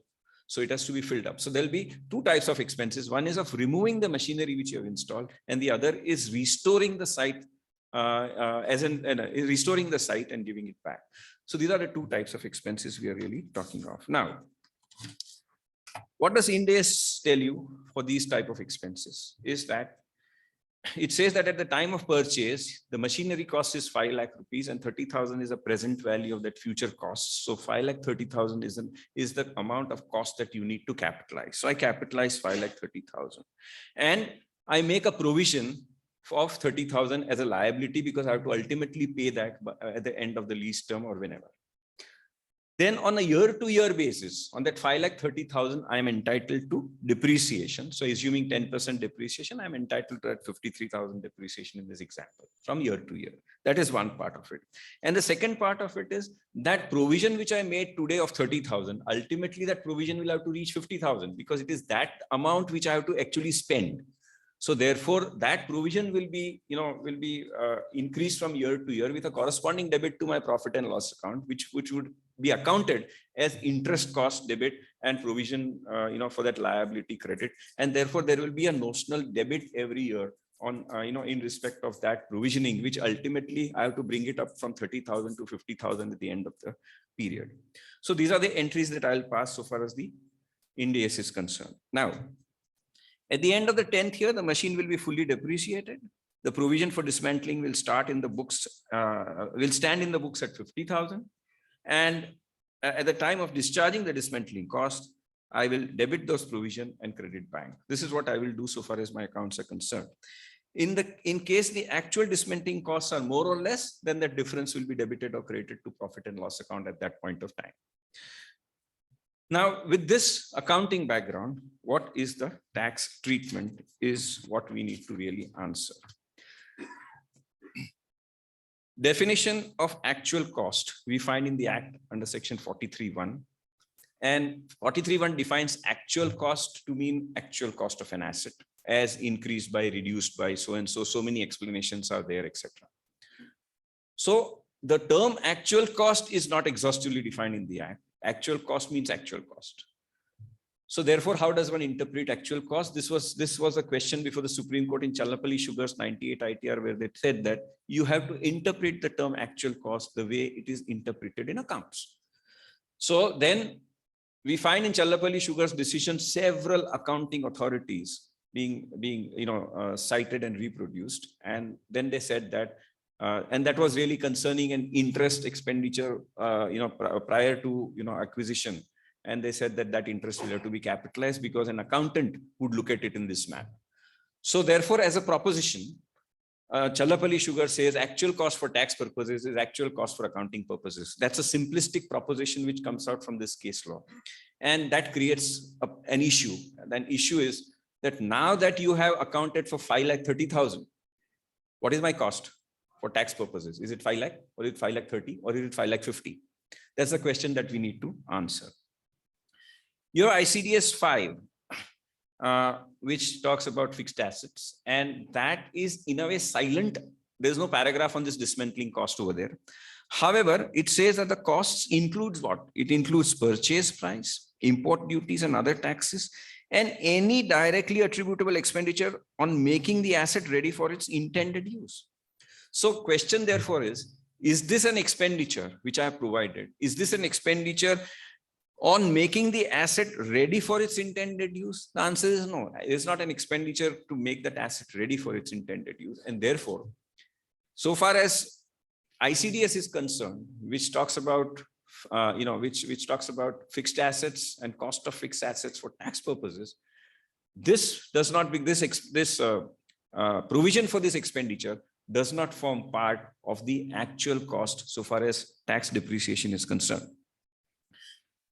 Then, so it does not form part. Now, question is whether that provision at all is to be recognized for tax purposes or not.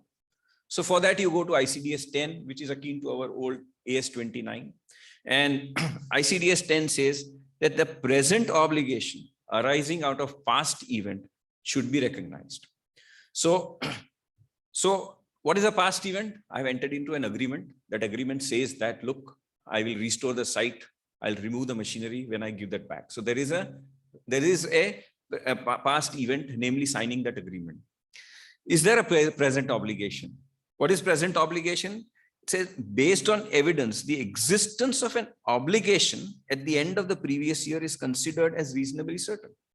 So there is an obligation which I have undertaken, and that obligation is there, it is certain.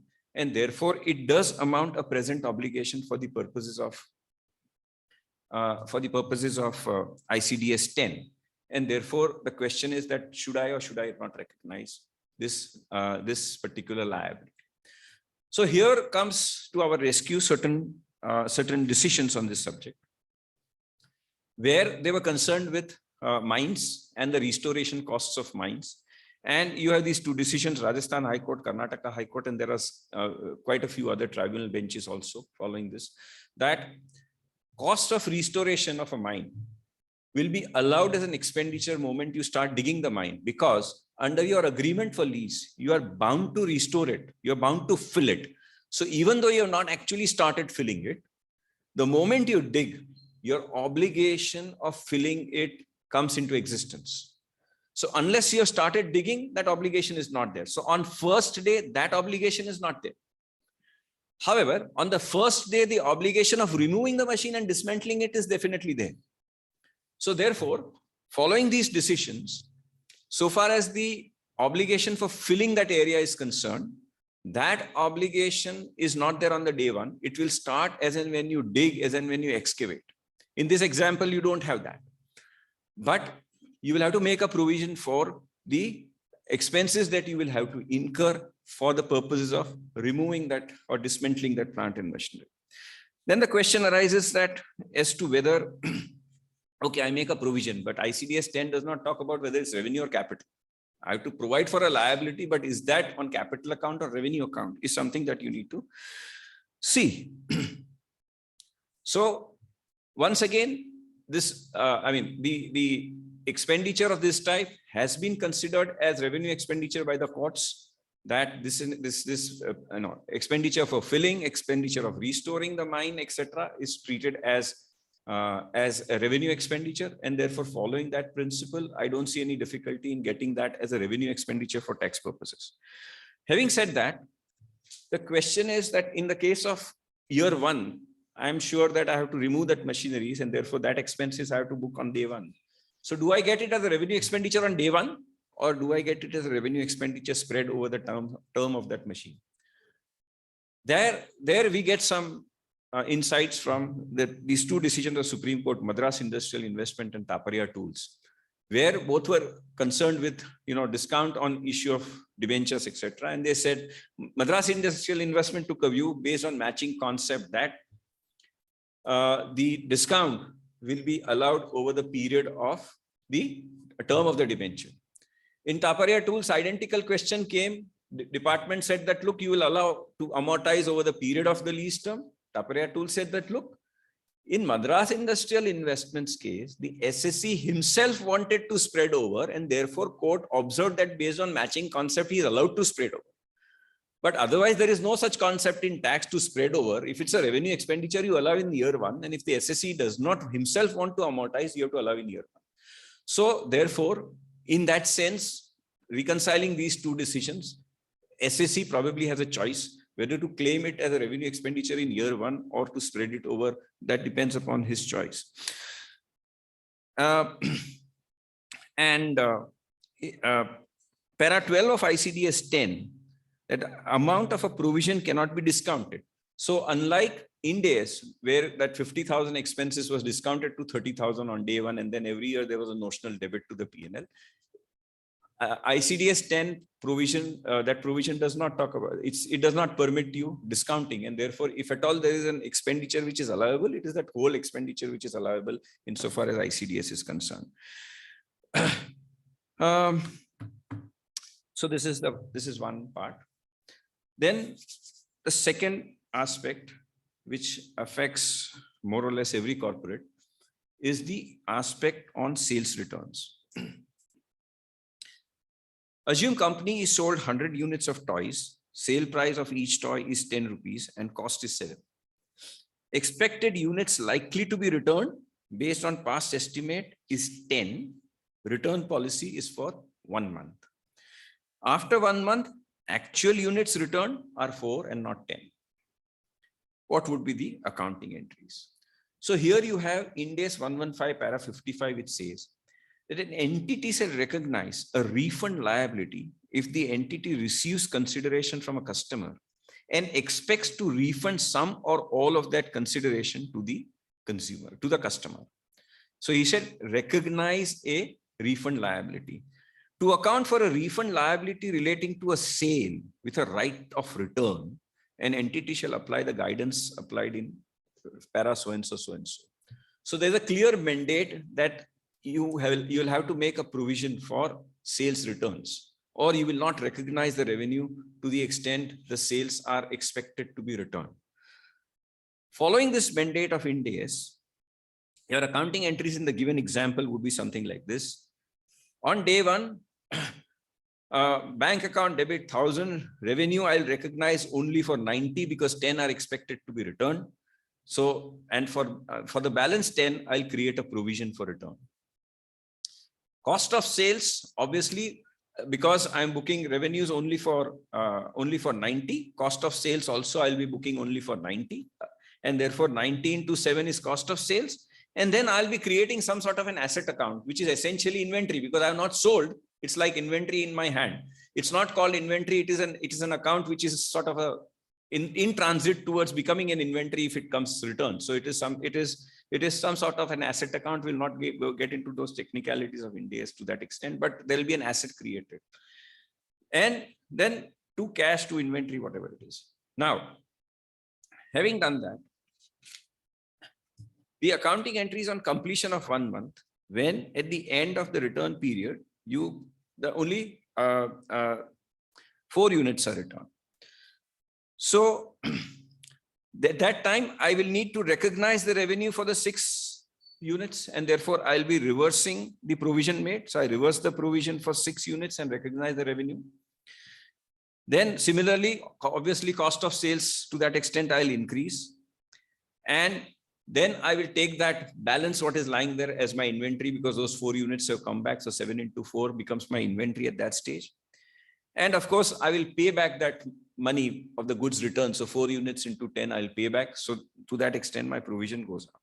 So this is the accounting entry for the purposes of Ind-AS. Was this also the mandate under AS? Is a question I asked after reading this when we started learning Ind-AS.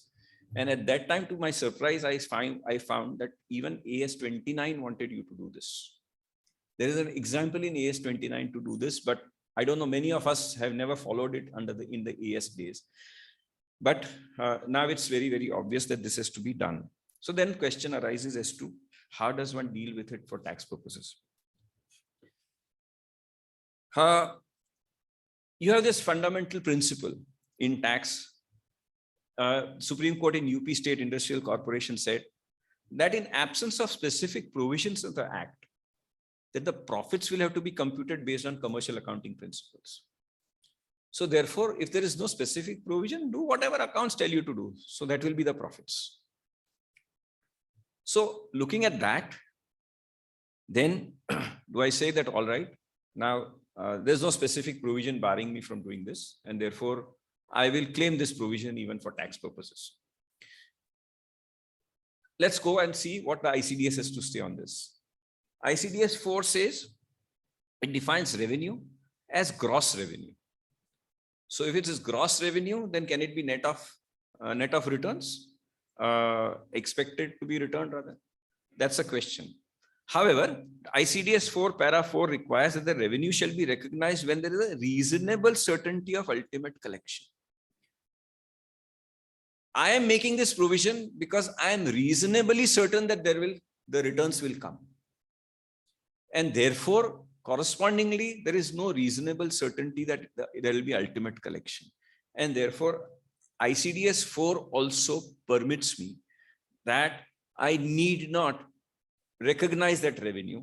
Corresponding provision in ICDS 10, which is in relation to provision, says it allows recognition of provision when it is reasonably certain that an outflow of resources embodying economic benefits will be required to settle an obligation. So there is an obligation and outflow of resources, there's a reasonable certainty of that, then I need to recognize that provision. And of course, you have this well-celebrated decision of Supreme Court in Rotak control, where those provision for warranties, etc., were allowed. Department took a stand that it's a contingent liability. SSC took a stand that no, this is an accrued liability. Why? Because I have an obligation to replace parts or do something free of cost. That obligation I have already taken. So there is a past event of my having taken an obligation, and the amount is determined actuarially, or amount is determined scientifically based on my past performance or based on my past experience, etc. And therefore, it's an allowable expense.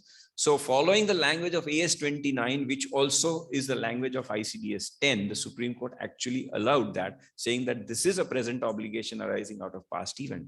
So following that rationale, I don't see any difficulty where a provision for the purpose of sales return is really worked out scientifically based on the past experience, and that provision is made for tax purposes. Also, I think it should be allowed. So here, this is a case where the ICDS and Ind-AS sort of provides you the same results. That takes us to the next topic of significant finance. What is it? Company X sells a product to a customer for rupees 1,21,000, which is payable 24 months after delivery.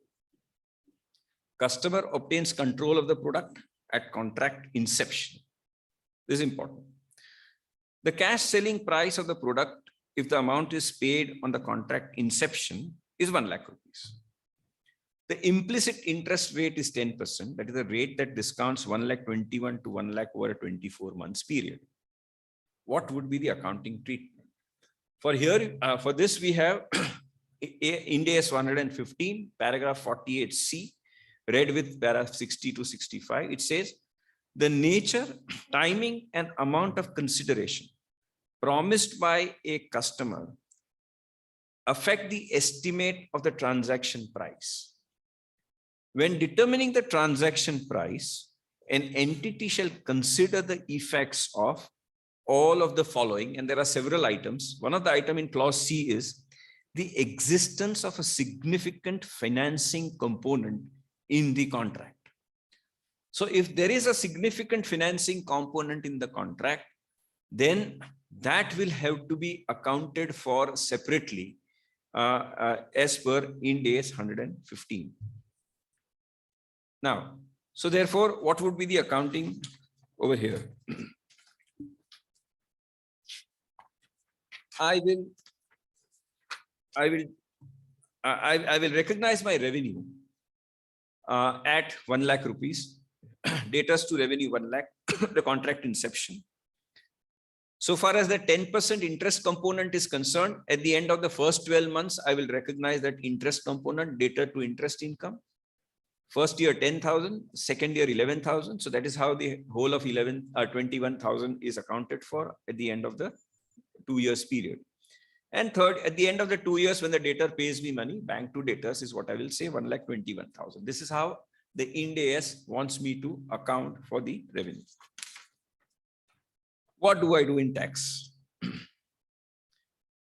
Whether interest income, which is credited in year 1 and 2, is it taxable? Now, this question is meant to really misguide rather than guide, because the obvious answer is no. Why? Because this is not interest as defined in section 228A of the Income Tax Act. Because that is interest means interest on monies borrowed or debt incurred. So therefore, this is not interest on monies borrowed. There is a debt incurred of whole of 1,21,000. It's not 1 lakh rupees, which is debt incurred. So therefore, it is not interest as such within the meaning of 228A. However, look at ICDS 4. Revenue is gross inflow of cash and receivables. Recognize the revenue when the risk and rewards are transferred. This is what ICDS 4 wants you to do. So far as sale of goods is concerned, recognize the revenue when risks and rewards are transferred. So the question is, I have transferred the risks and rewards, and therefore having transferred the risks and rewards, I have to recognize the revenue upfront. Can I defer that 10,000 and 11,000 to the next year? If you look at the decision of Supreme Court in Vijaya Bank's case, 187 ITR 1, that was a case where a person had purchased certain securities come interest. And he said that what I have paid for has two elements, the cost as well as the interest component. And therefore that interest component should be allowed to me as a revenue expenditure. Supreme Court said nothing doing. What you have paid for, there may be a lot of calculations which have gone behind what you have paid for. But those calculations does not, ultimately what you have paid for is the cost of acquisition. And therefore your cost is the full cost, and you cannot therefore break into two parts. There may be commercial considerations why you paid, bought something, come interest, etc. We are not concerned with that. What we are concerned with, what is your cost of acquisition? That is a full amount come interest. If you look at it therefore, that way, therefore, that can I really say that this component of so-called interest, I can defer it to the next year? To my mind, answer is no. ICDS 4 requires you that in case of sale of goods, you recognize the whole of the revenue when the risks and rewards are transferred. And therefore, you need to recognize that revenue under ICDS 4. Friends, I think this shows how important is things like vouching, things like sales vouching at the time of your tax audit. Because unless you do that sales vouching, unless you do the GST reconciliation, you will never know what is the correct amount of sales when you are dealing with Ind-AS accounts. Because you will have these elements of significant financing components, you will have these elements of sales returns components, and where these adjustments may be required, may not be required. So, considering that, I think so far as, my view on this particular subject is that the entire revenue will have to be booked upfront so far as the income tax is concerned, and you will not be able to bifurcate into interest components in the subsequent years. Practical aspects of making return of income, therefore, very, very important, an in-depth analysis of interest income, interest expense whenever you're dealing with Ind-AS accounts, because except for the first year of transition, from the Ind-AS accounts of all subsequent years, you really do not come to know what sort of adjustments are made in those interest accounts so as to comply with these provisions of Ind-AS, which really takes you to the fiction section of the library. Then, somewhat similar but a different aspect, allocation of transaction price. Let's understand with example quickly. 2-year mobile phone contract where 2 performance obligations are identified. I'm selling a phone and I'm selling a data and calls and texts. Total transaction price is 1,000. Price of the phone on the maker's website is 700.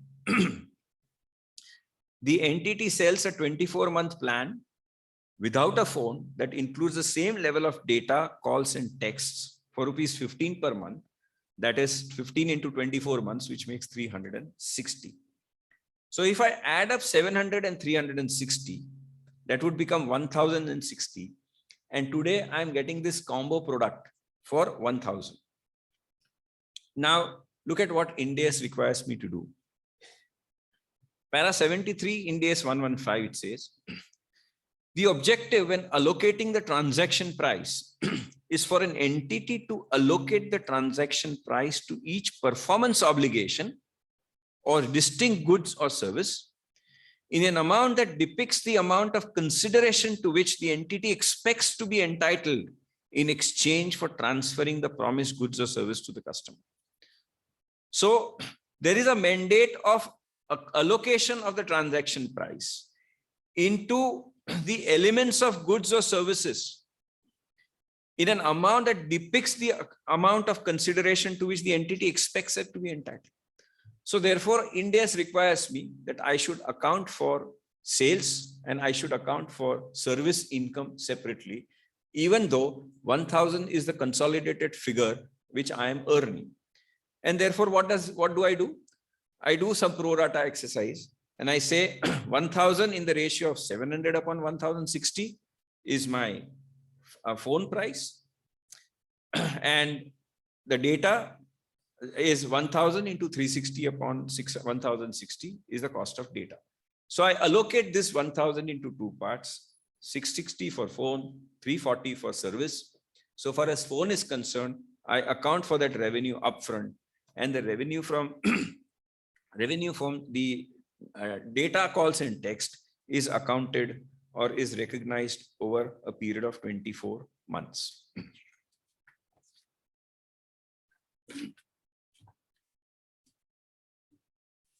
The question is tax. Can I allocate the composite? Can the composite consideration be broken for tax purposes? I have one invoice of 1,000 rupees. Will the tax officer tell me that my revenue is 1,000 today? Or here I'll be able to argue that no, my revenue is 660 today, and that 340 will accrue to me as and when I render the service in future. So the first question is, first of all, is it possible for me to break this composite consideration into two elements? There is no indication as such in any direct provisions of the Act or in ICDS to that effect. So therefore, you go to the principles. You find the decision of Supreme Court in Continental Constructions, which was a case of a composite contract where where a part of the contract was eligible for certain deductions and a part of contract was not eligible for deductions. And there the Supreme Court was confronted with a question that can that composite consideration be broken up and the part where I'm entitled to a deduction should be eligible to me. The Supreme Court said that, look, allocation of expenditure is nothing, there is nothing novel about it in the tax laws. And it is quite normal, and it gave examples of you always allocate capital and revenue expenditure. You always allocate what is personal expenditure and expenditure for the purpose of business, so on and so forth. So therefore, allocation of expenditure is something which is normal and it can be done. So you take you take clue from that particular decision, then yes, that composite consideration can be broken. You have some base to support your argument. There are several other things. Let's not get into it right now. But I think in all, the view is that you can break this consideration into two parts. Now, therefore, I have to account for the sale component and the service component. For service, both governed by ICDS 4 and service component, you also have this section 43 CB, which provides that for recognizing income from services involving indeterminate number of acts over a specific period on a straight line basis. And this also corresponds to ICDS 6, a particular paragraph over there. So therefore, here is the data service and data and text messages or phone service that I am providing, which really comprise of indeterminate number of acts over this 2-year period. And therefore, I can account for that service income on the time basis or on a straight line basis. So the law permits me to do that. So far as the sale component is concerned, it has to be accounted for when the risks and rewards are transferred, and therefore I will account for it upfront. So thus the revenue recognition under Ind-AS and ICDS in this case is the same. However, we need to take care of distinguishing this type of a combo product from a composite product, where if it's a composite product, so say for example, I'm selling a product which has a software embedded in it. And therefore, by virtue of your buying that product, you have an indirect license to use that software. So the question is, do I have to bifurcate this into two parts? There, the answer probably is no. That is not a type of the transaction which can be permitted, because there's a different, here there are two different products which I'm the data and the phone, which I'm providing to you as a combo product. If you take two differently, fine, you can still take them two differently. But if you take them two together, then I'll give you a little bit of a discount on that. That is one thing. But if there's a composite product, one cannot work without the other. There, this bifurcation to my mind cannot be done. It is not possible for tax purposes to do. And there, of course, you'll have to go by the pith and substance theory. Pith and substance is what? A license of software, or pith and substance is the sale of a sale of an equipment. So, and that pith and substance theory is really what we find in the old sales tax decisions of Associated Hotels and Gannon Dunkley and all. Of course, there they have said that if your invoices bifurcate the consideration, that's fine. But if the invoices do not bifurcate the consideration, then so therefore nowadays, if you send your car to a mechanic, you will find not one bill. He will give you a bill for labor separately. He'll give you a bill for material separately, and that is how it really happens in real life. But in a consolidated contracts, in that case, you will have to go by the pith and substance theory. So that's what the difference I thought I should point out. Then come to the topic of lease. In Ind-AS, irrespective of whether a lease is a finance lease or an operating lease, the lessee will have to recognize an asset which is called a right to use. And he is required to recognize a corresponding liability. this is what you have in Ind-AS 116 para 22. At the commencement date, a lessee shall recognize a right of use asset and a lease liability. And subsequent measurements. Right of use assets, apply cost of revaluation model, apply cost or revaluation model, and accordingly you depreciate. And the lease liability, that lease liability, once you have created, it will increase by carrying amount to reflect interest on that lease liability, and reduce the carrying amount by the lease payments that you are regularly making. So this is how it will move. So then let's take this illustration. Assume SSEA enters into a 5-year lease of one equipment. Lease payment are rupees 80,000 per annum payable at the end of each year. Direct costs incurred to obtain this lease is 25,000. Assume that the interest rate implicit in the lease is 6%. Present value of the lease liability on the initial recognition is 3,36,990. This is worked out as per this table. So opening 3,36,990. If I apply 6% implicit rate, it will come to 20,219 in the first row. From there, so the total is 336 plus 20. I pay that 80,000 and my closing balance is 277. And that is how it goes on till the end of the 5th year when my balance becomes 0. So what would be the accounting entries? So here we are told that I will recognize the right to use as an asset. I'll recognize a liability. The right to use the asset will be a depreciable asset, and I keep on debiting my P&L account by the depreciation amount on that right to use. And so far as the liability which I have created, that liability will come down by the amount that I keep on paying every year, and it will increase to the extent of interest element such that at the end of the term that the entire liability becomes 0. So this is what I will do so far as the Ind-AS is concerned, creating an asset, creating a liability. What do I do for tax purposes? We do not have any ICDS for leases.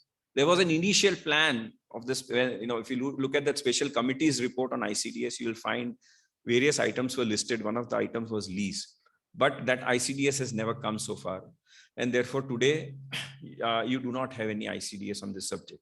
And therefore, what do?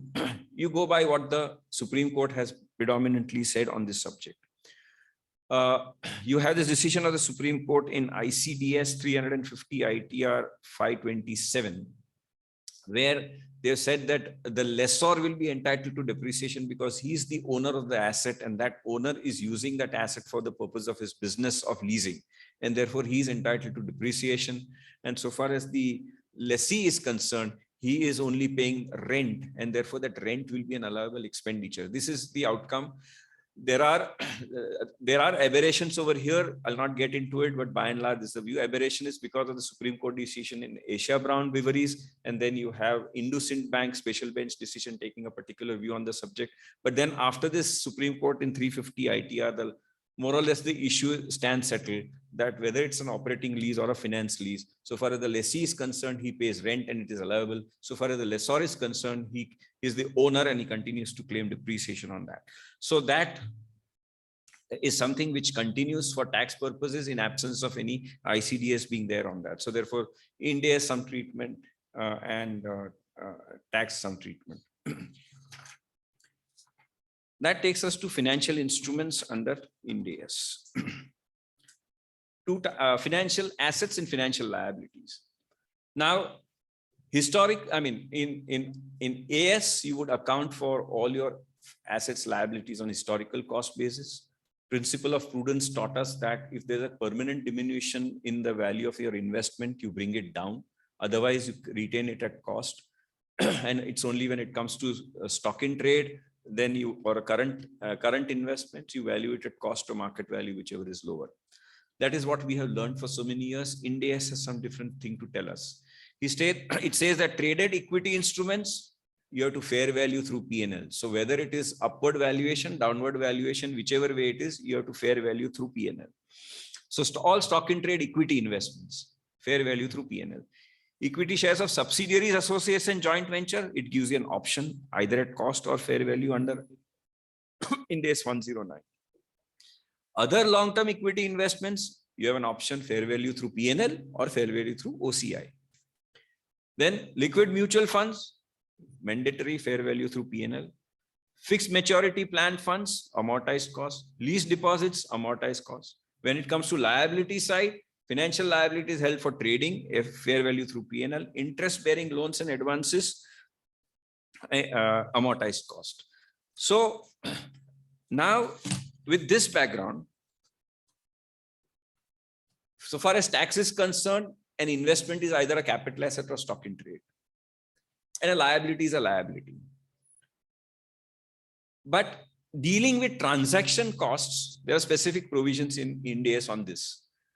What it says, what Ind-AS says is that wherever any instrument has to be fair value through P&L, each transaction cost you have to expense it out.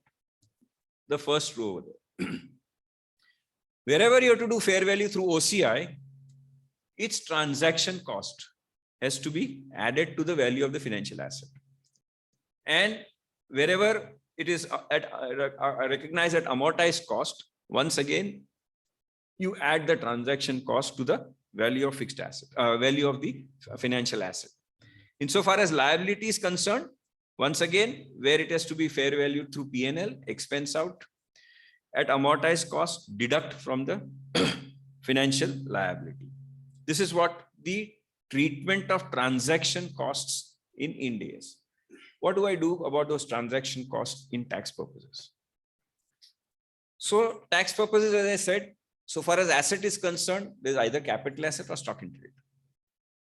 So far as liability is concerned, it's a financial liability. Now, for a capital asset, for a investment held as capital asset, you do not have any ICDS specifically. And ICDS, if ICDS 5 on fixed assets is any clue to that, then I will say that the amount of transaction cost should be capitalized to the cost of the asset. Let us all welcome Himanshu. Welcome, Himanshu. So far as tax is concerned, investments held as capital asset, transaction cost capitalized to the cost of the asset. This Ind-AS talks about how are you going to deal with it for fair valuation through P&L, through OCI or amortized cost. Whereas for tax purposes, you will look at whether it's a capital asset or stock in trade. If it's stock in trade, ICDS 8 is going to govern it. And para 5 says that it would form part of the cost of the asset. It will form part of the actual cost, and therefore you capitalize over there. And in case of financial liability, once again, you do not have any specific ICDS. ICDS 9 only relates to interest and other costs. And therefore, a transaction cost for raising a financial liability, you will have to go back to the first principles where you say that, okay, look at the decision of Supreme Court in India Cement 60 ITR. It says that any expenditure incurred for the purpose of raising a debt does not give rise to any enduring benefit. And therefore, that expenditure has to be treated as allowable in year 1. So you go back to the basic principles and treat that expenditure in that manner. That takes us to interest-free deposits. Let's go to the example rather than this theory a little bit. Interest-free deposits taken from dealer for 5 years, say rupees 100. Under Ind-AS 109, the financial liability has to be recognized at amortized cost, say 90. And therefore, there is a notional income recognized upfront of rupees 10. This notional income will have to be unwound over the 5-year period by debiting the profit and loss account from year to year. So this is what I do for Ind-AS purposes. What do I do for tax purposes? This rupees 10, which is recognized as income in the accounts, is not income for tax purposes at all.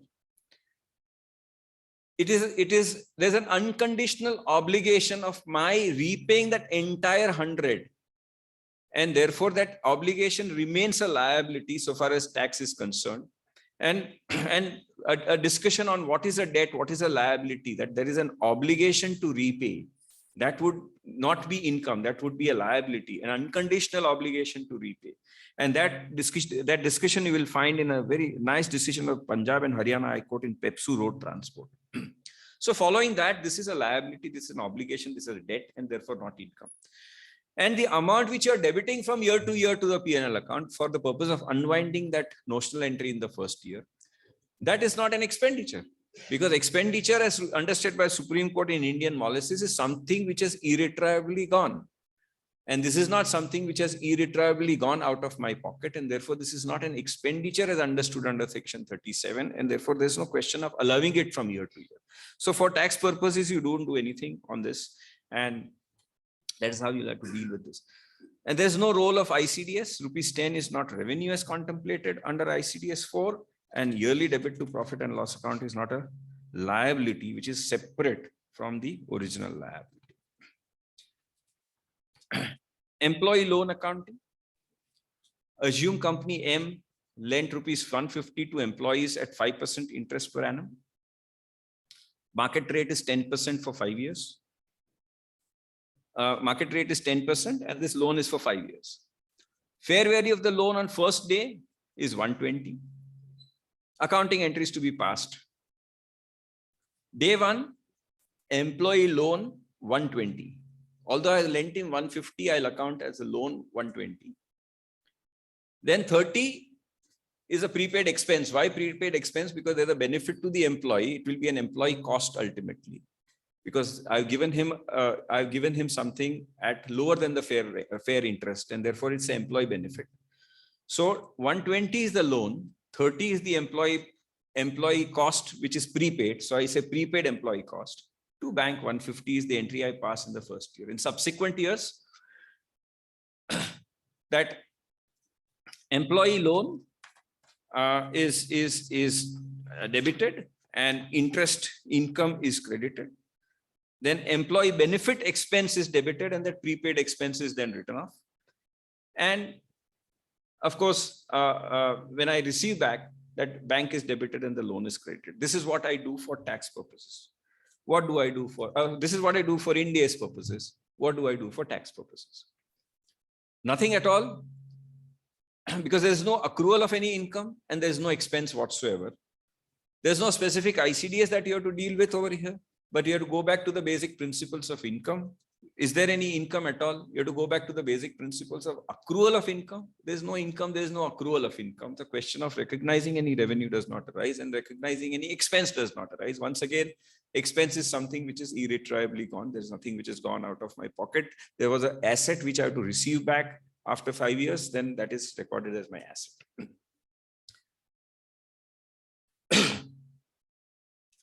Then, how much time we have? 10 minutes, okay. Long-term bonds. Now, under Ind-AS, assume long-term bonds held as investments are recognized as amortized cost using effective interest rate. Now, effective interest rate is arrived at after considering market interest and discount of premium. Accordingly, for ICDS, you'll have to really analyze that whole thing into different parts. So, the effective interest rate will have two elements: market interest and the discount of premium. Market interest will have a part which is actual interest and the difference between the actual interest and the market interest. And of course, there's a discount or a premium. So far as tax is concerned, you are really concerned with actual interest. So you will recognize the actual interest by applying ICDS 4, and you will pay tax on that amount of actual interest on accrual basis or receipt basis, whichever you are following. Accrual basis, because ICDS will not apply to receipt basis. So far as the difference is concerned, although you have recognized that so far as Ind-AS is concerned, that difference between the market rate of interest and the actual rate of interest will have to be reversed for tax purposes. That takes you to the question of discount and premium. How do you deal with discount and premium? You have ICDS 4, which deals with revenue recognition. It has para 8, subparagraph 3, which says discount of premium on debt securities is treated as though it were accruing over a period of maturity. So like it says, like this ICDS 4, which says that interest accrues on time basis, it also says discount and premium accrues on time basis. But does it therefore mean that discount and premium is always to be considered in the nature of interest and therefore always to be considered in the nature of income and therefore account for it on time basis? The answer is no. Whether something is receipt, some receipt is revenue or capital has to be decided on the first principles. ICDS does not govern something, does not decide whether that item of receipt is revenue or capital. It only says as to when it will accrue because it is under 145. It only says when it will accrue. So it says discount and premium will accrue over a period of time. Fair enough. It will accrue over a period of time, but is it capital or revenue? Does not it? This ICDS does not govern whether it's capital or revenue. It only says that it has to be on time. So therefore, to decide whether it's capital or revenue, you go back once again to your basics. And is discount in the nature of interest or is discount or premium in the nature of capital receipt? Is something which will have to be found out based on the old decisions on deep discount bonds, where you have the classic House of Lords decision reported in 12 ITR, Lomax versus Peter Dixon, which says that if the amount of premium is disguised interest, then it is interest. But if that amount of premium is over and above the market rate of interest, then it is capital. So therefore, if this premium is over and above the market rate of interest, it would still remain to be capital. And capital would therefore mean that at the time when that bond is redeemed, at that time there'll be capital gain because that redemption amounts to a repurchase and therefore it's a transfer. And on transfer, there will be capital gain. You pay capital gains tax on it. But it will not be regarded as income. There are different views on this subject because of the board circulars on deep discount bond, etc. We don't get into that controversy. But so far as tax is concerned, discount and premium. So therefore, the point is, Ind-AS will deal with the effective interest rate as one element. When you sit down to make the return of income, you'll have to analyze it into three parts, dissect it into three parts, and on the actual amount of interest, offer it for tax. On the difference between market rate of interest and that actual, just ignore it or reverse it. And so far as discount and premium is concerned, take your call whether it's capital or revenue and accordingly deal with it. Redeemable preference shares. Assume company A issued 5% redeemable preference shares of face value of 100 on 1st April 19. Ind-AS is applicable from 1st April 21 for that company. Effective interest rate is 10%. Assume 80 is the present value on the transition date. Under AS, rupees 100 was shown as part of share capital. Under Ind-AS, since there is a contractual obligation to pay dividend and redemption amounts, the same is treated as a financial liability to be measured at amortized cost. So accordingly, on the date of transition, company A passes this entry. So it removes it from capital and recognizes a financial liability. So preference share, redeemable preference share is considered as a financial liability. And that is recorded at 80 at its present value, and the balance is transferred to other equity. On subsequent measurement, company A to measure financial liability at amortized cost by using effective interest rate method, whereby company A would pass the following entries: interest expense and financial liability to cash. Therefore, effectively, the financial liability increased by rupees 4, such that at the end of the tenure, the liability would be reflected at 100. This interest expense of 9, which we saw in the first entry, has therefore two elements: the coupon, which is the dividend, and the amortized amount of discount or premium on redemption. So dividend obviously is something which is not an allowable expense and therefore not allowed. And discount or premium on redemption of preference shares is once again an item on capital account and it won't be allowed to. So normal tax, no impact on date of transition. Even on subsequent measurement, there'll be no impact on account of effective interest rate. Actual dividend on preference shares is not allowable. For MAT purposes, since rupees 20 is adjusted in other equity on conversion date, it will be entirely liable to MAT over 5 years, no exception. However, actual dividend paid or declared to be adjusted An interest expense of 9 includes dividend of ₹5. Dividend will not be allowed for MAT purposes. This is brought out in the CBDC circular number so-and-so, question number 8. Something on forward contracts on firm commitments. Forward contracts on firm commitments, so far as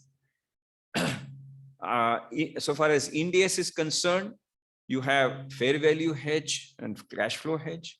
So far as ICDS is concerned, it tells you that, look, you recognize you recognize all your premiums, discount, and exchange differences on contracts entered into to hedge the foreign currency risk of firm commitments only at the time of settlement. So if there is only a firm commitment, there is no underlying transaction which has happened. There's no underlying debtors or creditors. Then all the forward contracts for such firm commitments will have to be recorded only at the time of settlement and not at the time of not the way the Ind-AS wants you to provide for it at the year end. Now, I'll not get into the details of this entry for the want of time, but all the example really here shows that if a particular forward contract is broken into 2 years, and the first year on 31st March, you tend to make a provision or you recognize an income based upon the spot price and the forward price. If you do that, then for tax purposes, because there is no underlying, this is only a transaction for firm commitment, you do not either, if it's a loss, you don't claim it. If it's a gain, you don't offer it. You offer the gain or claim a loss only at the time of settlement. That is brought out very clearly in ICDS relating to foreign exchange.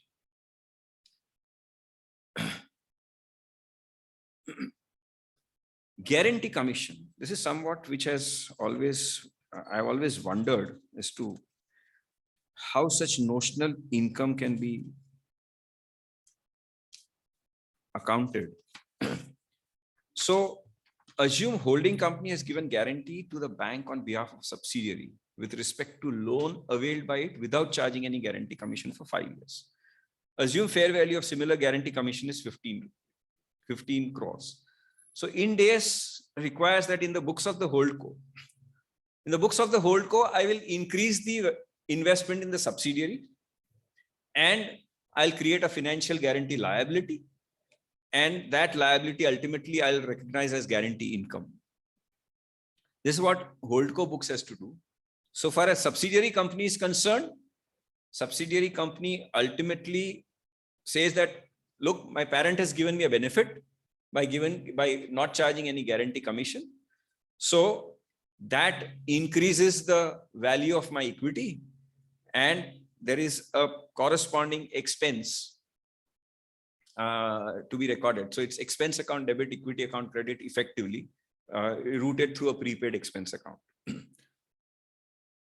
For normal tax, once again, go back to your basics.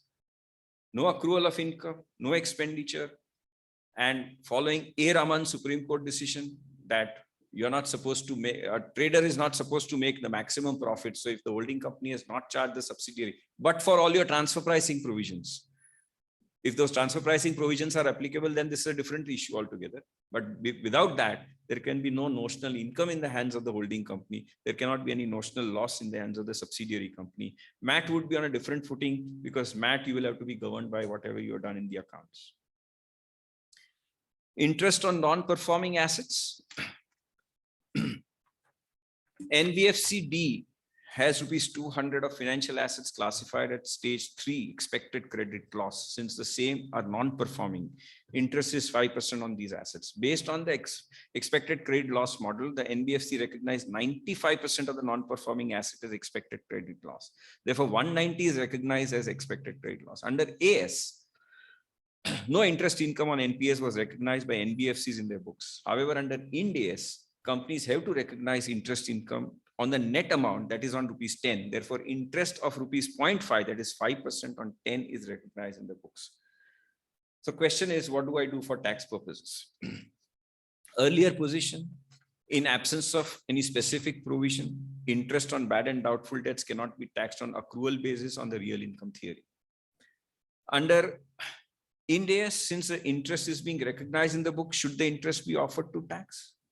from 2021 onwards, your section 43D as amended to include NBFCs and tax their income in the year in which it is credited to the profit and loss account or when it is received. So here you have 43D, which deals with public financial institutions, state financial institutions, etc., including certain NBFCs, where if you're credited to your profit and loss account, you recognize this as your income. If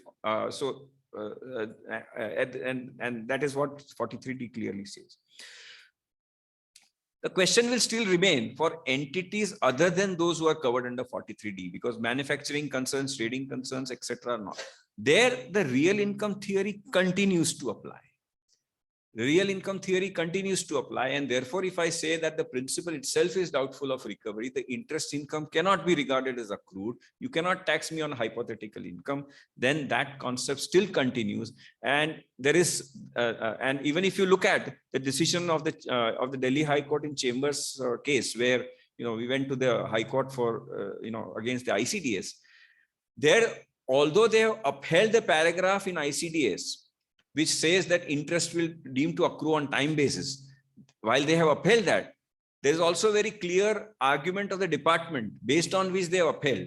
They're saying that, look, if you recognize the income and write it off as a bad debts, we are going to allow in year one.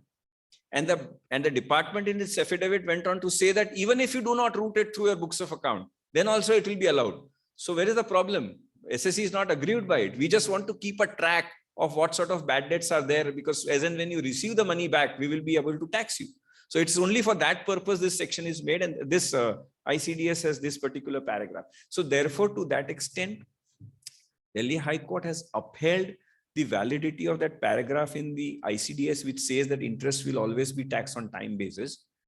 But that does not take away the real income theory, that if the principal itself is doubtful of recovery, there is no accrual, you cannot tax me on hypothetical income. I think this is the last one, property, plant and equipment deferred payment. April 1, 2018, a plant is purchased at ₹100 with payment terms being 2 equal installments of 50 over a 2-year period. Payments are to be made on 31st March 19 and 20. Implicit interest rate is 5% per annum. What would be the accounting treatment of plant purchase? In the above illustrations also, the above illustration also applies to inventory. So measure the plant at cost. It is a cash price equivalent to the equivalent at the recognition date. If the payment is deferred beyond the normal credit terms, difference between the cash price equivalent and total payment is recognized as interest. So actual cash flows is 50-50 in 2 years, and the present value is therefore 93. and by doing that, you come to the at finance cost of 5%, you come to the closing balance of 0. So entries that you will pass is plant only 93, creditor 93, interest debit creditor, creditor debit to bank. So this is how you are going to account for it. So far as tax is concerned, actual cost 43.1, ICDS 5, it uses the word actual cost, whether 93, which is a present value, should be added to the cost of fixed asset, or whether the full amount should be treated as the value of the fixed asset. To my mind, it has to be the full amount and not 93. And interest debited to the profit and loss account will be allowed? Answer is no. You will have to ignore these entries for the purposes of tax. The actual cost will be the full cost of 100. Well, friends, I thought I'll share some of the illustrations that we had made in our office, where ICDS, Ind-AS both are involved. There are several other instances where ICDS is absent and you really do not have fair amount of guidance as to what do you do for tax purposes. If there are any questions, I'll be happy to take it. Otherwise, thank you very much for your patience here.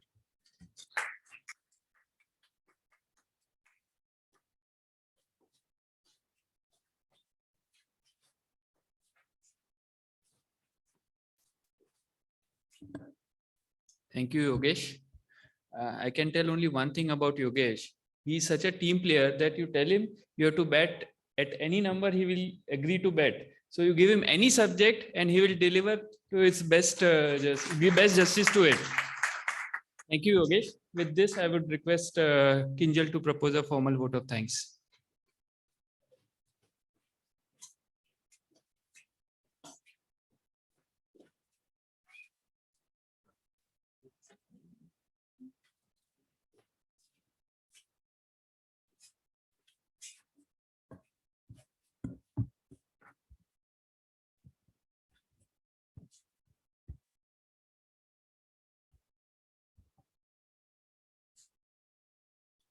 Friends, it is always a pleasurable task to the kind of googly that Yogesh Bhai first throws in terms of the complexity of the subject, and then he can deal with it with such a ease that we would scratch our heads, was there any complexity in the subject? But let us all admit that even in the post-lunch session, the kind of questions he has posed before us has kept the audience awake, and he has delivered to the satisfaction of all of us. Yogesh Bhai, it was indeed very pleasurable to have you here, and the way you have dealt with the most complex subject covering the Ind-AS, the ICDS, and the complexity of the accounting standards. We are indeed delighted and propose a well-deserved vote of thanks on behalf of all these 6 organizations, and request all the members to give a loud round of applause. Friends, we will immediately start the next session in 2 minutes. Please be seated.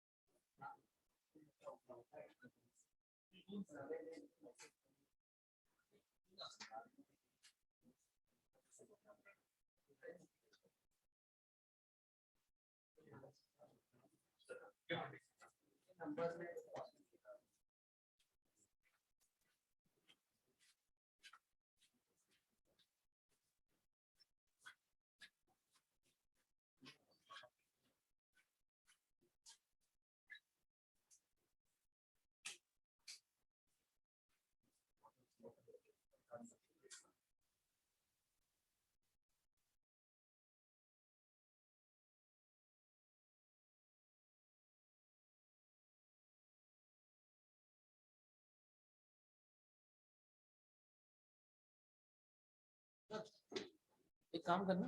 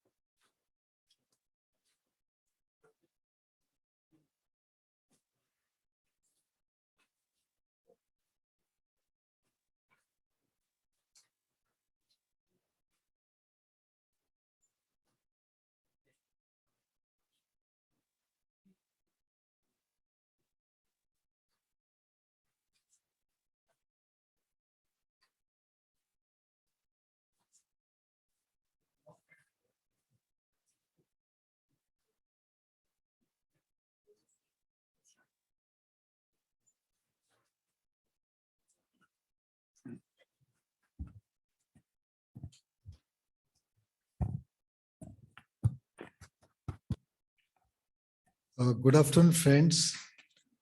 Welcome to the last session of the day one of this Taxcon, which is hybrid. And according to the name hybrid, we have one panelist and moderator in physical mode and two of the panelists on virtual mode. And I welcome all the three panelists and moderator to this Taxcon. I will briefly introduce the panelist as well as moderator. Though their biodatas are given, the profiles are given in the book, I'll just like to say a few words for them. Firstly, I'll introduce Shri Saurabh Soparkar. He has passed his BCom examinations from Gujarat University, securing first rank in the paper of accounting and auditing.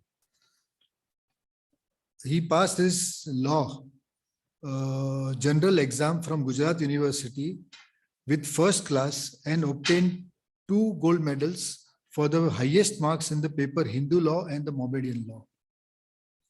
He also passed his LLB special exam from Gujarat University in April 1980 with first class. He passed his intermediate examination of ICAI in November 1978 and secured 3rd rank all over India basis and first in the state of Gujarat. He passed his final examination of Institute in November 1980 and secured 3rd rank all over India and first rank in the state of Gujarat. He was awarded prizes for the highest marks in the paper of company law. He has been practicing as an advocate before the Gujarat High Court and the Income Tax Appellate Tribunal in Ahmedabad since 1981. He has been standing counsel for the Income Tax Department for the period of 3 years from 1986 to 1989 for the state of Gujarat. He was a visiting faculty at IIM Ahmedabad on the subject of corporate tax planning and legal aspects of business for about 22 years up to 2009. He is member of the Board of Governors of CEPT University, Ahmedabad University, Ahmedabad Education Society. He was past president of Income Tax Appellate Tribunal Bar Association, Ahmedabad. With these words, I welcome Shri Saurabh Bhai to this august gathering. I will now introduce Mr. V. Raghuraman. He is a designated senior advocate, a chartered accountant, cost accountant, and company secretary, and has been had illustrious academic record, securing ranks at all the examinations. First rank in BCom, 38th rank as intermediate CA level, 24th rank in CA final, second rank in ICWA inter, 25th rank as ICWA final. His area of specialization includes taxation, FEMA, and other allied subjects. He has been practicing for over 3 decades before Supreme Court, High Court, and tribunals. He has authored books on landmark international VAT decisions and its relevance to Indian GST, published by International Publishing House, Walters and Kluwer. GST and Indirect Tax Demystified, published by Commercial Law Practice Publishers. I welcome Shri V. Raghuramanan with these words. Now I would like to introduce Shri Himanshu Kishnadwala, who is with us over here. By qualification, he is BCom, DCM, and chartered accountant, securing ranks at both inter and final CA level. He is a senior partner with C&K Associates, LLP, chartered accountants, having offices at Vadodara, Chennai, Bangalore, Delhi, and an overseas office at Dubai. He was an ex-senior lecturer in accountancy and computer systems at Narsi Munji College of Commerce and Economics from June 1986 to November 2000. He co-authored various books of accountancy and financial management from FIJC to TY BCom. Sir, we have read some of your books and cleared our examination. He is also involved with Institute of Chartered Accountants of India for various subjects. He is member Shield Panel, ICI and ICI Awards for Excellence in Financial Reporting. He was president of BCS in 2006-07. Compiler of the column from published accounts, appearing monthly in BCA Journal since more than 25 years. He has delivered lectures at various seminars, conferences, and presented papers and written articles for ICAI, BCAS, CTC, IFAC, and many other organizations on the subjects of accounting standards, auditing, etc. He has also conducted training for CAG and corporates. With these words, I welcome Shri Himanshu Kishnadwala. And to moderate this session, we have a very good old friend, Shri Vipul Joshi, who is BCom Chartered Accountant and Law Graduate. He has been practicing as tax advocate since 25 years and is appearing before Income Tax Appellate Tribunal and High Courts. For sales tax, he was associated with his father, late Shri B.C. Joshi, advocate, and for direct taxes, he was associated with the chamber of late Shri V.H. Patil for almost 10 years. He was president of the Chamber of Tax Consultants, one of the oldest bodies in the city of Mumbai, for the year 2006-07. He was chairman of All India Federation of Tax Practitioners for the year 2014 and 15. Mr. Joshi has presented papers and given lectures at various seminars in and outside Bombay, conducted by various professionals and other organizations. He regularly contributes articles, case studies for many professional magazines, journals, and newspapers. we welcome you, Shri Vipul Bhai Joshi. With these few words, I would first like to present memento to Shri Himanshu Bhai Kishnadwala, and I'll request Mr. Sunil Khushlani to do the honors.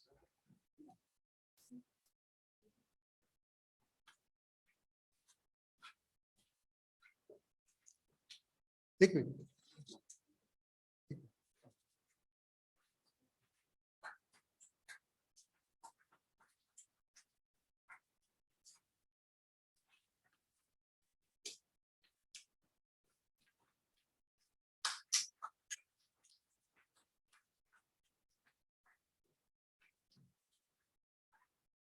Now, Sunil Bhai will present a memento to Vipul Bhai Joshi.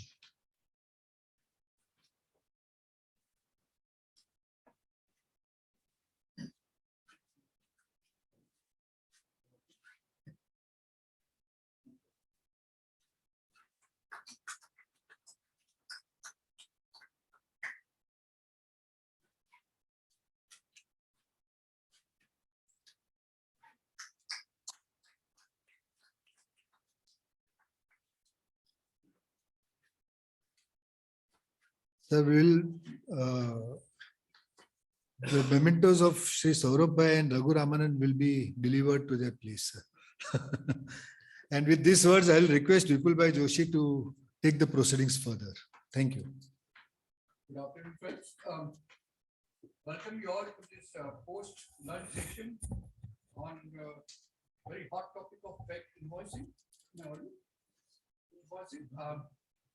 Now, friend, the fake invoice is the flavor of the day, or should I say flavor of the season.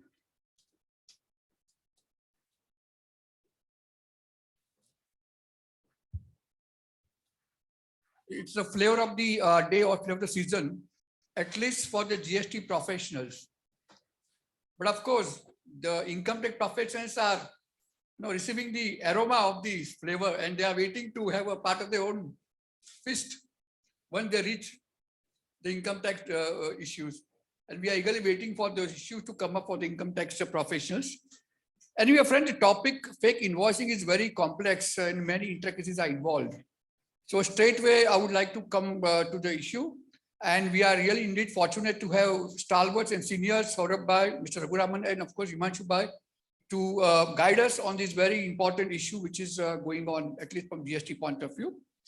And in order to have meaningful and focused discussion within a limited time of 2 hours, I would just have some clarification that all posers and discussion will be only from the point of view of fake invoicing phenomenon as understood under GST Act, unless of course otherwise clarified. And we'll start with GST because that is the fountainhead of the entire this development, followed by the perspective from income tax and from the perspective of accounts and auditing.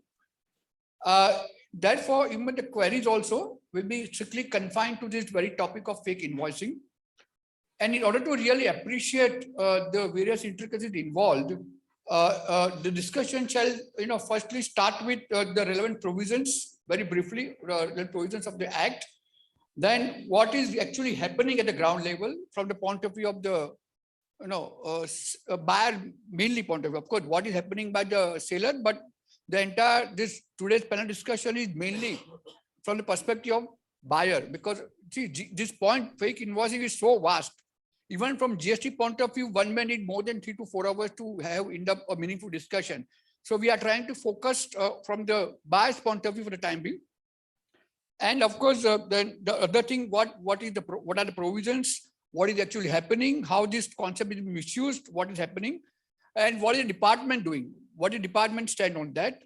Then next is what the court is doing. What is the point of view of the court on this point? And of course, lastly, what is the point of view of the learned panelists on the entire episode? And of course, lastly, what are remedies and precautions to be taken? So I request all the participants also to reserve the queries till all the panelists have finished their talk.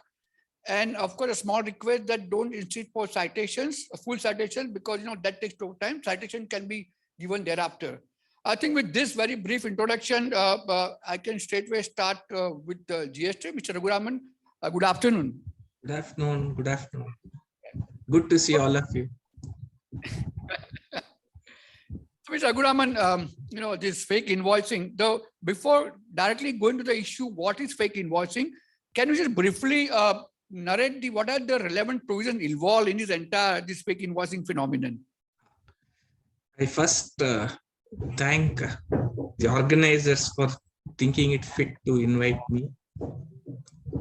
The list of organizers is of course quite big: WIRC, CTC, BCA, AIFTP, the whole range of people, the heavyweights from Western region or the whole of India, as you can say. Coming to this fake invoicing, let me define it this way. It simply means this. There are two types of transactions which normally, amongst many which are penalized to the GST. You remove goods and you don't have a invoice. We're not talking about that. You have an invoice which is not backed by goods or services. We're talking about that in this session. So our focus will be where we just keep on issuing invoices. It's not backed by goods or it's not backed by services. Now, this is obviously seen in any tax jurisdiction as fit to be not only penalized but prosecuted also, because it simply means a fraudulent intention to either pass on credit or for any other motive which all of us will know. And therefore, you have stringent provisions in the tax laws, especially GST. What are those stringent provisions? I will not go each one of them. I'll just touch upon the major ones. You face the risk of cancellation of your registration itself because of this. If you look at section 29 and read with rule 21, you risk cancellation of registration. You risk running a penalty under section 122 up to 100% of the amounts involved. Section 132 makes you open to prosecution with a maximum incarceration of 5 years. We will deal with this, whether it's serious enough or not serious enough, but 5 years doesn't seem very long. If you ask a criminal advocate today, 5 years, they'll say that's all. 132 is that. Then, if the officers have reason to believe that these transactions are happening, 67, inspection, search, seizure, etc. And 69, which is what probably is worrying all of us, is the power to arrest. Broadly, these will be the provisions which cover fake invoicing. In other words, leaving aside input tax credit loss, which comes under section 16, where you may not even get the credit because it's not backed by receipt of goods. That is one aspect of it. The other aspect of it is that it's open to inspection, search, seizure, arrest, penalty proceedings, demand of tax, if any, under 73 and 74. This will come mostly under 74 because it involves fraud, intention to evade payment of taxes. 122 penalty, 132 prosecution. As also, finally, cancellation of registration itself under section 29, read with rule 21. So broadly, if you see, a fake invoicing covers a whole host of range of provisions, starting from registration with input tax credit, penalty, prosecution, demand for tax. So there is, and if you look at, let us assume a fake invoicing is also coupled with interception of the goods in transit. Then section 129 and 130, as the case maybe, will also come into play. 129 for not carrying the documents. 130 if only if this confiscation is involved. In these cases, typically, it may not get involved. So this will be the gamut of provisions that are there in the GST section. So, no, basically for fake invoicing, what type of, what actual provisions are being contravened? Now we come to fake invoicing. So what are the provisions for seeking input tax credit or the reversal of input tax credits or, the refund, and how these provisions are being misused by these fake invoicers, should I say that? It runs like this. One is under section 16, if you receive invoices and it's not backed by goods or services. Obviously, one of the criterion that is specified in section 16 subclause 2, subsection 2 is very clear that your credit, one of the conditions for the credit should be that you should have received the goods and services. Here, there is no receipt of goods or services at all. So the precondition for availment of credit under section 16 is not there. That is one. When I talk of cancellation of registration, it's very clear the provisions itself provide for cancellation of registration because you're indulging in such an activity. That is 29 read with rule 21. Now, if you have not reversed the credit, let us say it is lying in your books, you're open to action under section 74, which says that the input tax credit which has been availed or utilized as the case may be wrongly can be recovered. That is 74. Then you look at a penalty provisions where penalty is invited for these kind of actions, issuing invoice without any goods or services. That goes up to 100%, not only for the person who has done it, but also the beneficiary of this. Section 122 covers both of them, or all of them, whoever is involved here. Go to 132, prosecution provisions are there, which of course is done in the criminal court or the economic offences court, as they call it. That is also possible, and depending on the tax that is evaded, so as to say, the imprisonment can go up to 5 years. So this is what I meant are the provisions that cover your fake invoicing, and they're fairly serious. So come to think of it, from where this term fake invoice comes? It is not in the act, but some circular of note. But from the term fake invoice, quite attractive, quite interesting concept. In fact, get this phrase. The circular uses the term circular trading. The fake invoice is nowhere to be found either in the act or in the any of. Yeah, you're right. It's a colloquial terminology.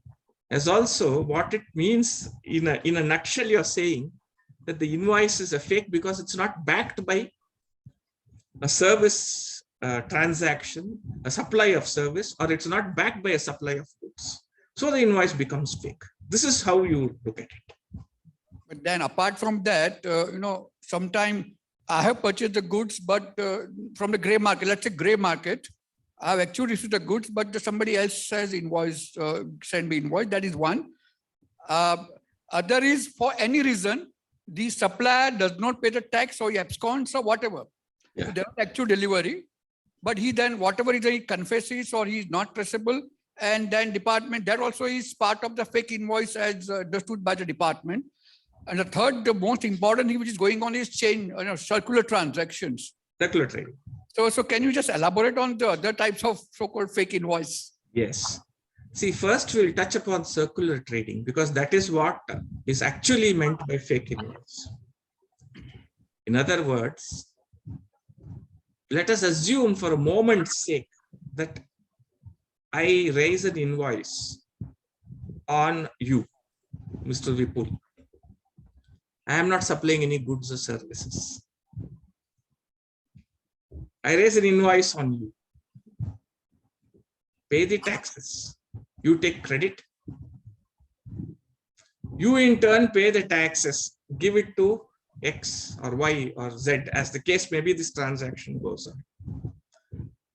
Essentially, you are creating invoices which is not at all backed by any supply of goods or services. For several purposes, you may want to do it for whatever it is. Essentially, it could be for funding something, generating cash, whatever it is. These transactions are called circular trading because they go in a circle. You take credit, you expunge. You take, the next man takes credit, he expunges. Third man takes credit, he expunges. And it goes on till it stops somewhere. Now, this could be for the benefit of either me, or it could be with the benefit of some other person. This is what you call as typically as fake invoicing and circular trading. The other types, in my opinion, are not this. In my humble opinion, the other things are not fake invoicing, but they are getting clubbed conveniently so that the department can go and argue. This is fake invoicing. And the moment you say fake invoicing in the court of law, immediately the judge thinks it is this. It is not so. The other types of transactions would be where I buy a service. Let us assume that I supply an invoice to you, render certain services. You have taken the credit. I don't pay the tax. So what happens to Mr. Vipul Joshi? Does he lose the credit? Now, if you look at a literal reading of section 16(2), subclass C, it would tell you that if the supplier does not pay the credit, the person who receives the goods or services is not entitled to input tax. Now, in addition to this, they've added some more woes for the person who takes the credit. In this budget, you will see they say that I should upload the documents. I should upload my statement. If I don't upload it, Vipulji will lose his credit. Now, here is where you have had what I would say a lot of litigation. This is not circular trading. Let me tell you this. This is simply non-payment of taxes by the supplier or loading of the invoices by this. This is not fake invoicing. This is not circular trading. So let's get that out. And therefore, you have several case laws. If you permit me, I could discuss this case laws now or any other time when you think it is appropriate. Should I do it now, sir? So only one thing, two things. One is the supplier really has not paid tax, admittedly, for example. Admittedly has not. What is the liability of the buyer? And second thing, supplier, I mean, whatever bit of Form 3B and whatever all documents are there showing the payment has been made, but somehow it is a claim of department, the supplier has confessed or whatever. So case A, where supplier has really admittedly not paid tax, what is the liability of the buyer? Second thing, my all payments are getting reflected in Form 3B, GSTR 3B and 2A, all these forms are there, all the supporting documents are there, but department claims that the supplier admitted that he has not paid a tax or he is not traceable. Yes. Now, in these two cases, what are the liability of the buyer? Yes. So let's take the first example where I don't pay the tax and your credit is in jeopardy because of section 16(2), subclass C. And the newly introduced section 41, which is proposed in the budget. These two. Now, there is a simple legal maxim, lex non cogit impossibilia. Unless you and me are hand in glove with each other, the question of denying you credit cannot arise because you have done what all has to be done. For example, you have paid me the amounts with taxes. You got an invoice in your possession. You have received the services or the goods as the case may be. And therefore, expecting you to do more than this would be virtually impossible. This is what the Delhi High Court said in Arise India's case. And this was, I think the SLP against this was dismissed by the Supreme Court. Now, there is a dichotomy of view whether input tax credit is a concession or it is not a concession. Now, as far as Mr. Vipul is concerned, as far as this issue goes, if you have done whatever you can do and whatever maximum that you could do, the question of denying you credit, in my opinion, does not arise. And therefore, section 16(2)(c) will have to be read down to only cover those situations where Mr. Vipul and Raghuraman are hand in glove in evasion of taxes. This is to answer the first part of the question. The second part will be a case where, let us assume that I have not paid my taxes at all. Now, would you know or would you not know is the question. If you have purchased something from me, let me tell you, this is where I probably differ with the department, and it is this. The tax recovery or not giving of credit is transaction based. It cannot be supplier based. Let me be very clear with you on this. Let me give you an example. Let us assume I am raising an invoice on Vipulji. I am not paying the taxes.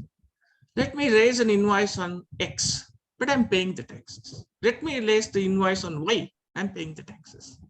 Another 4 cases I have not paid the taxes. You cannot blacklist and deny credit for all based on the fact that I am defaulting.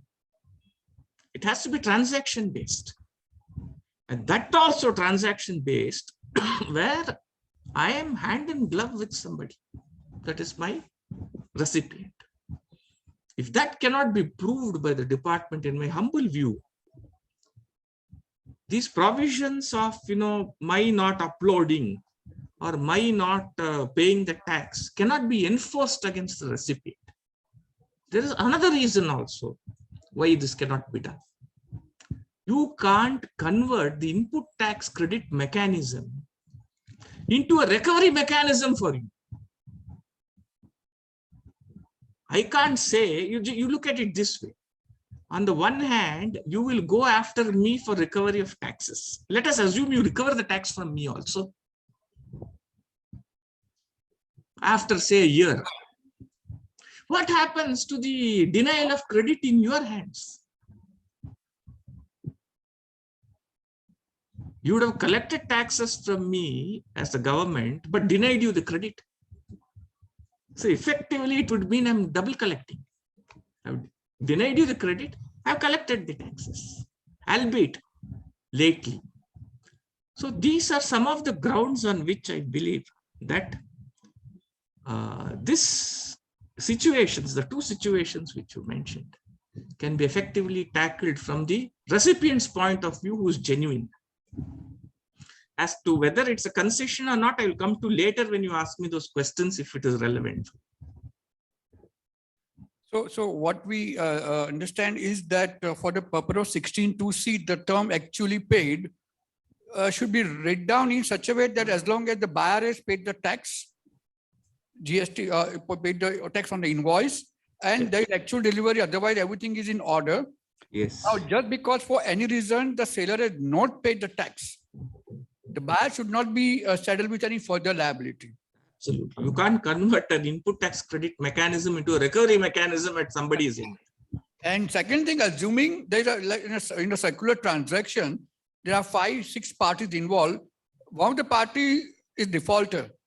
Now the department, what is your take when department is trying to seek to recover tax from everybody?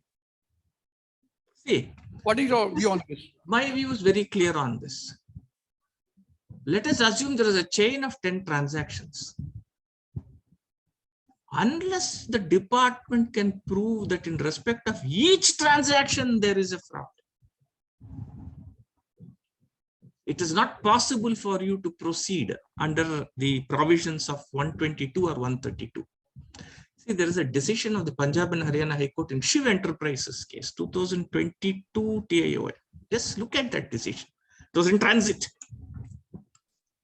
where the department tries to tell that this particular supplier is suspect, but doesn't question the genuineness of the transaction. This is what it. So in Shiv Enterprises, the Punjab and Haryana High Court says, no, my friend, you can't expect the recipient who's genuine to know whether the supplier has defaulted elsewhere. You have to only inquire and see whether this particular transaction is genuine or not. That inquiry you can do. You can't stretch it beyond that.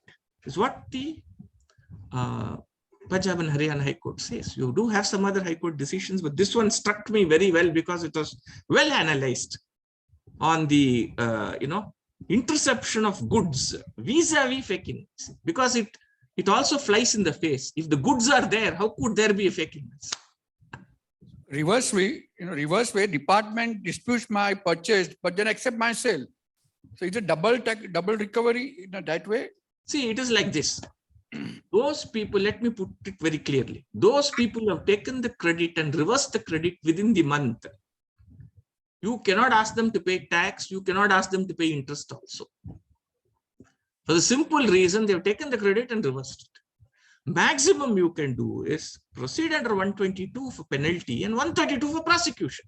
That if you prove that it is a fake. And the other aspect of your question which you made, based on a statement, see, I have not understood this at all. Based on the statement that I have recovered from, I have taken from somebody, can I conclude that he has done something? Please understand that under the GST law, under section 136, the statement is relevant. As simple as that. Statement is relevant, it has to be proved. And unless it is proved, the question of the statement being a confession and therefore need not be proved doesn't arise. Because the GST law says the statement is relevant. And if you look at several decisions of the courts, Punjab and Haryana court, in terms of section 9 of the Central Excise Act, they very clearly say if a statement is relevant, it has to still be proved in a court of law. And therefore, the ground that a statement is the basis of hanging the person or prosecuting him, I think I beg to differ with that view, because these terminologies have a specific meaning in criminal law. Relevancy of statement and proving the statement are something which are completely different. So what is happening at ground reality, you must be aware that all tax terrorism or excessive arrest and using of section 70-74 route to extract confession and payment. What is your view on this? Because that is, I think, what actually happening at ground level. At the ground level, what is happening is highly objectionable, because in spite of the Bombay High Court telling the department repeatedly, not once, the Gujarat High Court also, this is not a GST's recovery of taxes, not an imprisonment statute. So recovery of taxes is your main. And you have so many decisions in Karnataka High Court also where, I was myself witness to the arguments. 1 AM tax is recovered. And we are told by the department that it is a voluntary payment at 1 AM. Who would do a voluntary payment at 1 AM? Now, why this happens is because you have not put in adequate measures to control the usage of section 69. Section 69, as pointed out by the Andhra Pradesh High Court itself in Ramana Reddy's case, is inadequate, is poorly drafted, and has a lot of gaps. in my opinion, the safeguards that are there under the CRPC should be read into section 69. For example, CRPC and the IPC and all those safeguards that are there should be read in here. For example, if the person is cooperating with the investigation, there is no need for arrest. This is all well known in criminal law. But unfortunately, it is never used in the GST law. We need some clear-cut decisions which come down and give us that. Let me put it to you this way. Even cognizable offenses, 7 years and let us say dowry death happens. Even that, if the party is cooperating, the police carries out an investigation before they contemplate anything else. And if the persons are cooperating with the police, arrest is not done. And the maximum period of imprisonment in GST is only 5 years. So there's the question of calling it such a heinous crime that you should arrest him first and then recover the things. I've never heard of this procedure. If you look at all this, even the Supreme Court judgments in the erstwhile service tax, they have said, please do the assessments. Then you think of recovery. Don't recover and then think of doing assessment. I think this has to be rectified in the GST regime. Coming to the arrest, now that you have been a very serious concern, are there any guidelines or SOPs or ground rules as notified by the department?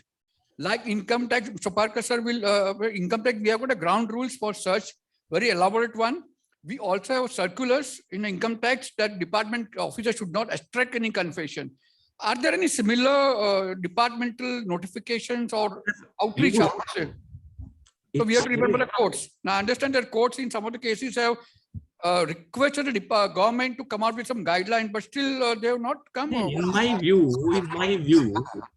the best way is to strike down section 69 as being very vague and contradictory, and sometimes as pointed out by the Andhra Pradesh High Court. And the safeguards, in my opinion, the safeguards in CRPC should be built into section 69. Even though, I'll tell you, this is an interesting topic. I did observe a Bombay High Court decision which was saying a special statute will prevail over a general statute, which is right.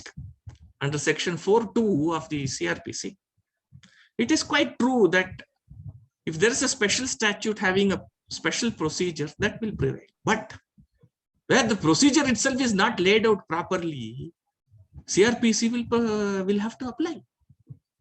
That should have been laid down in so many words, because you cannot have the citizens' rights of privacy being invaded by a loosely drafted section like section 69, and in spite of the government saying that the ease of doing business, this has become a method by which they recover the tax. Unfortunate, in service tax, it was not being done so much. In excise, it was being done selectively. Service tax, it took a little more, and GST, it has become rampant. So I think even in parallel can be drawn from income tax, where we have got guidelines for accepting. Here also, sir, what happened? CRPC, but I think they even, I think Gujarat High Court, some of the cases, the courts have directed the government to come up with guidelines, but they have not yet come. We don't require guidelines. Let me openly tell you, we require it in the statute.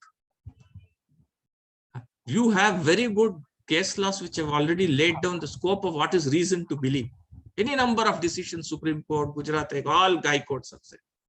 Now you have used the same terminology in GST also. Now nothing stops you from relying a clear-cut guidelines as to when you will arrest, when you will not arrest. What time you will take statements. For example, I'll give you a simple example. In the Customs and Excise law, they had specifically issued a circular very long back, more than 20 years back, specifically saying CEOs, CFOs will not be called for interrogation. Very simple. Do they follow it? No. Why? They want taxes to be paid first before you even doing an assessment. So GST law, there is a problem, and that problem has to be dealt with only by the High Courts. I think Some of the states in embed regime had some guidelines, as I recollect. VAT, sir, I'm telling Had you. some guidelines, like Every Maharashtra. state had guidelines. Even in the excise customs, there were clear-cut guidelines that you should not integrate so and so. Arrest should be the last option. You must try to, issue show cause notices. But these are all falling on deaf ears because of revenue pressures, as I may call it. Before I come to the last question of what are your suggestions and precautions to be taken, one more question before that. What are the liabilities of the intermediaries, like say broker, agent, transporter, or even chartered accountants, consultant? What are their liabilities now in new regime or GST regime? Because they're going relevance of income tax, because we have got similar provisions now in place in tax act as well. What I believe is, sir, is that largely CAs have got affected by this term abet. Abet, supposing I'm just giving professional consultancy to my client and filing his return, that is not abetting. Let's be clear.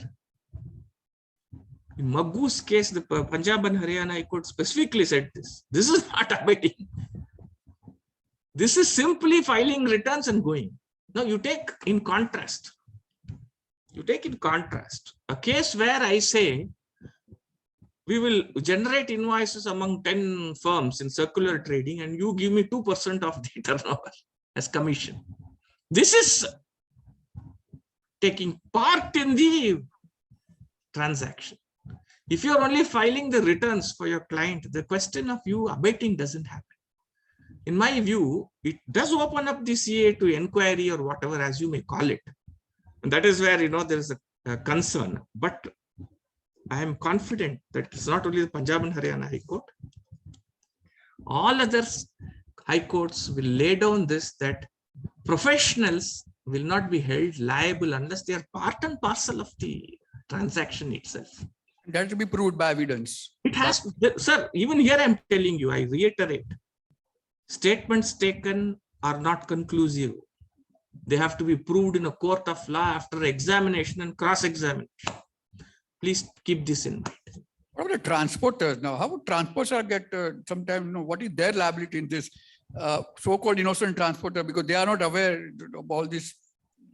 See, the transporters, what happens is invariably the transporter wants his goods to be released. So these important questions of law do not reach the high courts, in the sense the constitutional validity of 129, for example, or 130 doesn't reach the high court, in the sense both the person who supplies the goods or services, the recipient and the transporter, want it to be released first. But the fact of the matter is that unless you can prove that the transporter has done this willingly, the question of attracting any penalty on him, it does not arise. For example, if the transporter has not taken the invoice or the e-way bill, yes, he has also, like the supplier, defaulted in. He is open to a penalty. But seizing his truck and leaving it there and then auctioning it, as the new rule 144A says, I don't think that would be valid in law, and it has to be tested in the courts. So now last thing, all the fake invoicing thing, supply of service, how far it is, I think supply of service out of this net of fake invoicing phenomenon, or that can be roped in supply of service? See, let me tell you two things. One is, let us assume that I have supplied certain services, I have given an invoice to you, you have taken credit. Burden of proof, if you look at the Indian Evidence Act 101, specifically says the burden of proof is on the department or anybody who alleges. In this case, the department. If I allege that no supply of services has taken place from Raghuraman to Mr. Vipul Joshi, then the person who alleges has to prove. Now, what the department will do, they will rely on 106 of the Evidence Act to say, this is all within the special knowledge of these people, and therefore the burden of proof shifts. they will try to rely on section 155 of the CGST Act, which says burden of proof in terms of persons who avail the credit will be on the person who's availing the credit. This is what the department is going to do. I'm telling you in future, this is going to happen. But let me openly and clearly tell you this. None of these sections will apply to the GST Act, because the moment I have raised an invoice and you have paid me through banking channels, the burden of proof has been discharged. Then it will be for the department to then say that services are not at all involved in this. For that, they have to lay a factual background to it. Okay, Mr. Raghuraman, I think we'll come back soon. I'll move over to income tax. Mr. Good afternoon, sir. Soparkar, sir. Good afternoon. Good afternoon. Yes, sir. Welcome. I was pleasantly hearing learned discussion by Mr. Raghuraman. Thank you, sir. Thank you very much, sir. Sir, I'll be no 4-5 issues. I'm just in beginning. I'm saying 4-5 issues I want to touch. Okay. One is that how far the GST thing, this GST investigation report or whatever allegations are relevant for income tax. That is one. Number two, what is even income tax? What is happening at ground level? What the department is doing? What the courts are doing, and what is your personal take on this entire, addition under Income Tax Act, various sections they have been working. Third is, what are the consequences of the Income Tax Act? Basically, the addition, apart from additions, the penalty and prosecution. And last, of course, is the search provision. Of course, income tax, they are not so far, coming out heavily on the search, but, search has become very delicate issue nowadays. So just on this. First is, sir, what are the three types of transactions basically for income tax purpose, where there is a fake invoice, totally there is invoice without any supply of any goods or services, totally bogus claim of deduction.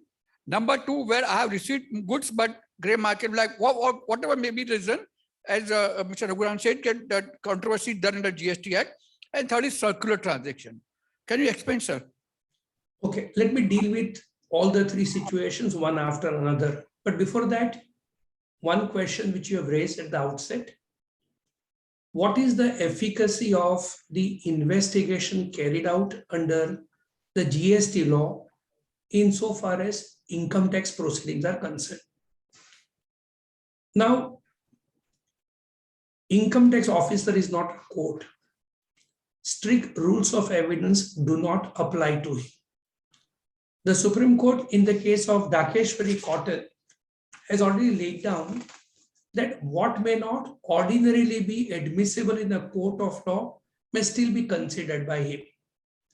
As to whether a piece of evidence is material or not really material will not have to be tested on the principle of the proof as is applicable under the law of evidence, because Evidence Act applies only to a court or a court proceedings. These are not court proceedings. Therefore, the report under the GST laws, or for that matter, under any other proceedings, would certainly be regarded as a piece of evidence. But that's an end of the matter. It's a piece of evidence which is not a conclusive piece of evidence. It's a material document. If in GST proceedings, SSC has lost, unless SSC produces additional evidence in income tax proceedings, which may have a bearing on determination of income, the revenue authorities may be entitled to take a view that this is the view taken in GST proceeding. Now that you are unable to take the matter any further by leading any other evidence, we would like to borrow this, not because it is a view taken by another authority which is binding, but that's a piece of evidence which is not refuted by you by leading any evidence. And therefore, if there is any proceeding against any other law which has attained finality, even then you may be entitled to take a view that it will not bind me, provided you are in a position to dispute it by leading adequate evidence. questions that arisen before the Gujarat High Court, whether on the basis of the proceedings which are taken by the VAT department, would reopening be permitted? Answer is yes. Gujarat High Court took the view you can reopen because it's a material piece of evidence. But then the matter arose at the second stage. Can you base your assessment on the basis of the VAT assessments? High Court said even VAT assessments have not become final. And if they have not become final, you can't bodily import those assessments to income tax assessments. This is so far as the binding effect of proceedings under the GST law, or for that matter, any other law under the Income Tax Act. Having said this, let's now go to the fake invoice. This is interesting. Saurabh, may I just intervene? Yeah, please go ahead.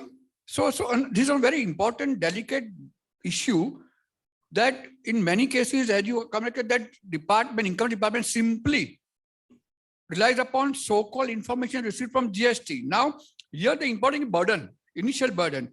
Now, is it so that apart from so-called alleged information coming to the knowledge of the assessing officer, under income tax, assessing officer still needs to do one step further, having applied his own independent mind, his own, then only he can, the ownership to the SSC, or of course, apart from that, he has to confront the SSC with the material, whatever he land upon, examination, cross other thing.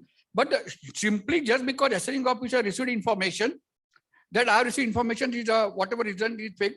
Now, at that point of time, whether assessing officer is supposed to do something more, what we, under 147, we have a concept borrowed satisfaction, and whether that concept we can even apply to GST receiving information. That no, you do first your own satisfaction, then only you confront. I'm saying one step further.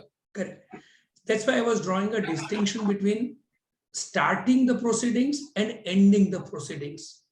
Satisfaction reached on the basis of the information received from any other authority to initiate proceeding is justified and upheld.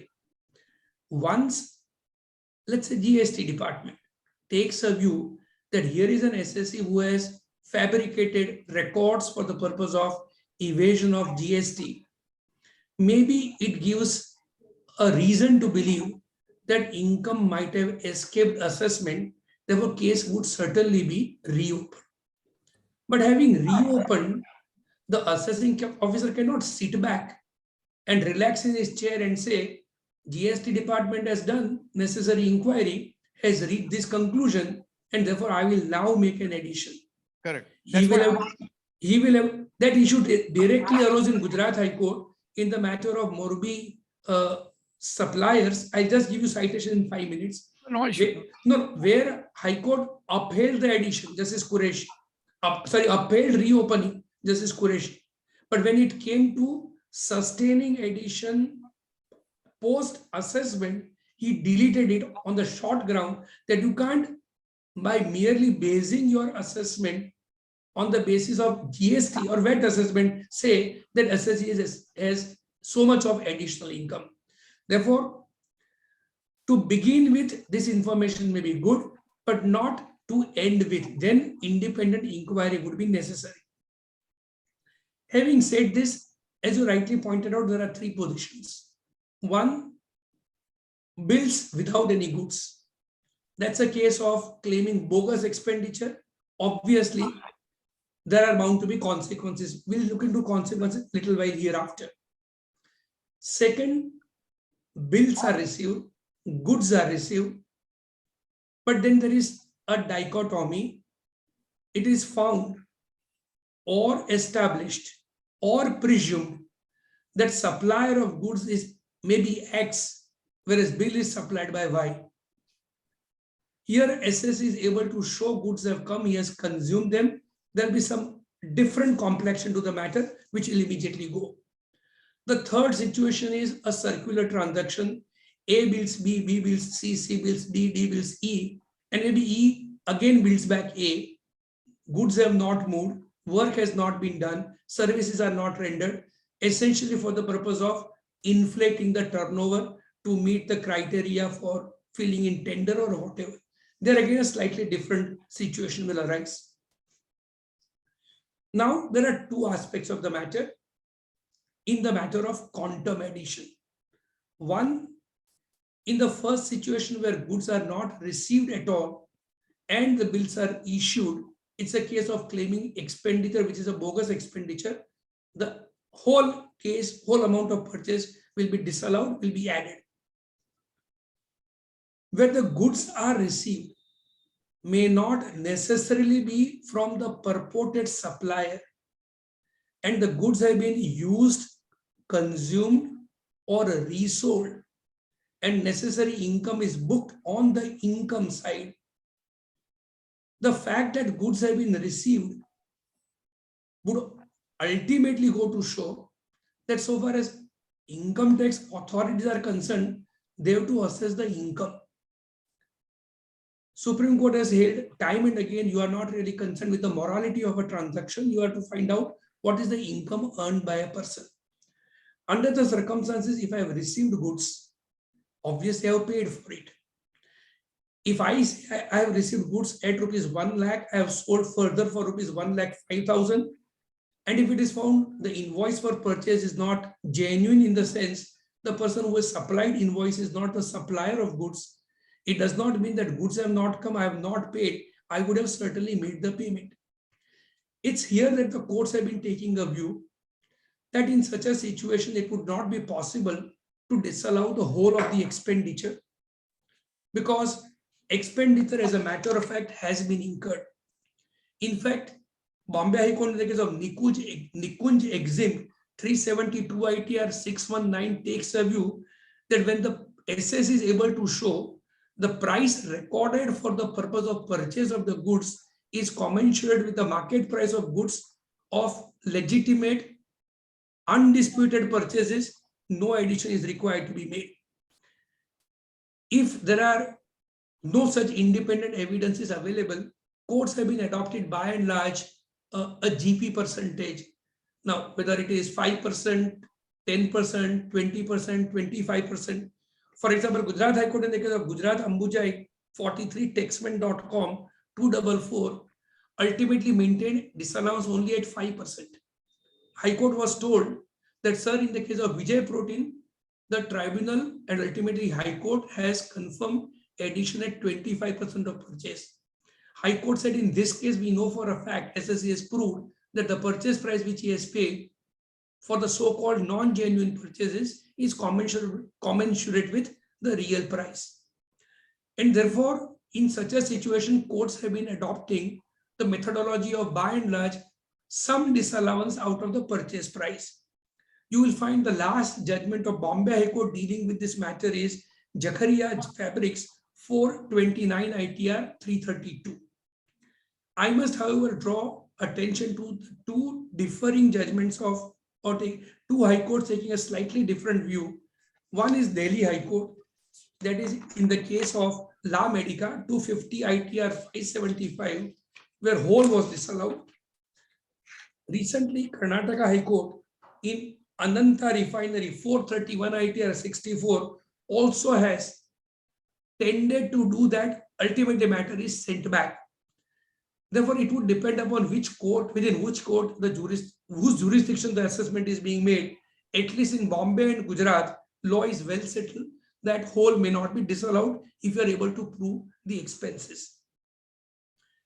There are two other sections to which I like to deal at this stage, 40A3 and 69C. I always wonder, how do you avoid invocation of section 40A3 when I say I have purchased goods not from A but from B or from someone else?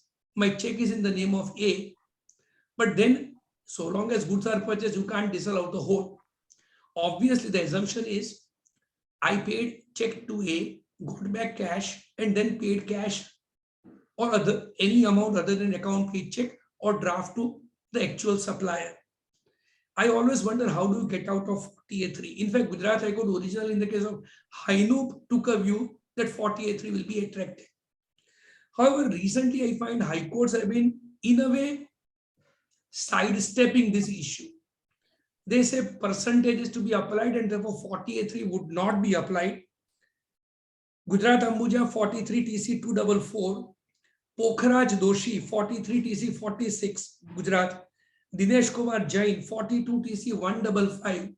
All these judgments are the judgments where 48.3 was invoked by the revenue, but High Court does not really deal with the issue directly. But I always have at the back of my mind this worry. One more section that you need to really worry is section 69C, which revenue at times invokes. Though in my view, it's completely wrong attempt to invoke section 69C. Section 69C is concerned with not the nature of expenditure, but the source of expenditure. So long as I can show that I had money to pay, either by check or cash, 69C cannot apply. However, in the matter of these kind of bogus purchases, Bombay High Court in the case of Chawla, 412 ITR 152, and Gujarat High Court in the case of Tejua, 94 TC 324, have held so long as there are purchases, 69C would not apply. But two judgments which very clearly say that section 69C is application in relation to not the nature of expenditure, but the source. And therefore, so long as source is proved, no 69C application. One is Radhika Creation, 10taxman.com, 138 Delhi. And second is Sajani Jewelers, 71 TC, page 90, Gujarat. That takes me to the penalty issue. But then if you would like me to come back a little later, I do that. 2 minutes before we go to penalty. Sure. I'll go reverse way, 48.3. If I recollect, an old regime of 6 DDJ, rule 6 DDJ, where except circumstance, there I think Ahmedabad, Gujarat judgments are there, that when you purchase cash, such type of, under the table transaction, you cannot expect them to buy check. So it is except the circumstances they were considering rule 48.3, that you cannot apply 48.3 when the transaction apparently after the books. And I understand that. Okay, so please go ahead. Please go ahead. Please go ahead. So whether similar analogy, and understand, I don't have handy citation that for even after removal of J, subclause J of rule 6 DD, that 48.3 can the same analogy be applied that in such type of transaction there which is out of the books, the so-called book, then 48.3 is not to be, cannot be applied so that you cannot invoke 48.3. The analogy of 6 DD J. Two answers. One, Ahmedabad Tribunal in the case of Hainub had taken the view that 6 DDJ will protect the transaction. However, that judgment is reversed by the Gujarat High Court, 290 ITR 702. Therefore, today as the Gujarat view is that 6 DDJ will also not protect you. But more importantly, we don't have a clause J anymore under 6 DD. Exceptional circumstance, that clause J itself has now disappeared. Therefore, I still believe that section 48.3 could hit you. But as I said, courts have always been taking a view, so long as you have made purchases, some part of expenditure will be disallowed, we will not really address 48.3. Very surprising that very hardly in rare assessment this section is invoked. Very surprising. Now come to the pendulum of cases, right from total disallowance to the other extreme of full allowance to the in between 12.5. Now there seems to have been people accepted. But assuming the transaction is genuine, one-to-one correlation is there and usual standard genuine transaction except for that supply has been made by B. Now, what is your personal take? Whether still GP addition is still acceptable? Because now it's a sort of a problem is in all, practically in all tribunal, I think they just even don't open the file also. Okay, bogus purchase, they don't open the file 12.5. Now, if you moment you try to argue, I want to argue, they said NK industry will invoke. Now, what is your take on NK industry, the threat of invoking NK industries? Supreme Court judgment, we have actually tried to argue that no decision should be made because of so many judgments. No, otherwise we'll set it aside. Let assessing officer invoke NK protein, the entire thing will be disallowed. So what is your take on that? See, NK protein 25%. Or NK industries, NK industries. Yeah, but see, but these are all fact-based situation. Right. And that's why I said, go to Nikunj Exim, Bombay High Court, where Bombay High Court has expressly found that the rate at which purchases are effected are commensurate with the rate at which genuine purchases are also booked. No disallowance. Go to Gujarat, I go to Gujarat Ambuja, where SS department specifically said, sir, we will like to invoke NK protein, 25% disallowance. This is not a case of genuine purchase. High Court found that, but the rate is commensurate with the genuine rate. And therefore, if there is a 5% disallowance made by the tribunal, we would not really do anything. In fact, I had argued NK protein. High Court said if tribunal would have deleted whole, we would have even confirmed this, but you are not in appeal. So we will not do anything in the matter. But High Court said, why even 5%? If the rate is genuine, nothing needs to be added back. Correct. Point. Now the penalty that, can we start with 270 AAD because that is causing the new one. Where, the fake invoice, what is used in the memorandum? Yeah. Fake invoice. 271 AAD is a very, very peculiar law for variety of reasons. Let's go to the section proper. Effectively, what it says is, if an SS is guilty of a false entry, he would be liable to pay a penalty equal unto the amount of false entry. The term false entry is defined in an explanation. It has 3 clauses. Under clause 1, false invoice is included. In clause 2, situation where invoice is received from A, whereas supply is from a person other than A is included. The third situation is more interesting. Invoice is received from A and A does not exist. No, A doesn't exist as on which date? If A does not exist on the date on which assessment is framing, then in every case where between the date of invoice and the date of assessment, A has legitimately expired, liquidated, it will be hit. I don't think they want to hit it. They want to cover the invoices which are by itself bogus invoices. But then in that even clause B itself was good enough to cover it. Be that as it may. The problem or the peculiarity of this section is not only a person who is guilty of using false invoice is liable to pay a penalty equal to 100%. Under subsection 2, any other person who causes the SSE to make a false entry is also liable to pay a penalty equal to 100%. Now, 1, in the assessment of A, if it is found B helped him, how do you levy penalty on B? B is not an SSE there. 2, who is the person who is supposed to help him? Is it in case of a company director? Is it accountant? Is it an auditor who did not really raise the issue? Or is it the person who supplied the invoice? If it covers the second category, I have no problem. But if it covers even the first category, how would you, on the basis of penalty proceeding in the case of SSEA, levy penalty on someone else who is not an SSE over here? Be that as it may, this is going to be the issue. And unlike addition, which will be obviously disallowance of a bill, etc., or pro rata, it may as well be that on the percentage of purchase, let's say 5% is disallowed. So quantum addition may be 5% of rupees 1 crore if that is the amount of bogus invoice. But insofar as 271 AAD is concerned, because the invoice itself is not genuine, you may still suffer penalty of 1 crore. 1 crore in your hand under subsection 2, 1 crore also in the hand of a person who has supposedly helped you. This may also have a prosecution under section 277 capital A. But we are really concerned with section 271 AAD. This section is introduced from assessment year 2021. Those assessments by and large must be pending as on today.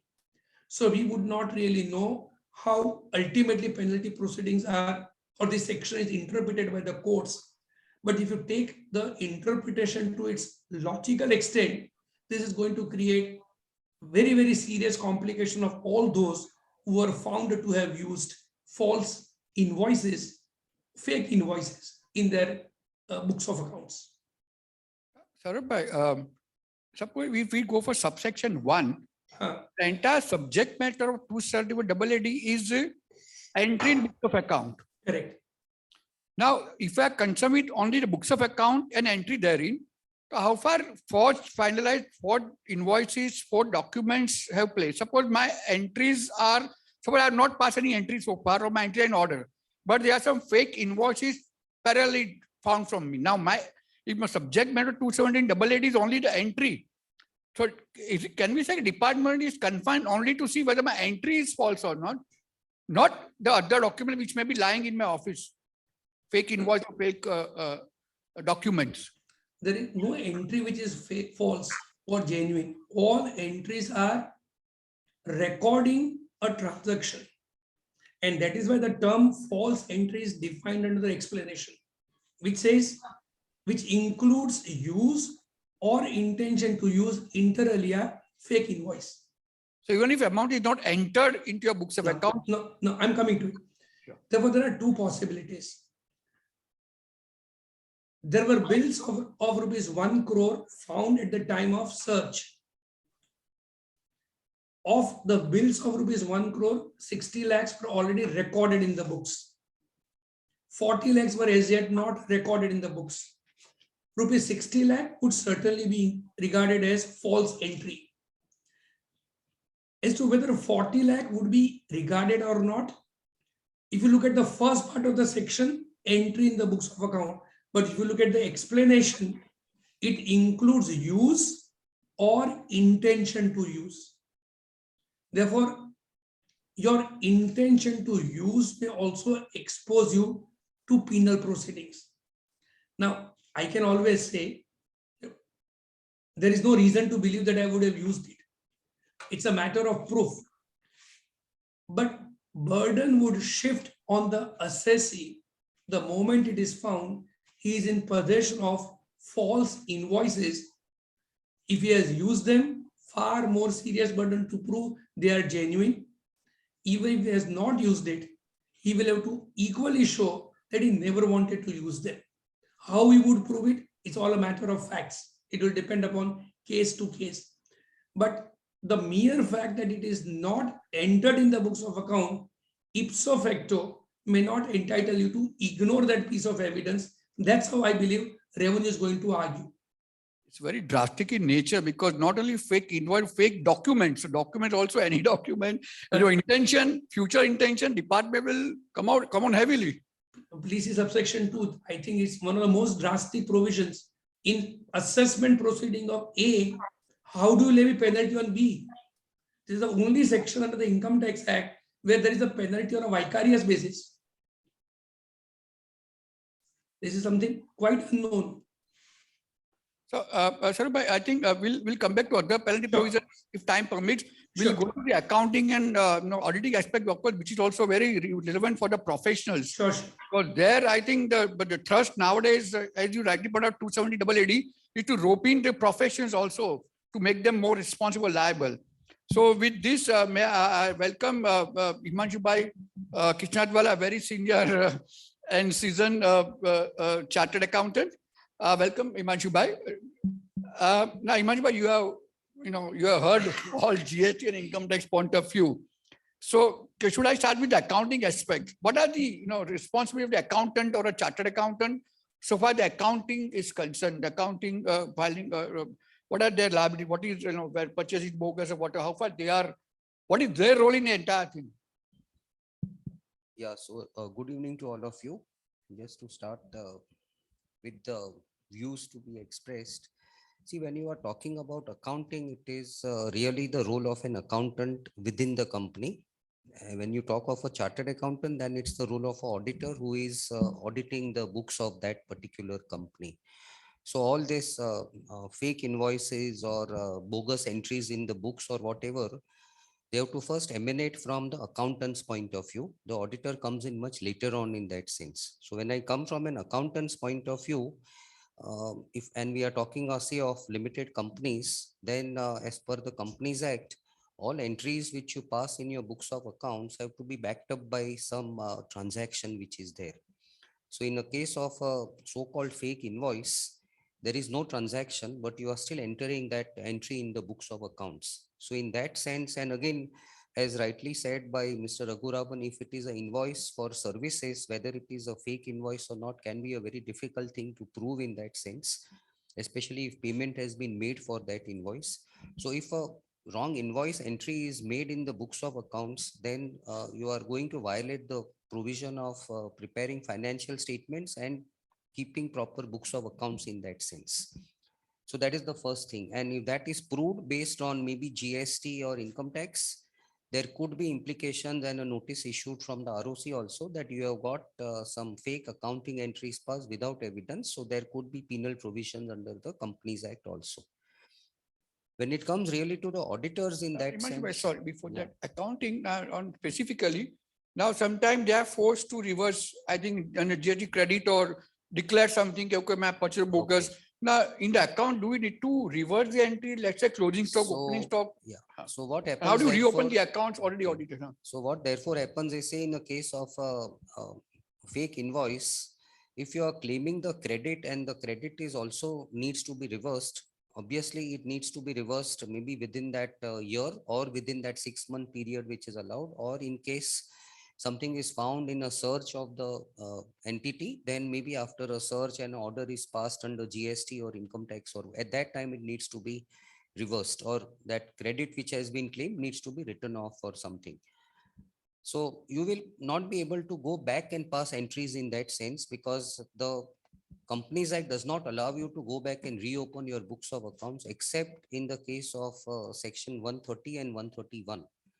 Now, section 131 is when any authorities apply to the NCLT to reopen the books of accounts. And that section has been invoked in the recent past in the last few years in the case of ILFS, where the Ministry of Company Affairs made a request to NCLT that please reopen the accounts of that company for 5 years. It was also made in the case of CG Power Industrial, where based on certain raids or something which were there, again the Ministry of Company Affairs asked NCLT to reopen, and NCLT allowed the MCA's plea, and then MCA in fact appointed the auditors also to audit those books, and also accountants to rewrite those books also. Voluntarily, a company can go and reopen the books under section 130. Authority can go under 131, but voluntarily a company can go under 130. But when a company voluntarily goes to NCLT under 130, it will itself have to admit that there were some fake entries which were passed and allow me to reverse this for the years going backwards. So that is very less likely to happen, because no company on its own is going to go back and tell that, oh, I have got some fake invoices entered, so now allow me to go back or something. So 131 is a section which any authorities, maybe GST or tax authority or MCA, can invoke to reopen your books, except that not possible to reopen your take books. a case where I have admitted either before GST or income tax to buy paid without admitting anything. A department also accepted my payment of tax penalty, but I maintained that without my getting involved, any culpable. Now I go to the NCLT. I'm just asking that, look, not I'm accepting any guilty, but because of my disclosure, unless I give corresponding accounting entry, it will be a distorted picture. So again, you will have again two options, frankly, on that. Go to section 130 and go to NCLT, but that is done in maybe very extreme cases. The accounting standards allow you to go back and restate some prior period. These are more in the nature of prior period errors. Because can you do an adjustment in subsequent without opening the earlier? Can you do the adjustment in subsequent? That adjustment in subsequent year per se cannot be done, but the accounting standards, especially Ind-AS, allows you to restate your opening balances. So if I got my opening profit and loss balance of say 100, which should have been only say 50, with appropriate disclosure, they will allow me to restate the opening balance instead of 100 at 50, so that all the earlier wrong things which are there are taken care in my opening balance itself.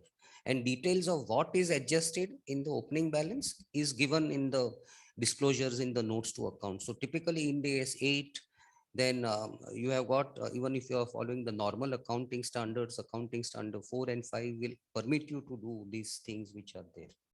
But that's called restatement of accounts in the current year.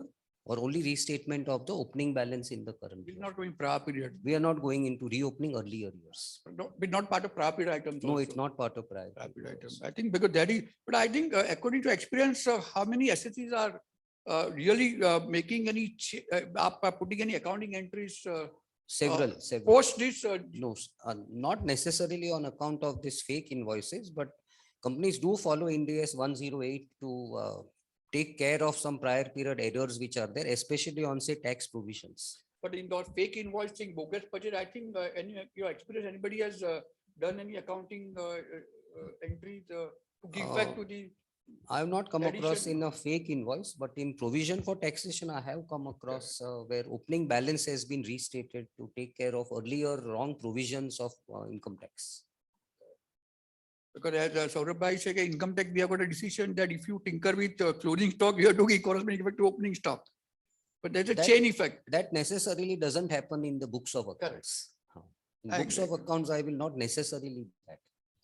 But this is all from the accountant side, from the company side, nothing to do from the person who is auditing. There could be different discussion on the auditor side in that sense. Tell me, alternatively, at least disclosure requirement is there. At least you don't change the accounts, but at least disclose that requirement See, is there. on a prima facie basis, if there is a fake invoice, see a search on the company, a fake invoice found and an order passed against that entity, which could be say in appeal or litigation or something.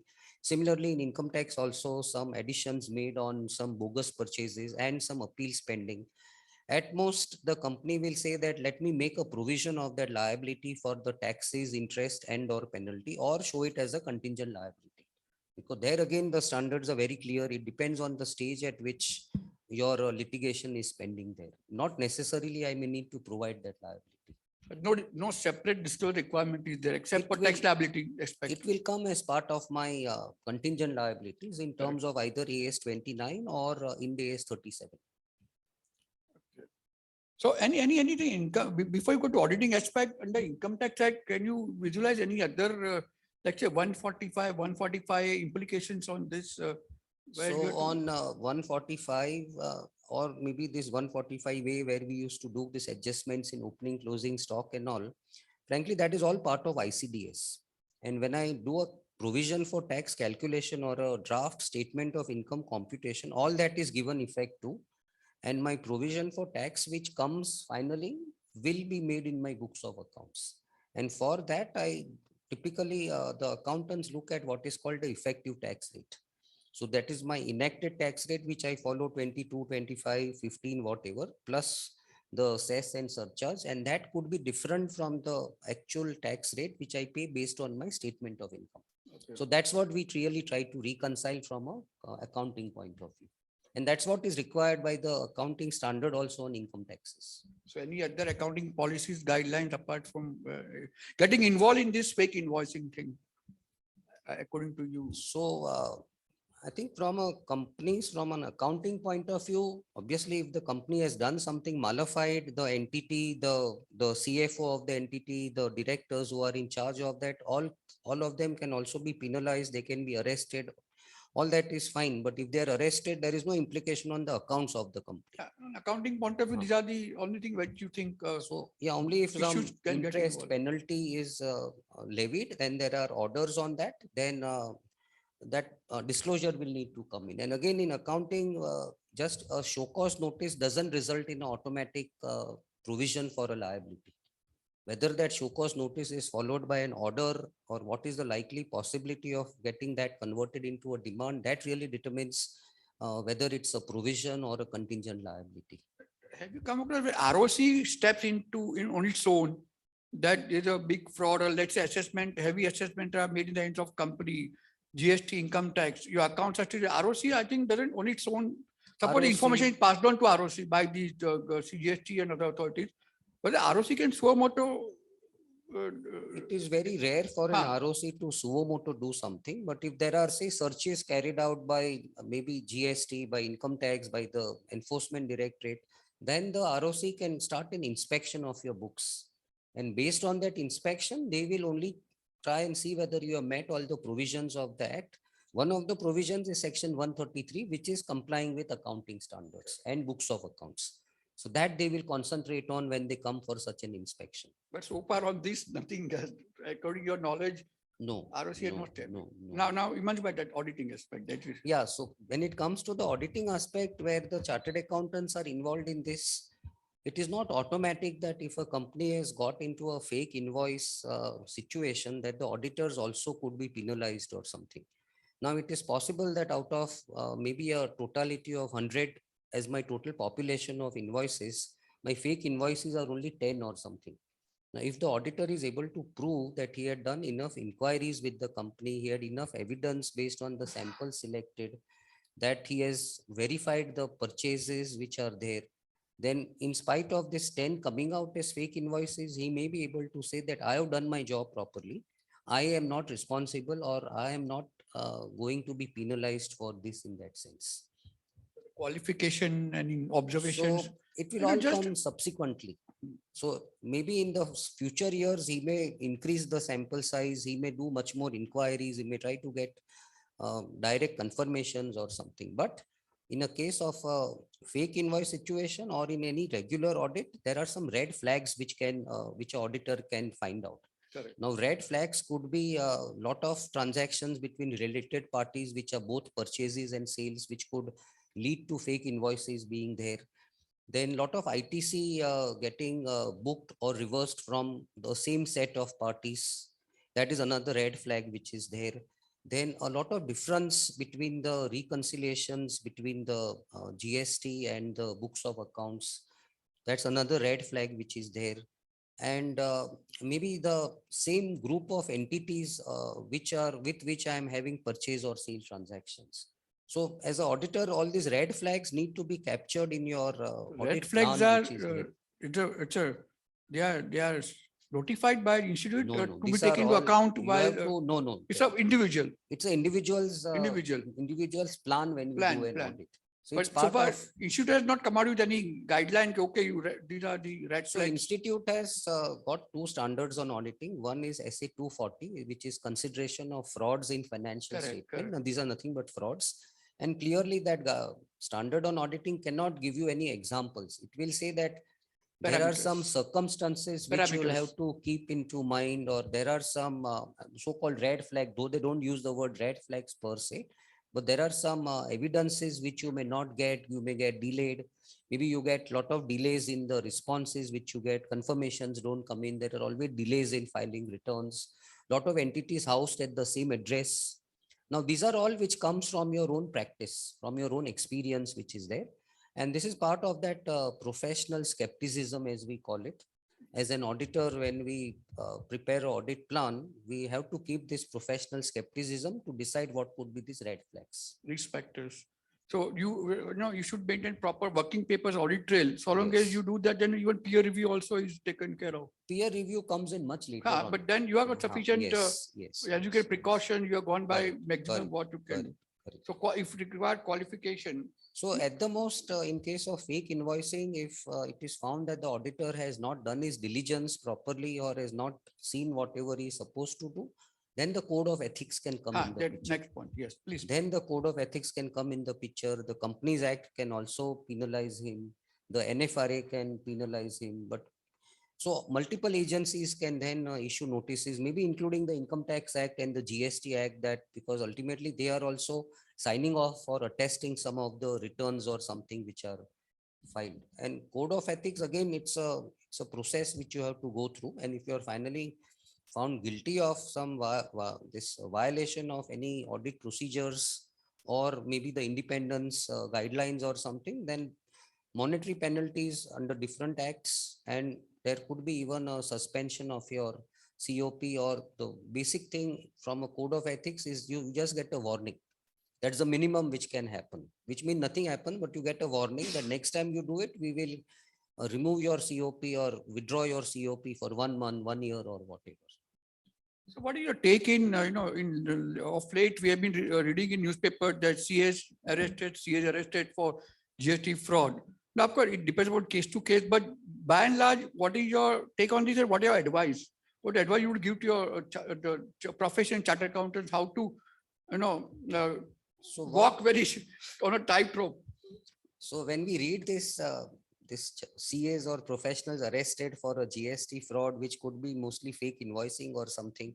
I'm sure they are not the auditors of the company. So they are non-auditors. They are all non-auditors of the company. They are maybe consultants, advisors.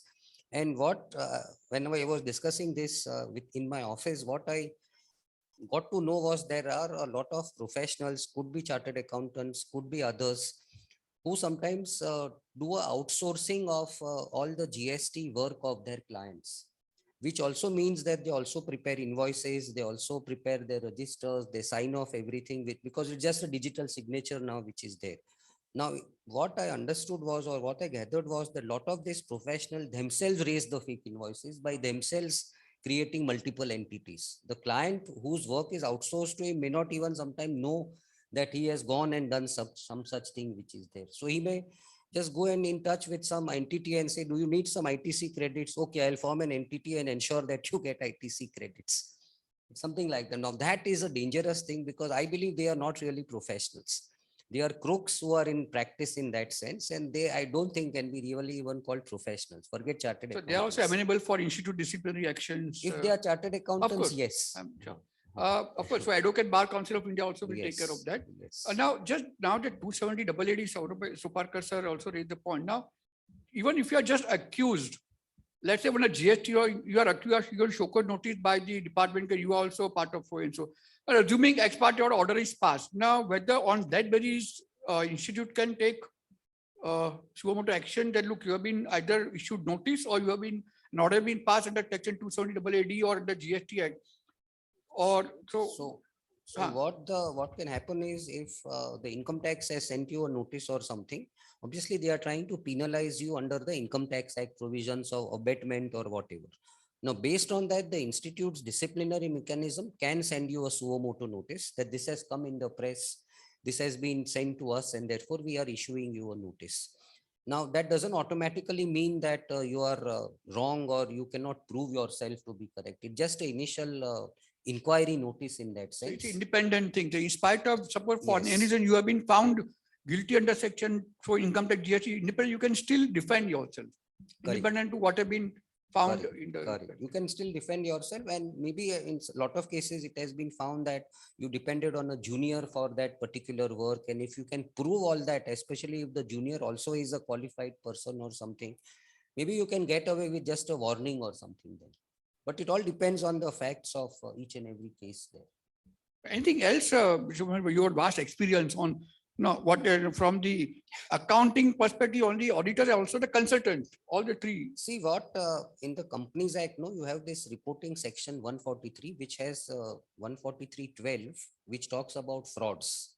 Now, if the auditor, while going through the books, suspects that there is a likely fraud by the management, and this is clearly a fraud by the management when you are talking of fake invoices, it is his duty to write a letter to the board of directors or the audit committee, or if the so-called likely fraud is more than ₹1 crore, he has to write straight to the Ministry of Corporate Affairs that I am suspecting something like this. I am not very sure. You're duty bound. You are duty bound to do that. You are duty bound to do that.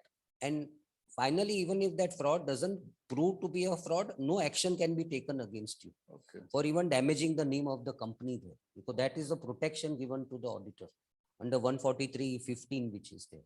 But he is duty bound to report such frauds either to the board or audit committee, or in case of a threshold exceeding ₹1 crore, right straight to the Ministry of Corporate Affairs. Any other take on this, accounting and auditing? I think as accountants, I mean, obviously they should not be doing anything wrong, but I will focus more on the auditors than the accountants, because they are not really, all of them are not chartered accountants. So as auditors, I think having a proper audit program, following this red flags which are there, and if you know the management well, I am sure you can easily find out what are the red flags. Sometimes you will find that the same person is handling 20 different companies' accounts. The same group has 10 different auditors. Clearly, there are red flags in this, because they don't want the same person to know what is happening across the group or something. And if you are experienced enough, if you do your skepticism good enough, I don't think you can miss out such of these things which are there. So I think keep your eyes and ears open when you are sending your people to do the audit. That is more than enough if you want to identify such things. I think before we move further, any question from?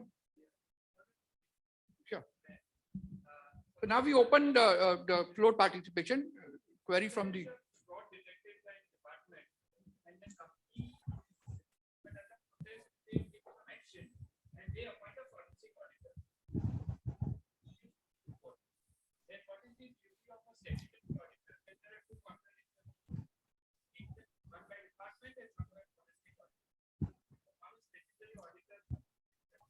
So the Can you repeat the question, because participant may not be able to hear? Can you repeat the query also for the benefit of the virtual participants? The query was that the department has found some fraud and they have penalized the company, and the company, to buy peace, has even gone and accepted that whole thing. Simultaneously, some forensic auditors were appointed, and after some time, the forensic auditors found that everything was right, nothing was wrong in that sense. As an auditor, what would be your responsibility in such cases? I think in such a case, firstly, the company will have to decide what is the sort of disclosure they want to make. And the disclosure which would be is that there was regulatory action taken against the company where so and so things were found. And to buy peace, the company went and paid so much amount. Now, when they went and paid so much amount, the issue will come up whether those things on which, or the items on which you have paid the amount, do you need to bring them back on your books? Because say if it is so-called inventory or purchases or something, do you need to get them back on your books or something? If you have to get it back on the books and there is also a simultaneous forensic audit going on, that's clearly a conflict which is there, because if I bring it back on the books and finally it proves out nothing is wrong, then I will have to again write it off in that particular year in that sense. So typically nothing will come back on the books in such cases. And if the forensic audit finally concludes that nothing was wrong, you will again disclose that in the same year or the subsequent year. However, from this March 2022, there is this CARO 2020 in which reporting starts. That in case there is any search on an entity and there is undisclosed income which is declared, whether that is recorded in the books or not. Undisclosed income recorded in the books. Now that's a factual reporting.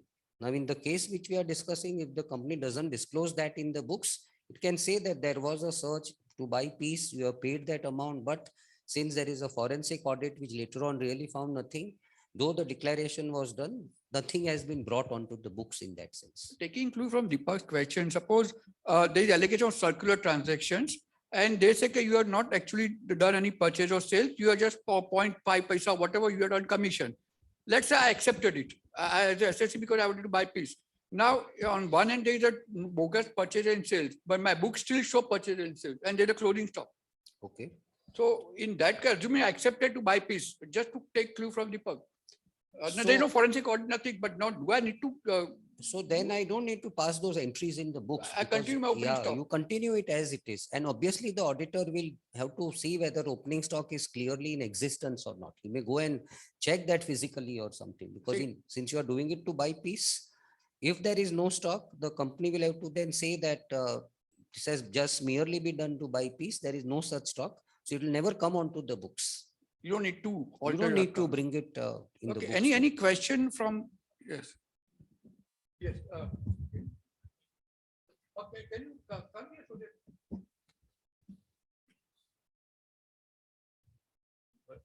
Any virtual questions? Then, can you help me? Then thereafter, after your query. Hello. My query is to Kishnadwala sir and the other two dignitaries, or the other two panelists also. Now, presuming, as you said about the auditor and the audit report. Now, I'm taking question. I'm talking about two different audits. One is the income tax audit, and the other one is the GST audit. Both of them, all the red flags that are required, everything that is needed, everything, the entire due diligence is actually done. And still, I mean, as it would be the case, at least under the Income Tax Act or the GST Act, there would be, to an extent, a dispute which will be going on. Maybe the Income Tax Act, the issue is sorted, but the GST, the issue is going on. Let us presume GST, how far a good audit report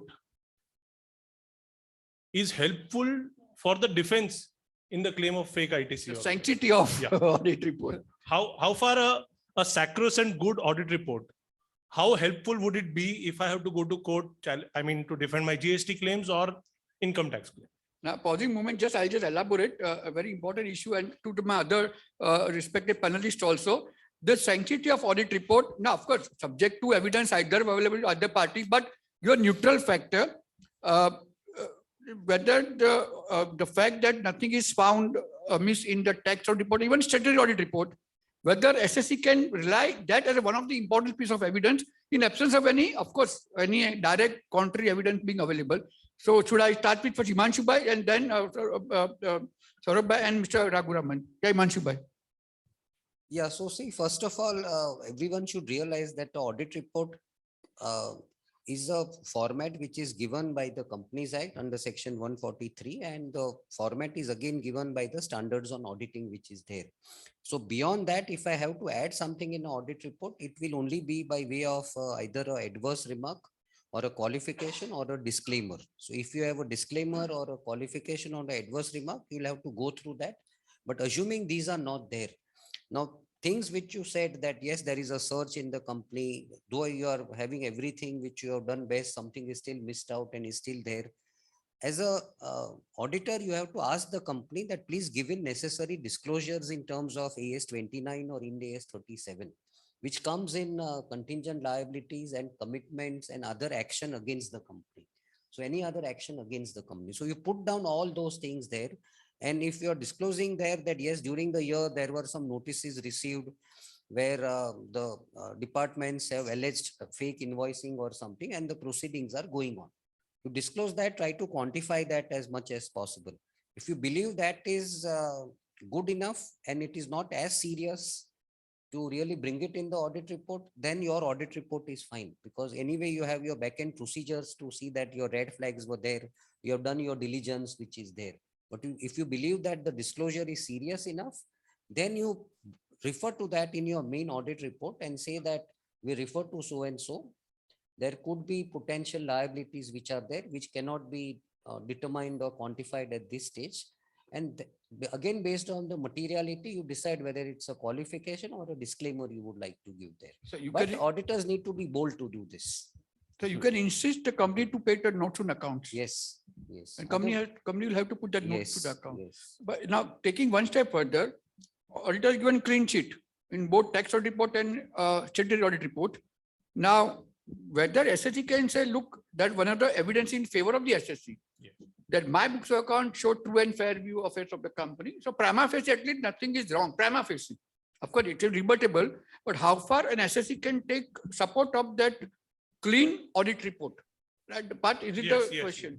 It can, I think, it can take that there is nothing adverse pointed out by the auditors. And if you see that case which happened just now on that defense deal which is there, where the company was ordered under liquidation. In fact, there the company did take a plea that we have no qualifications in our audit report. So why are you asking the company to be liquidated? Correct. And the judge in that decision or the decision says that yes, audit reports, there is nothing in that, but we are asking for a liquidation on several other matters which are there. So, Saurabh Bhai, can this be used as a prima facie discharge of my primary owners? Of course, subject to not finding any adverse material. I'm on neutral factor. Ultimately, when an auditor gives his report, he gives his opinion.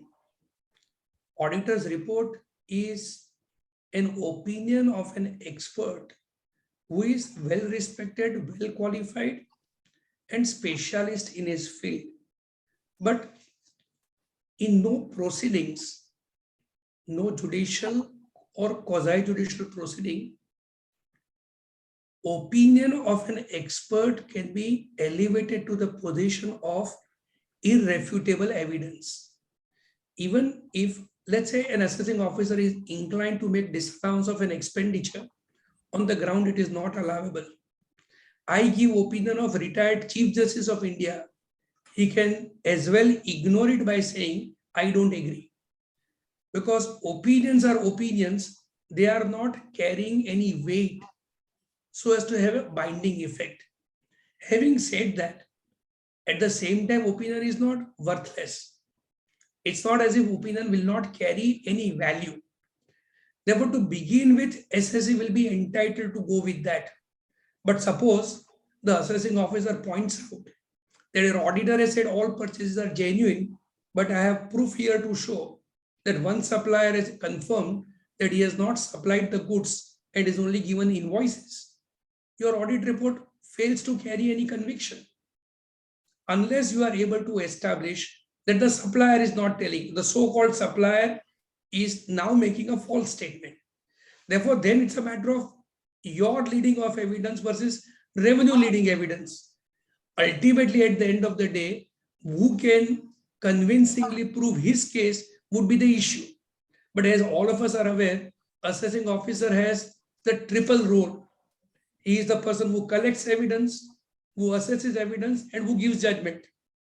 And therefore, you are entitled to rely upon this as a strong piece of evidence. But if revenue authorities have contrary evidences, you will not be entitled to stand back or sit back by saying, this is my evidence. You will have to lead necessary rebuttal evidence to show that my report is right and what AO's so-called allegations are there, they are wrong. That's how my view is. It's very good aid to discharge your primary owner, just Correct. primary owner. Good aid. That Correct. was not conclusive.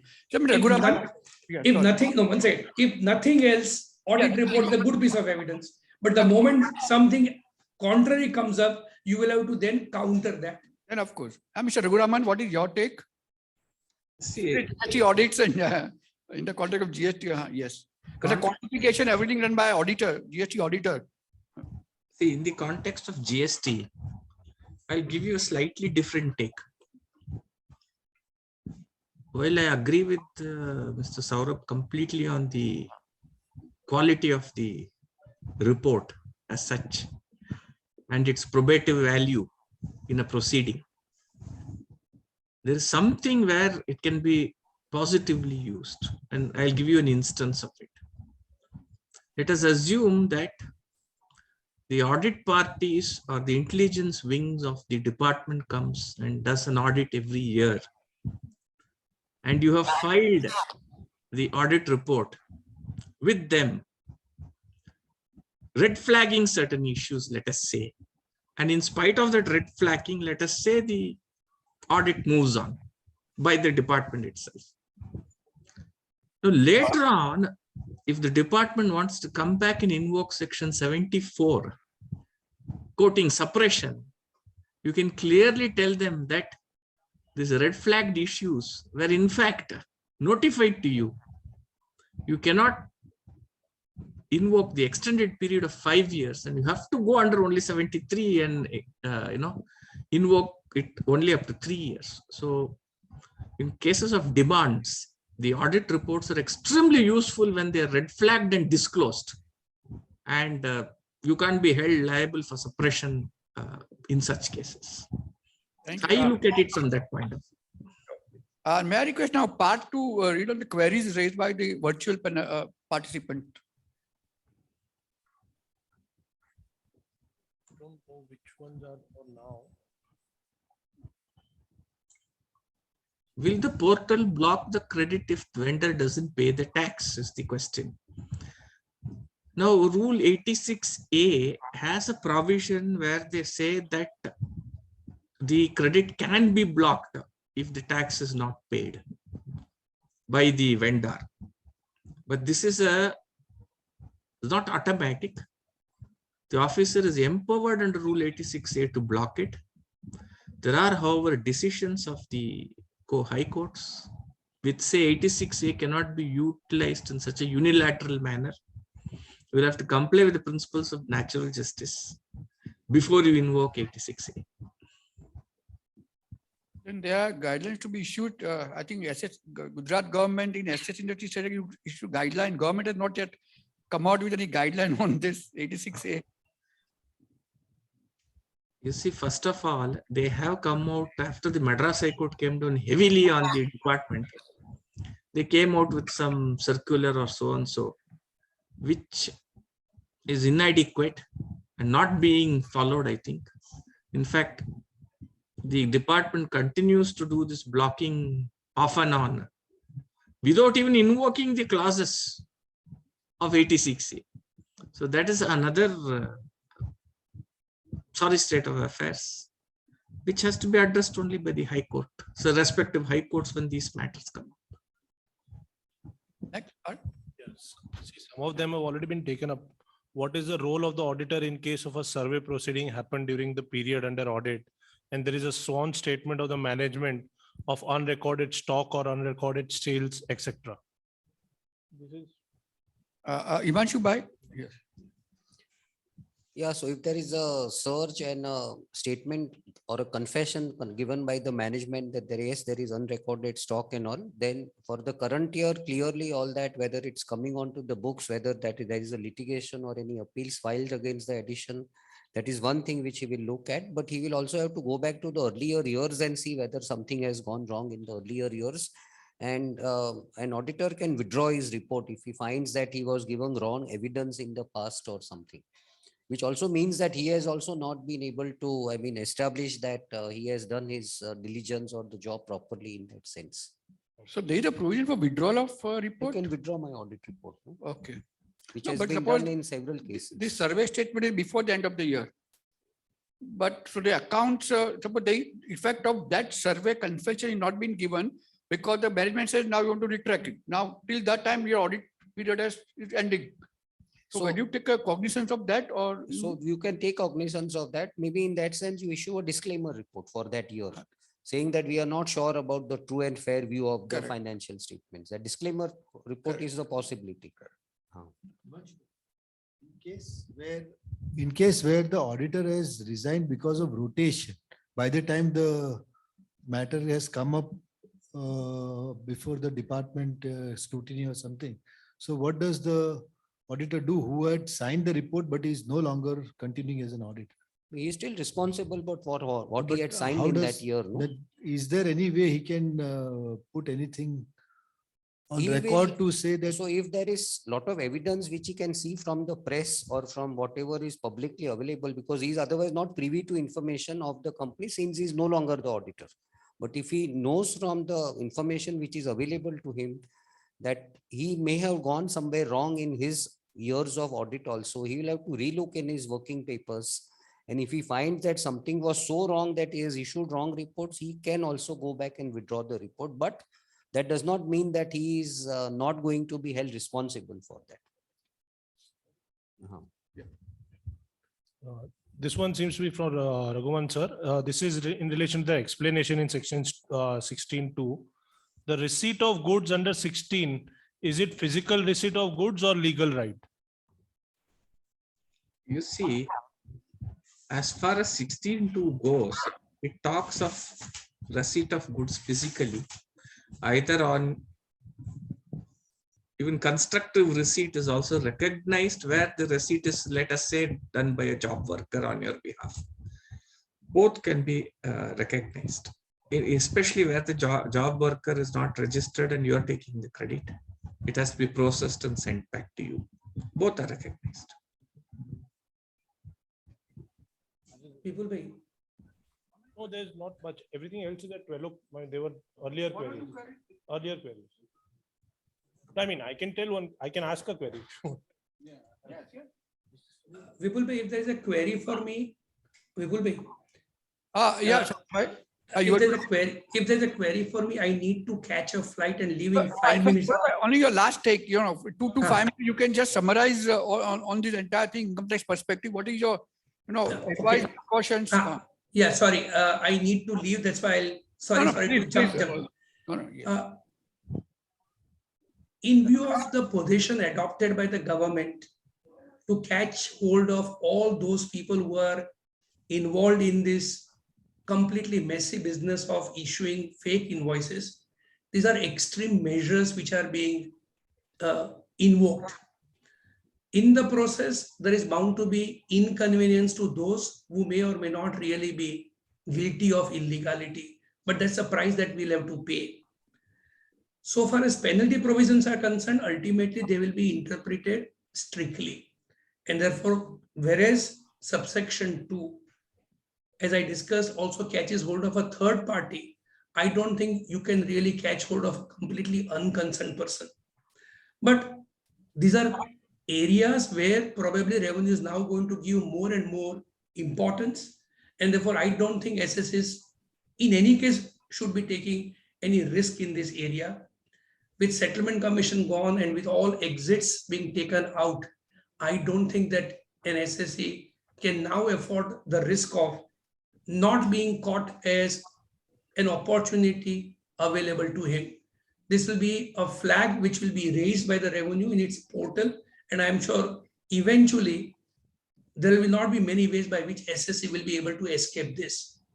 Therefore, I would strongly believe that instead of finding out loopholes to get rid of the liability, one must ensure that we fulfill our obligations strictly. Otherwise, you are inviting unnecessary problem. With this, let me thank all for inviting me over here.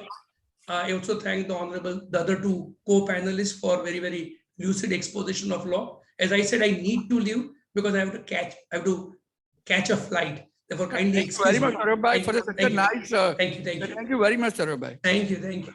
Thank you very much. Yes. Any?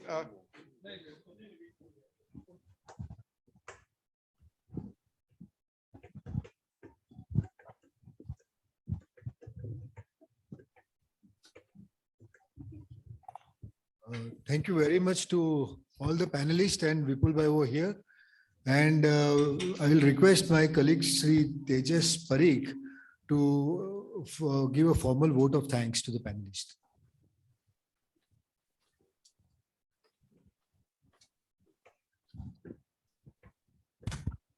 I hope all will agree that there was a detailed exposition of knowledge sharing by eminent panelists on the topic of fake invoice. I would like to place a vote of thanks to Saurabh Soparkar ji and Raghuraman ji for detailed even sharing the section and how this fake invoicing topic, how it is now a very hot topic and how we should take care. And even Kishnadwala sir to give a detailed guidance on the Companies Act and what are the provisions available and how one can safeguard while planning our audit program. And special thanks to Vipul Joshi sir for asking a relevant questions whereby all the participants would take a cue from it and how one can protect ourselves from this fake invoice. I on behalf, though the today's topic is on fake invoice, but from on behalf of all the 6 associations, I would like to place a genuine and a heartfelt thanks to all the panelist members and sparing their valuable time today. We'll closing the session today. We'll all assemble tomorrow at 10 a.m.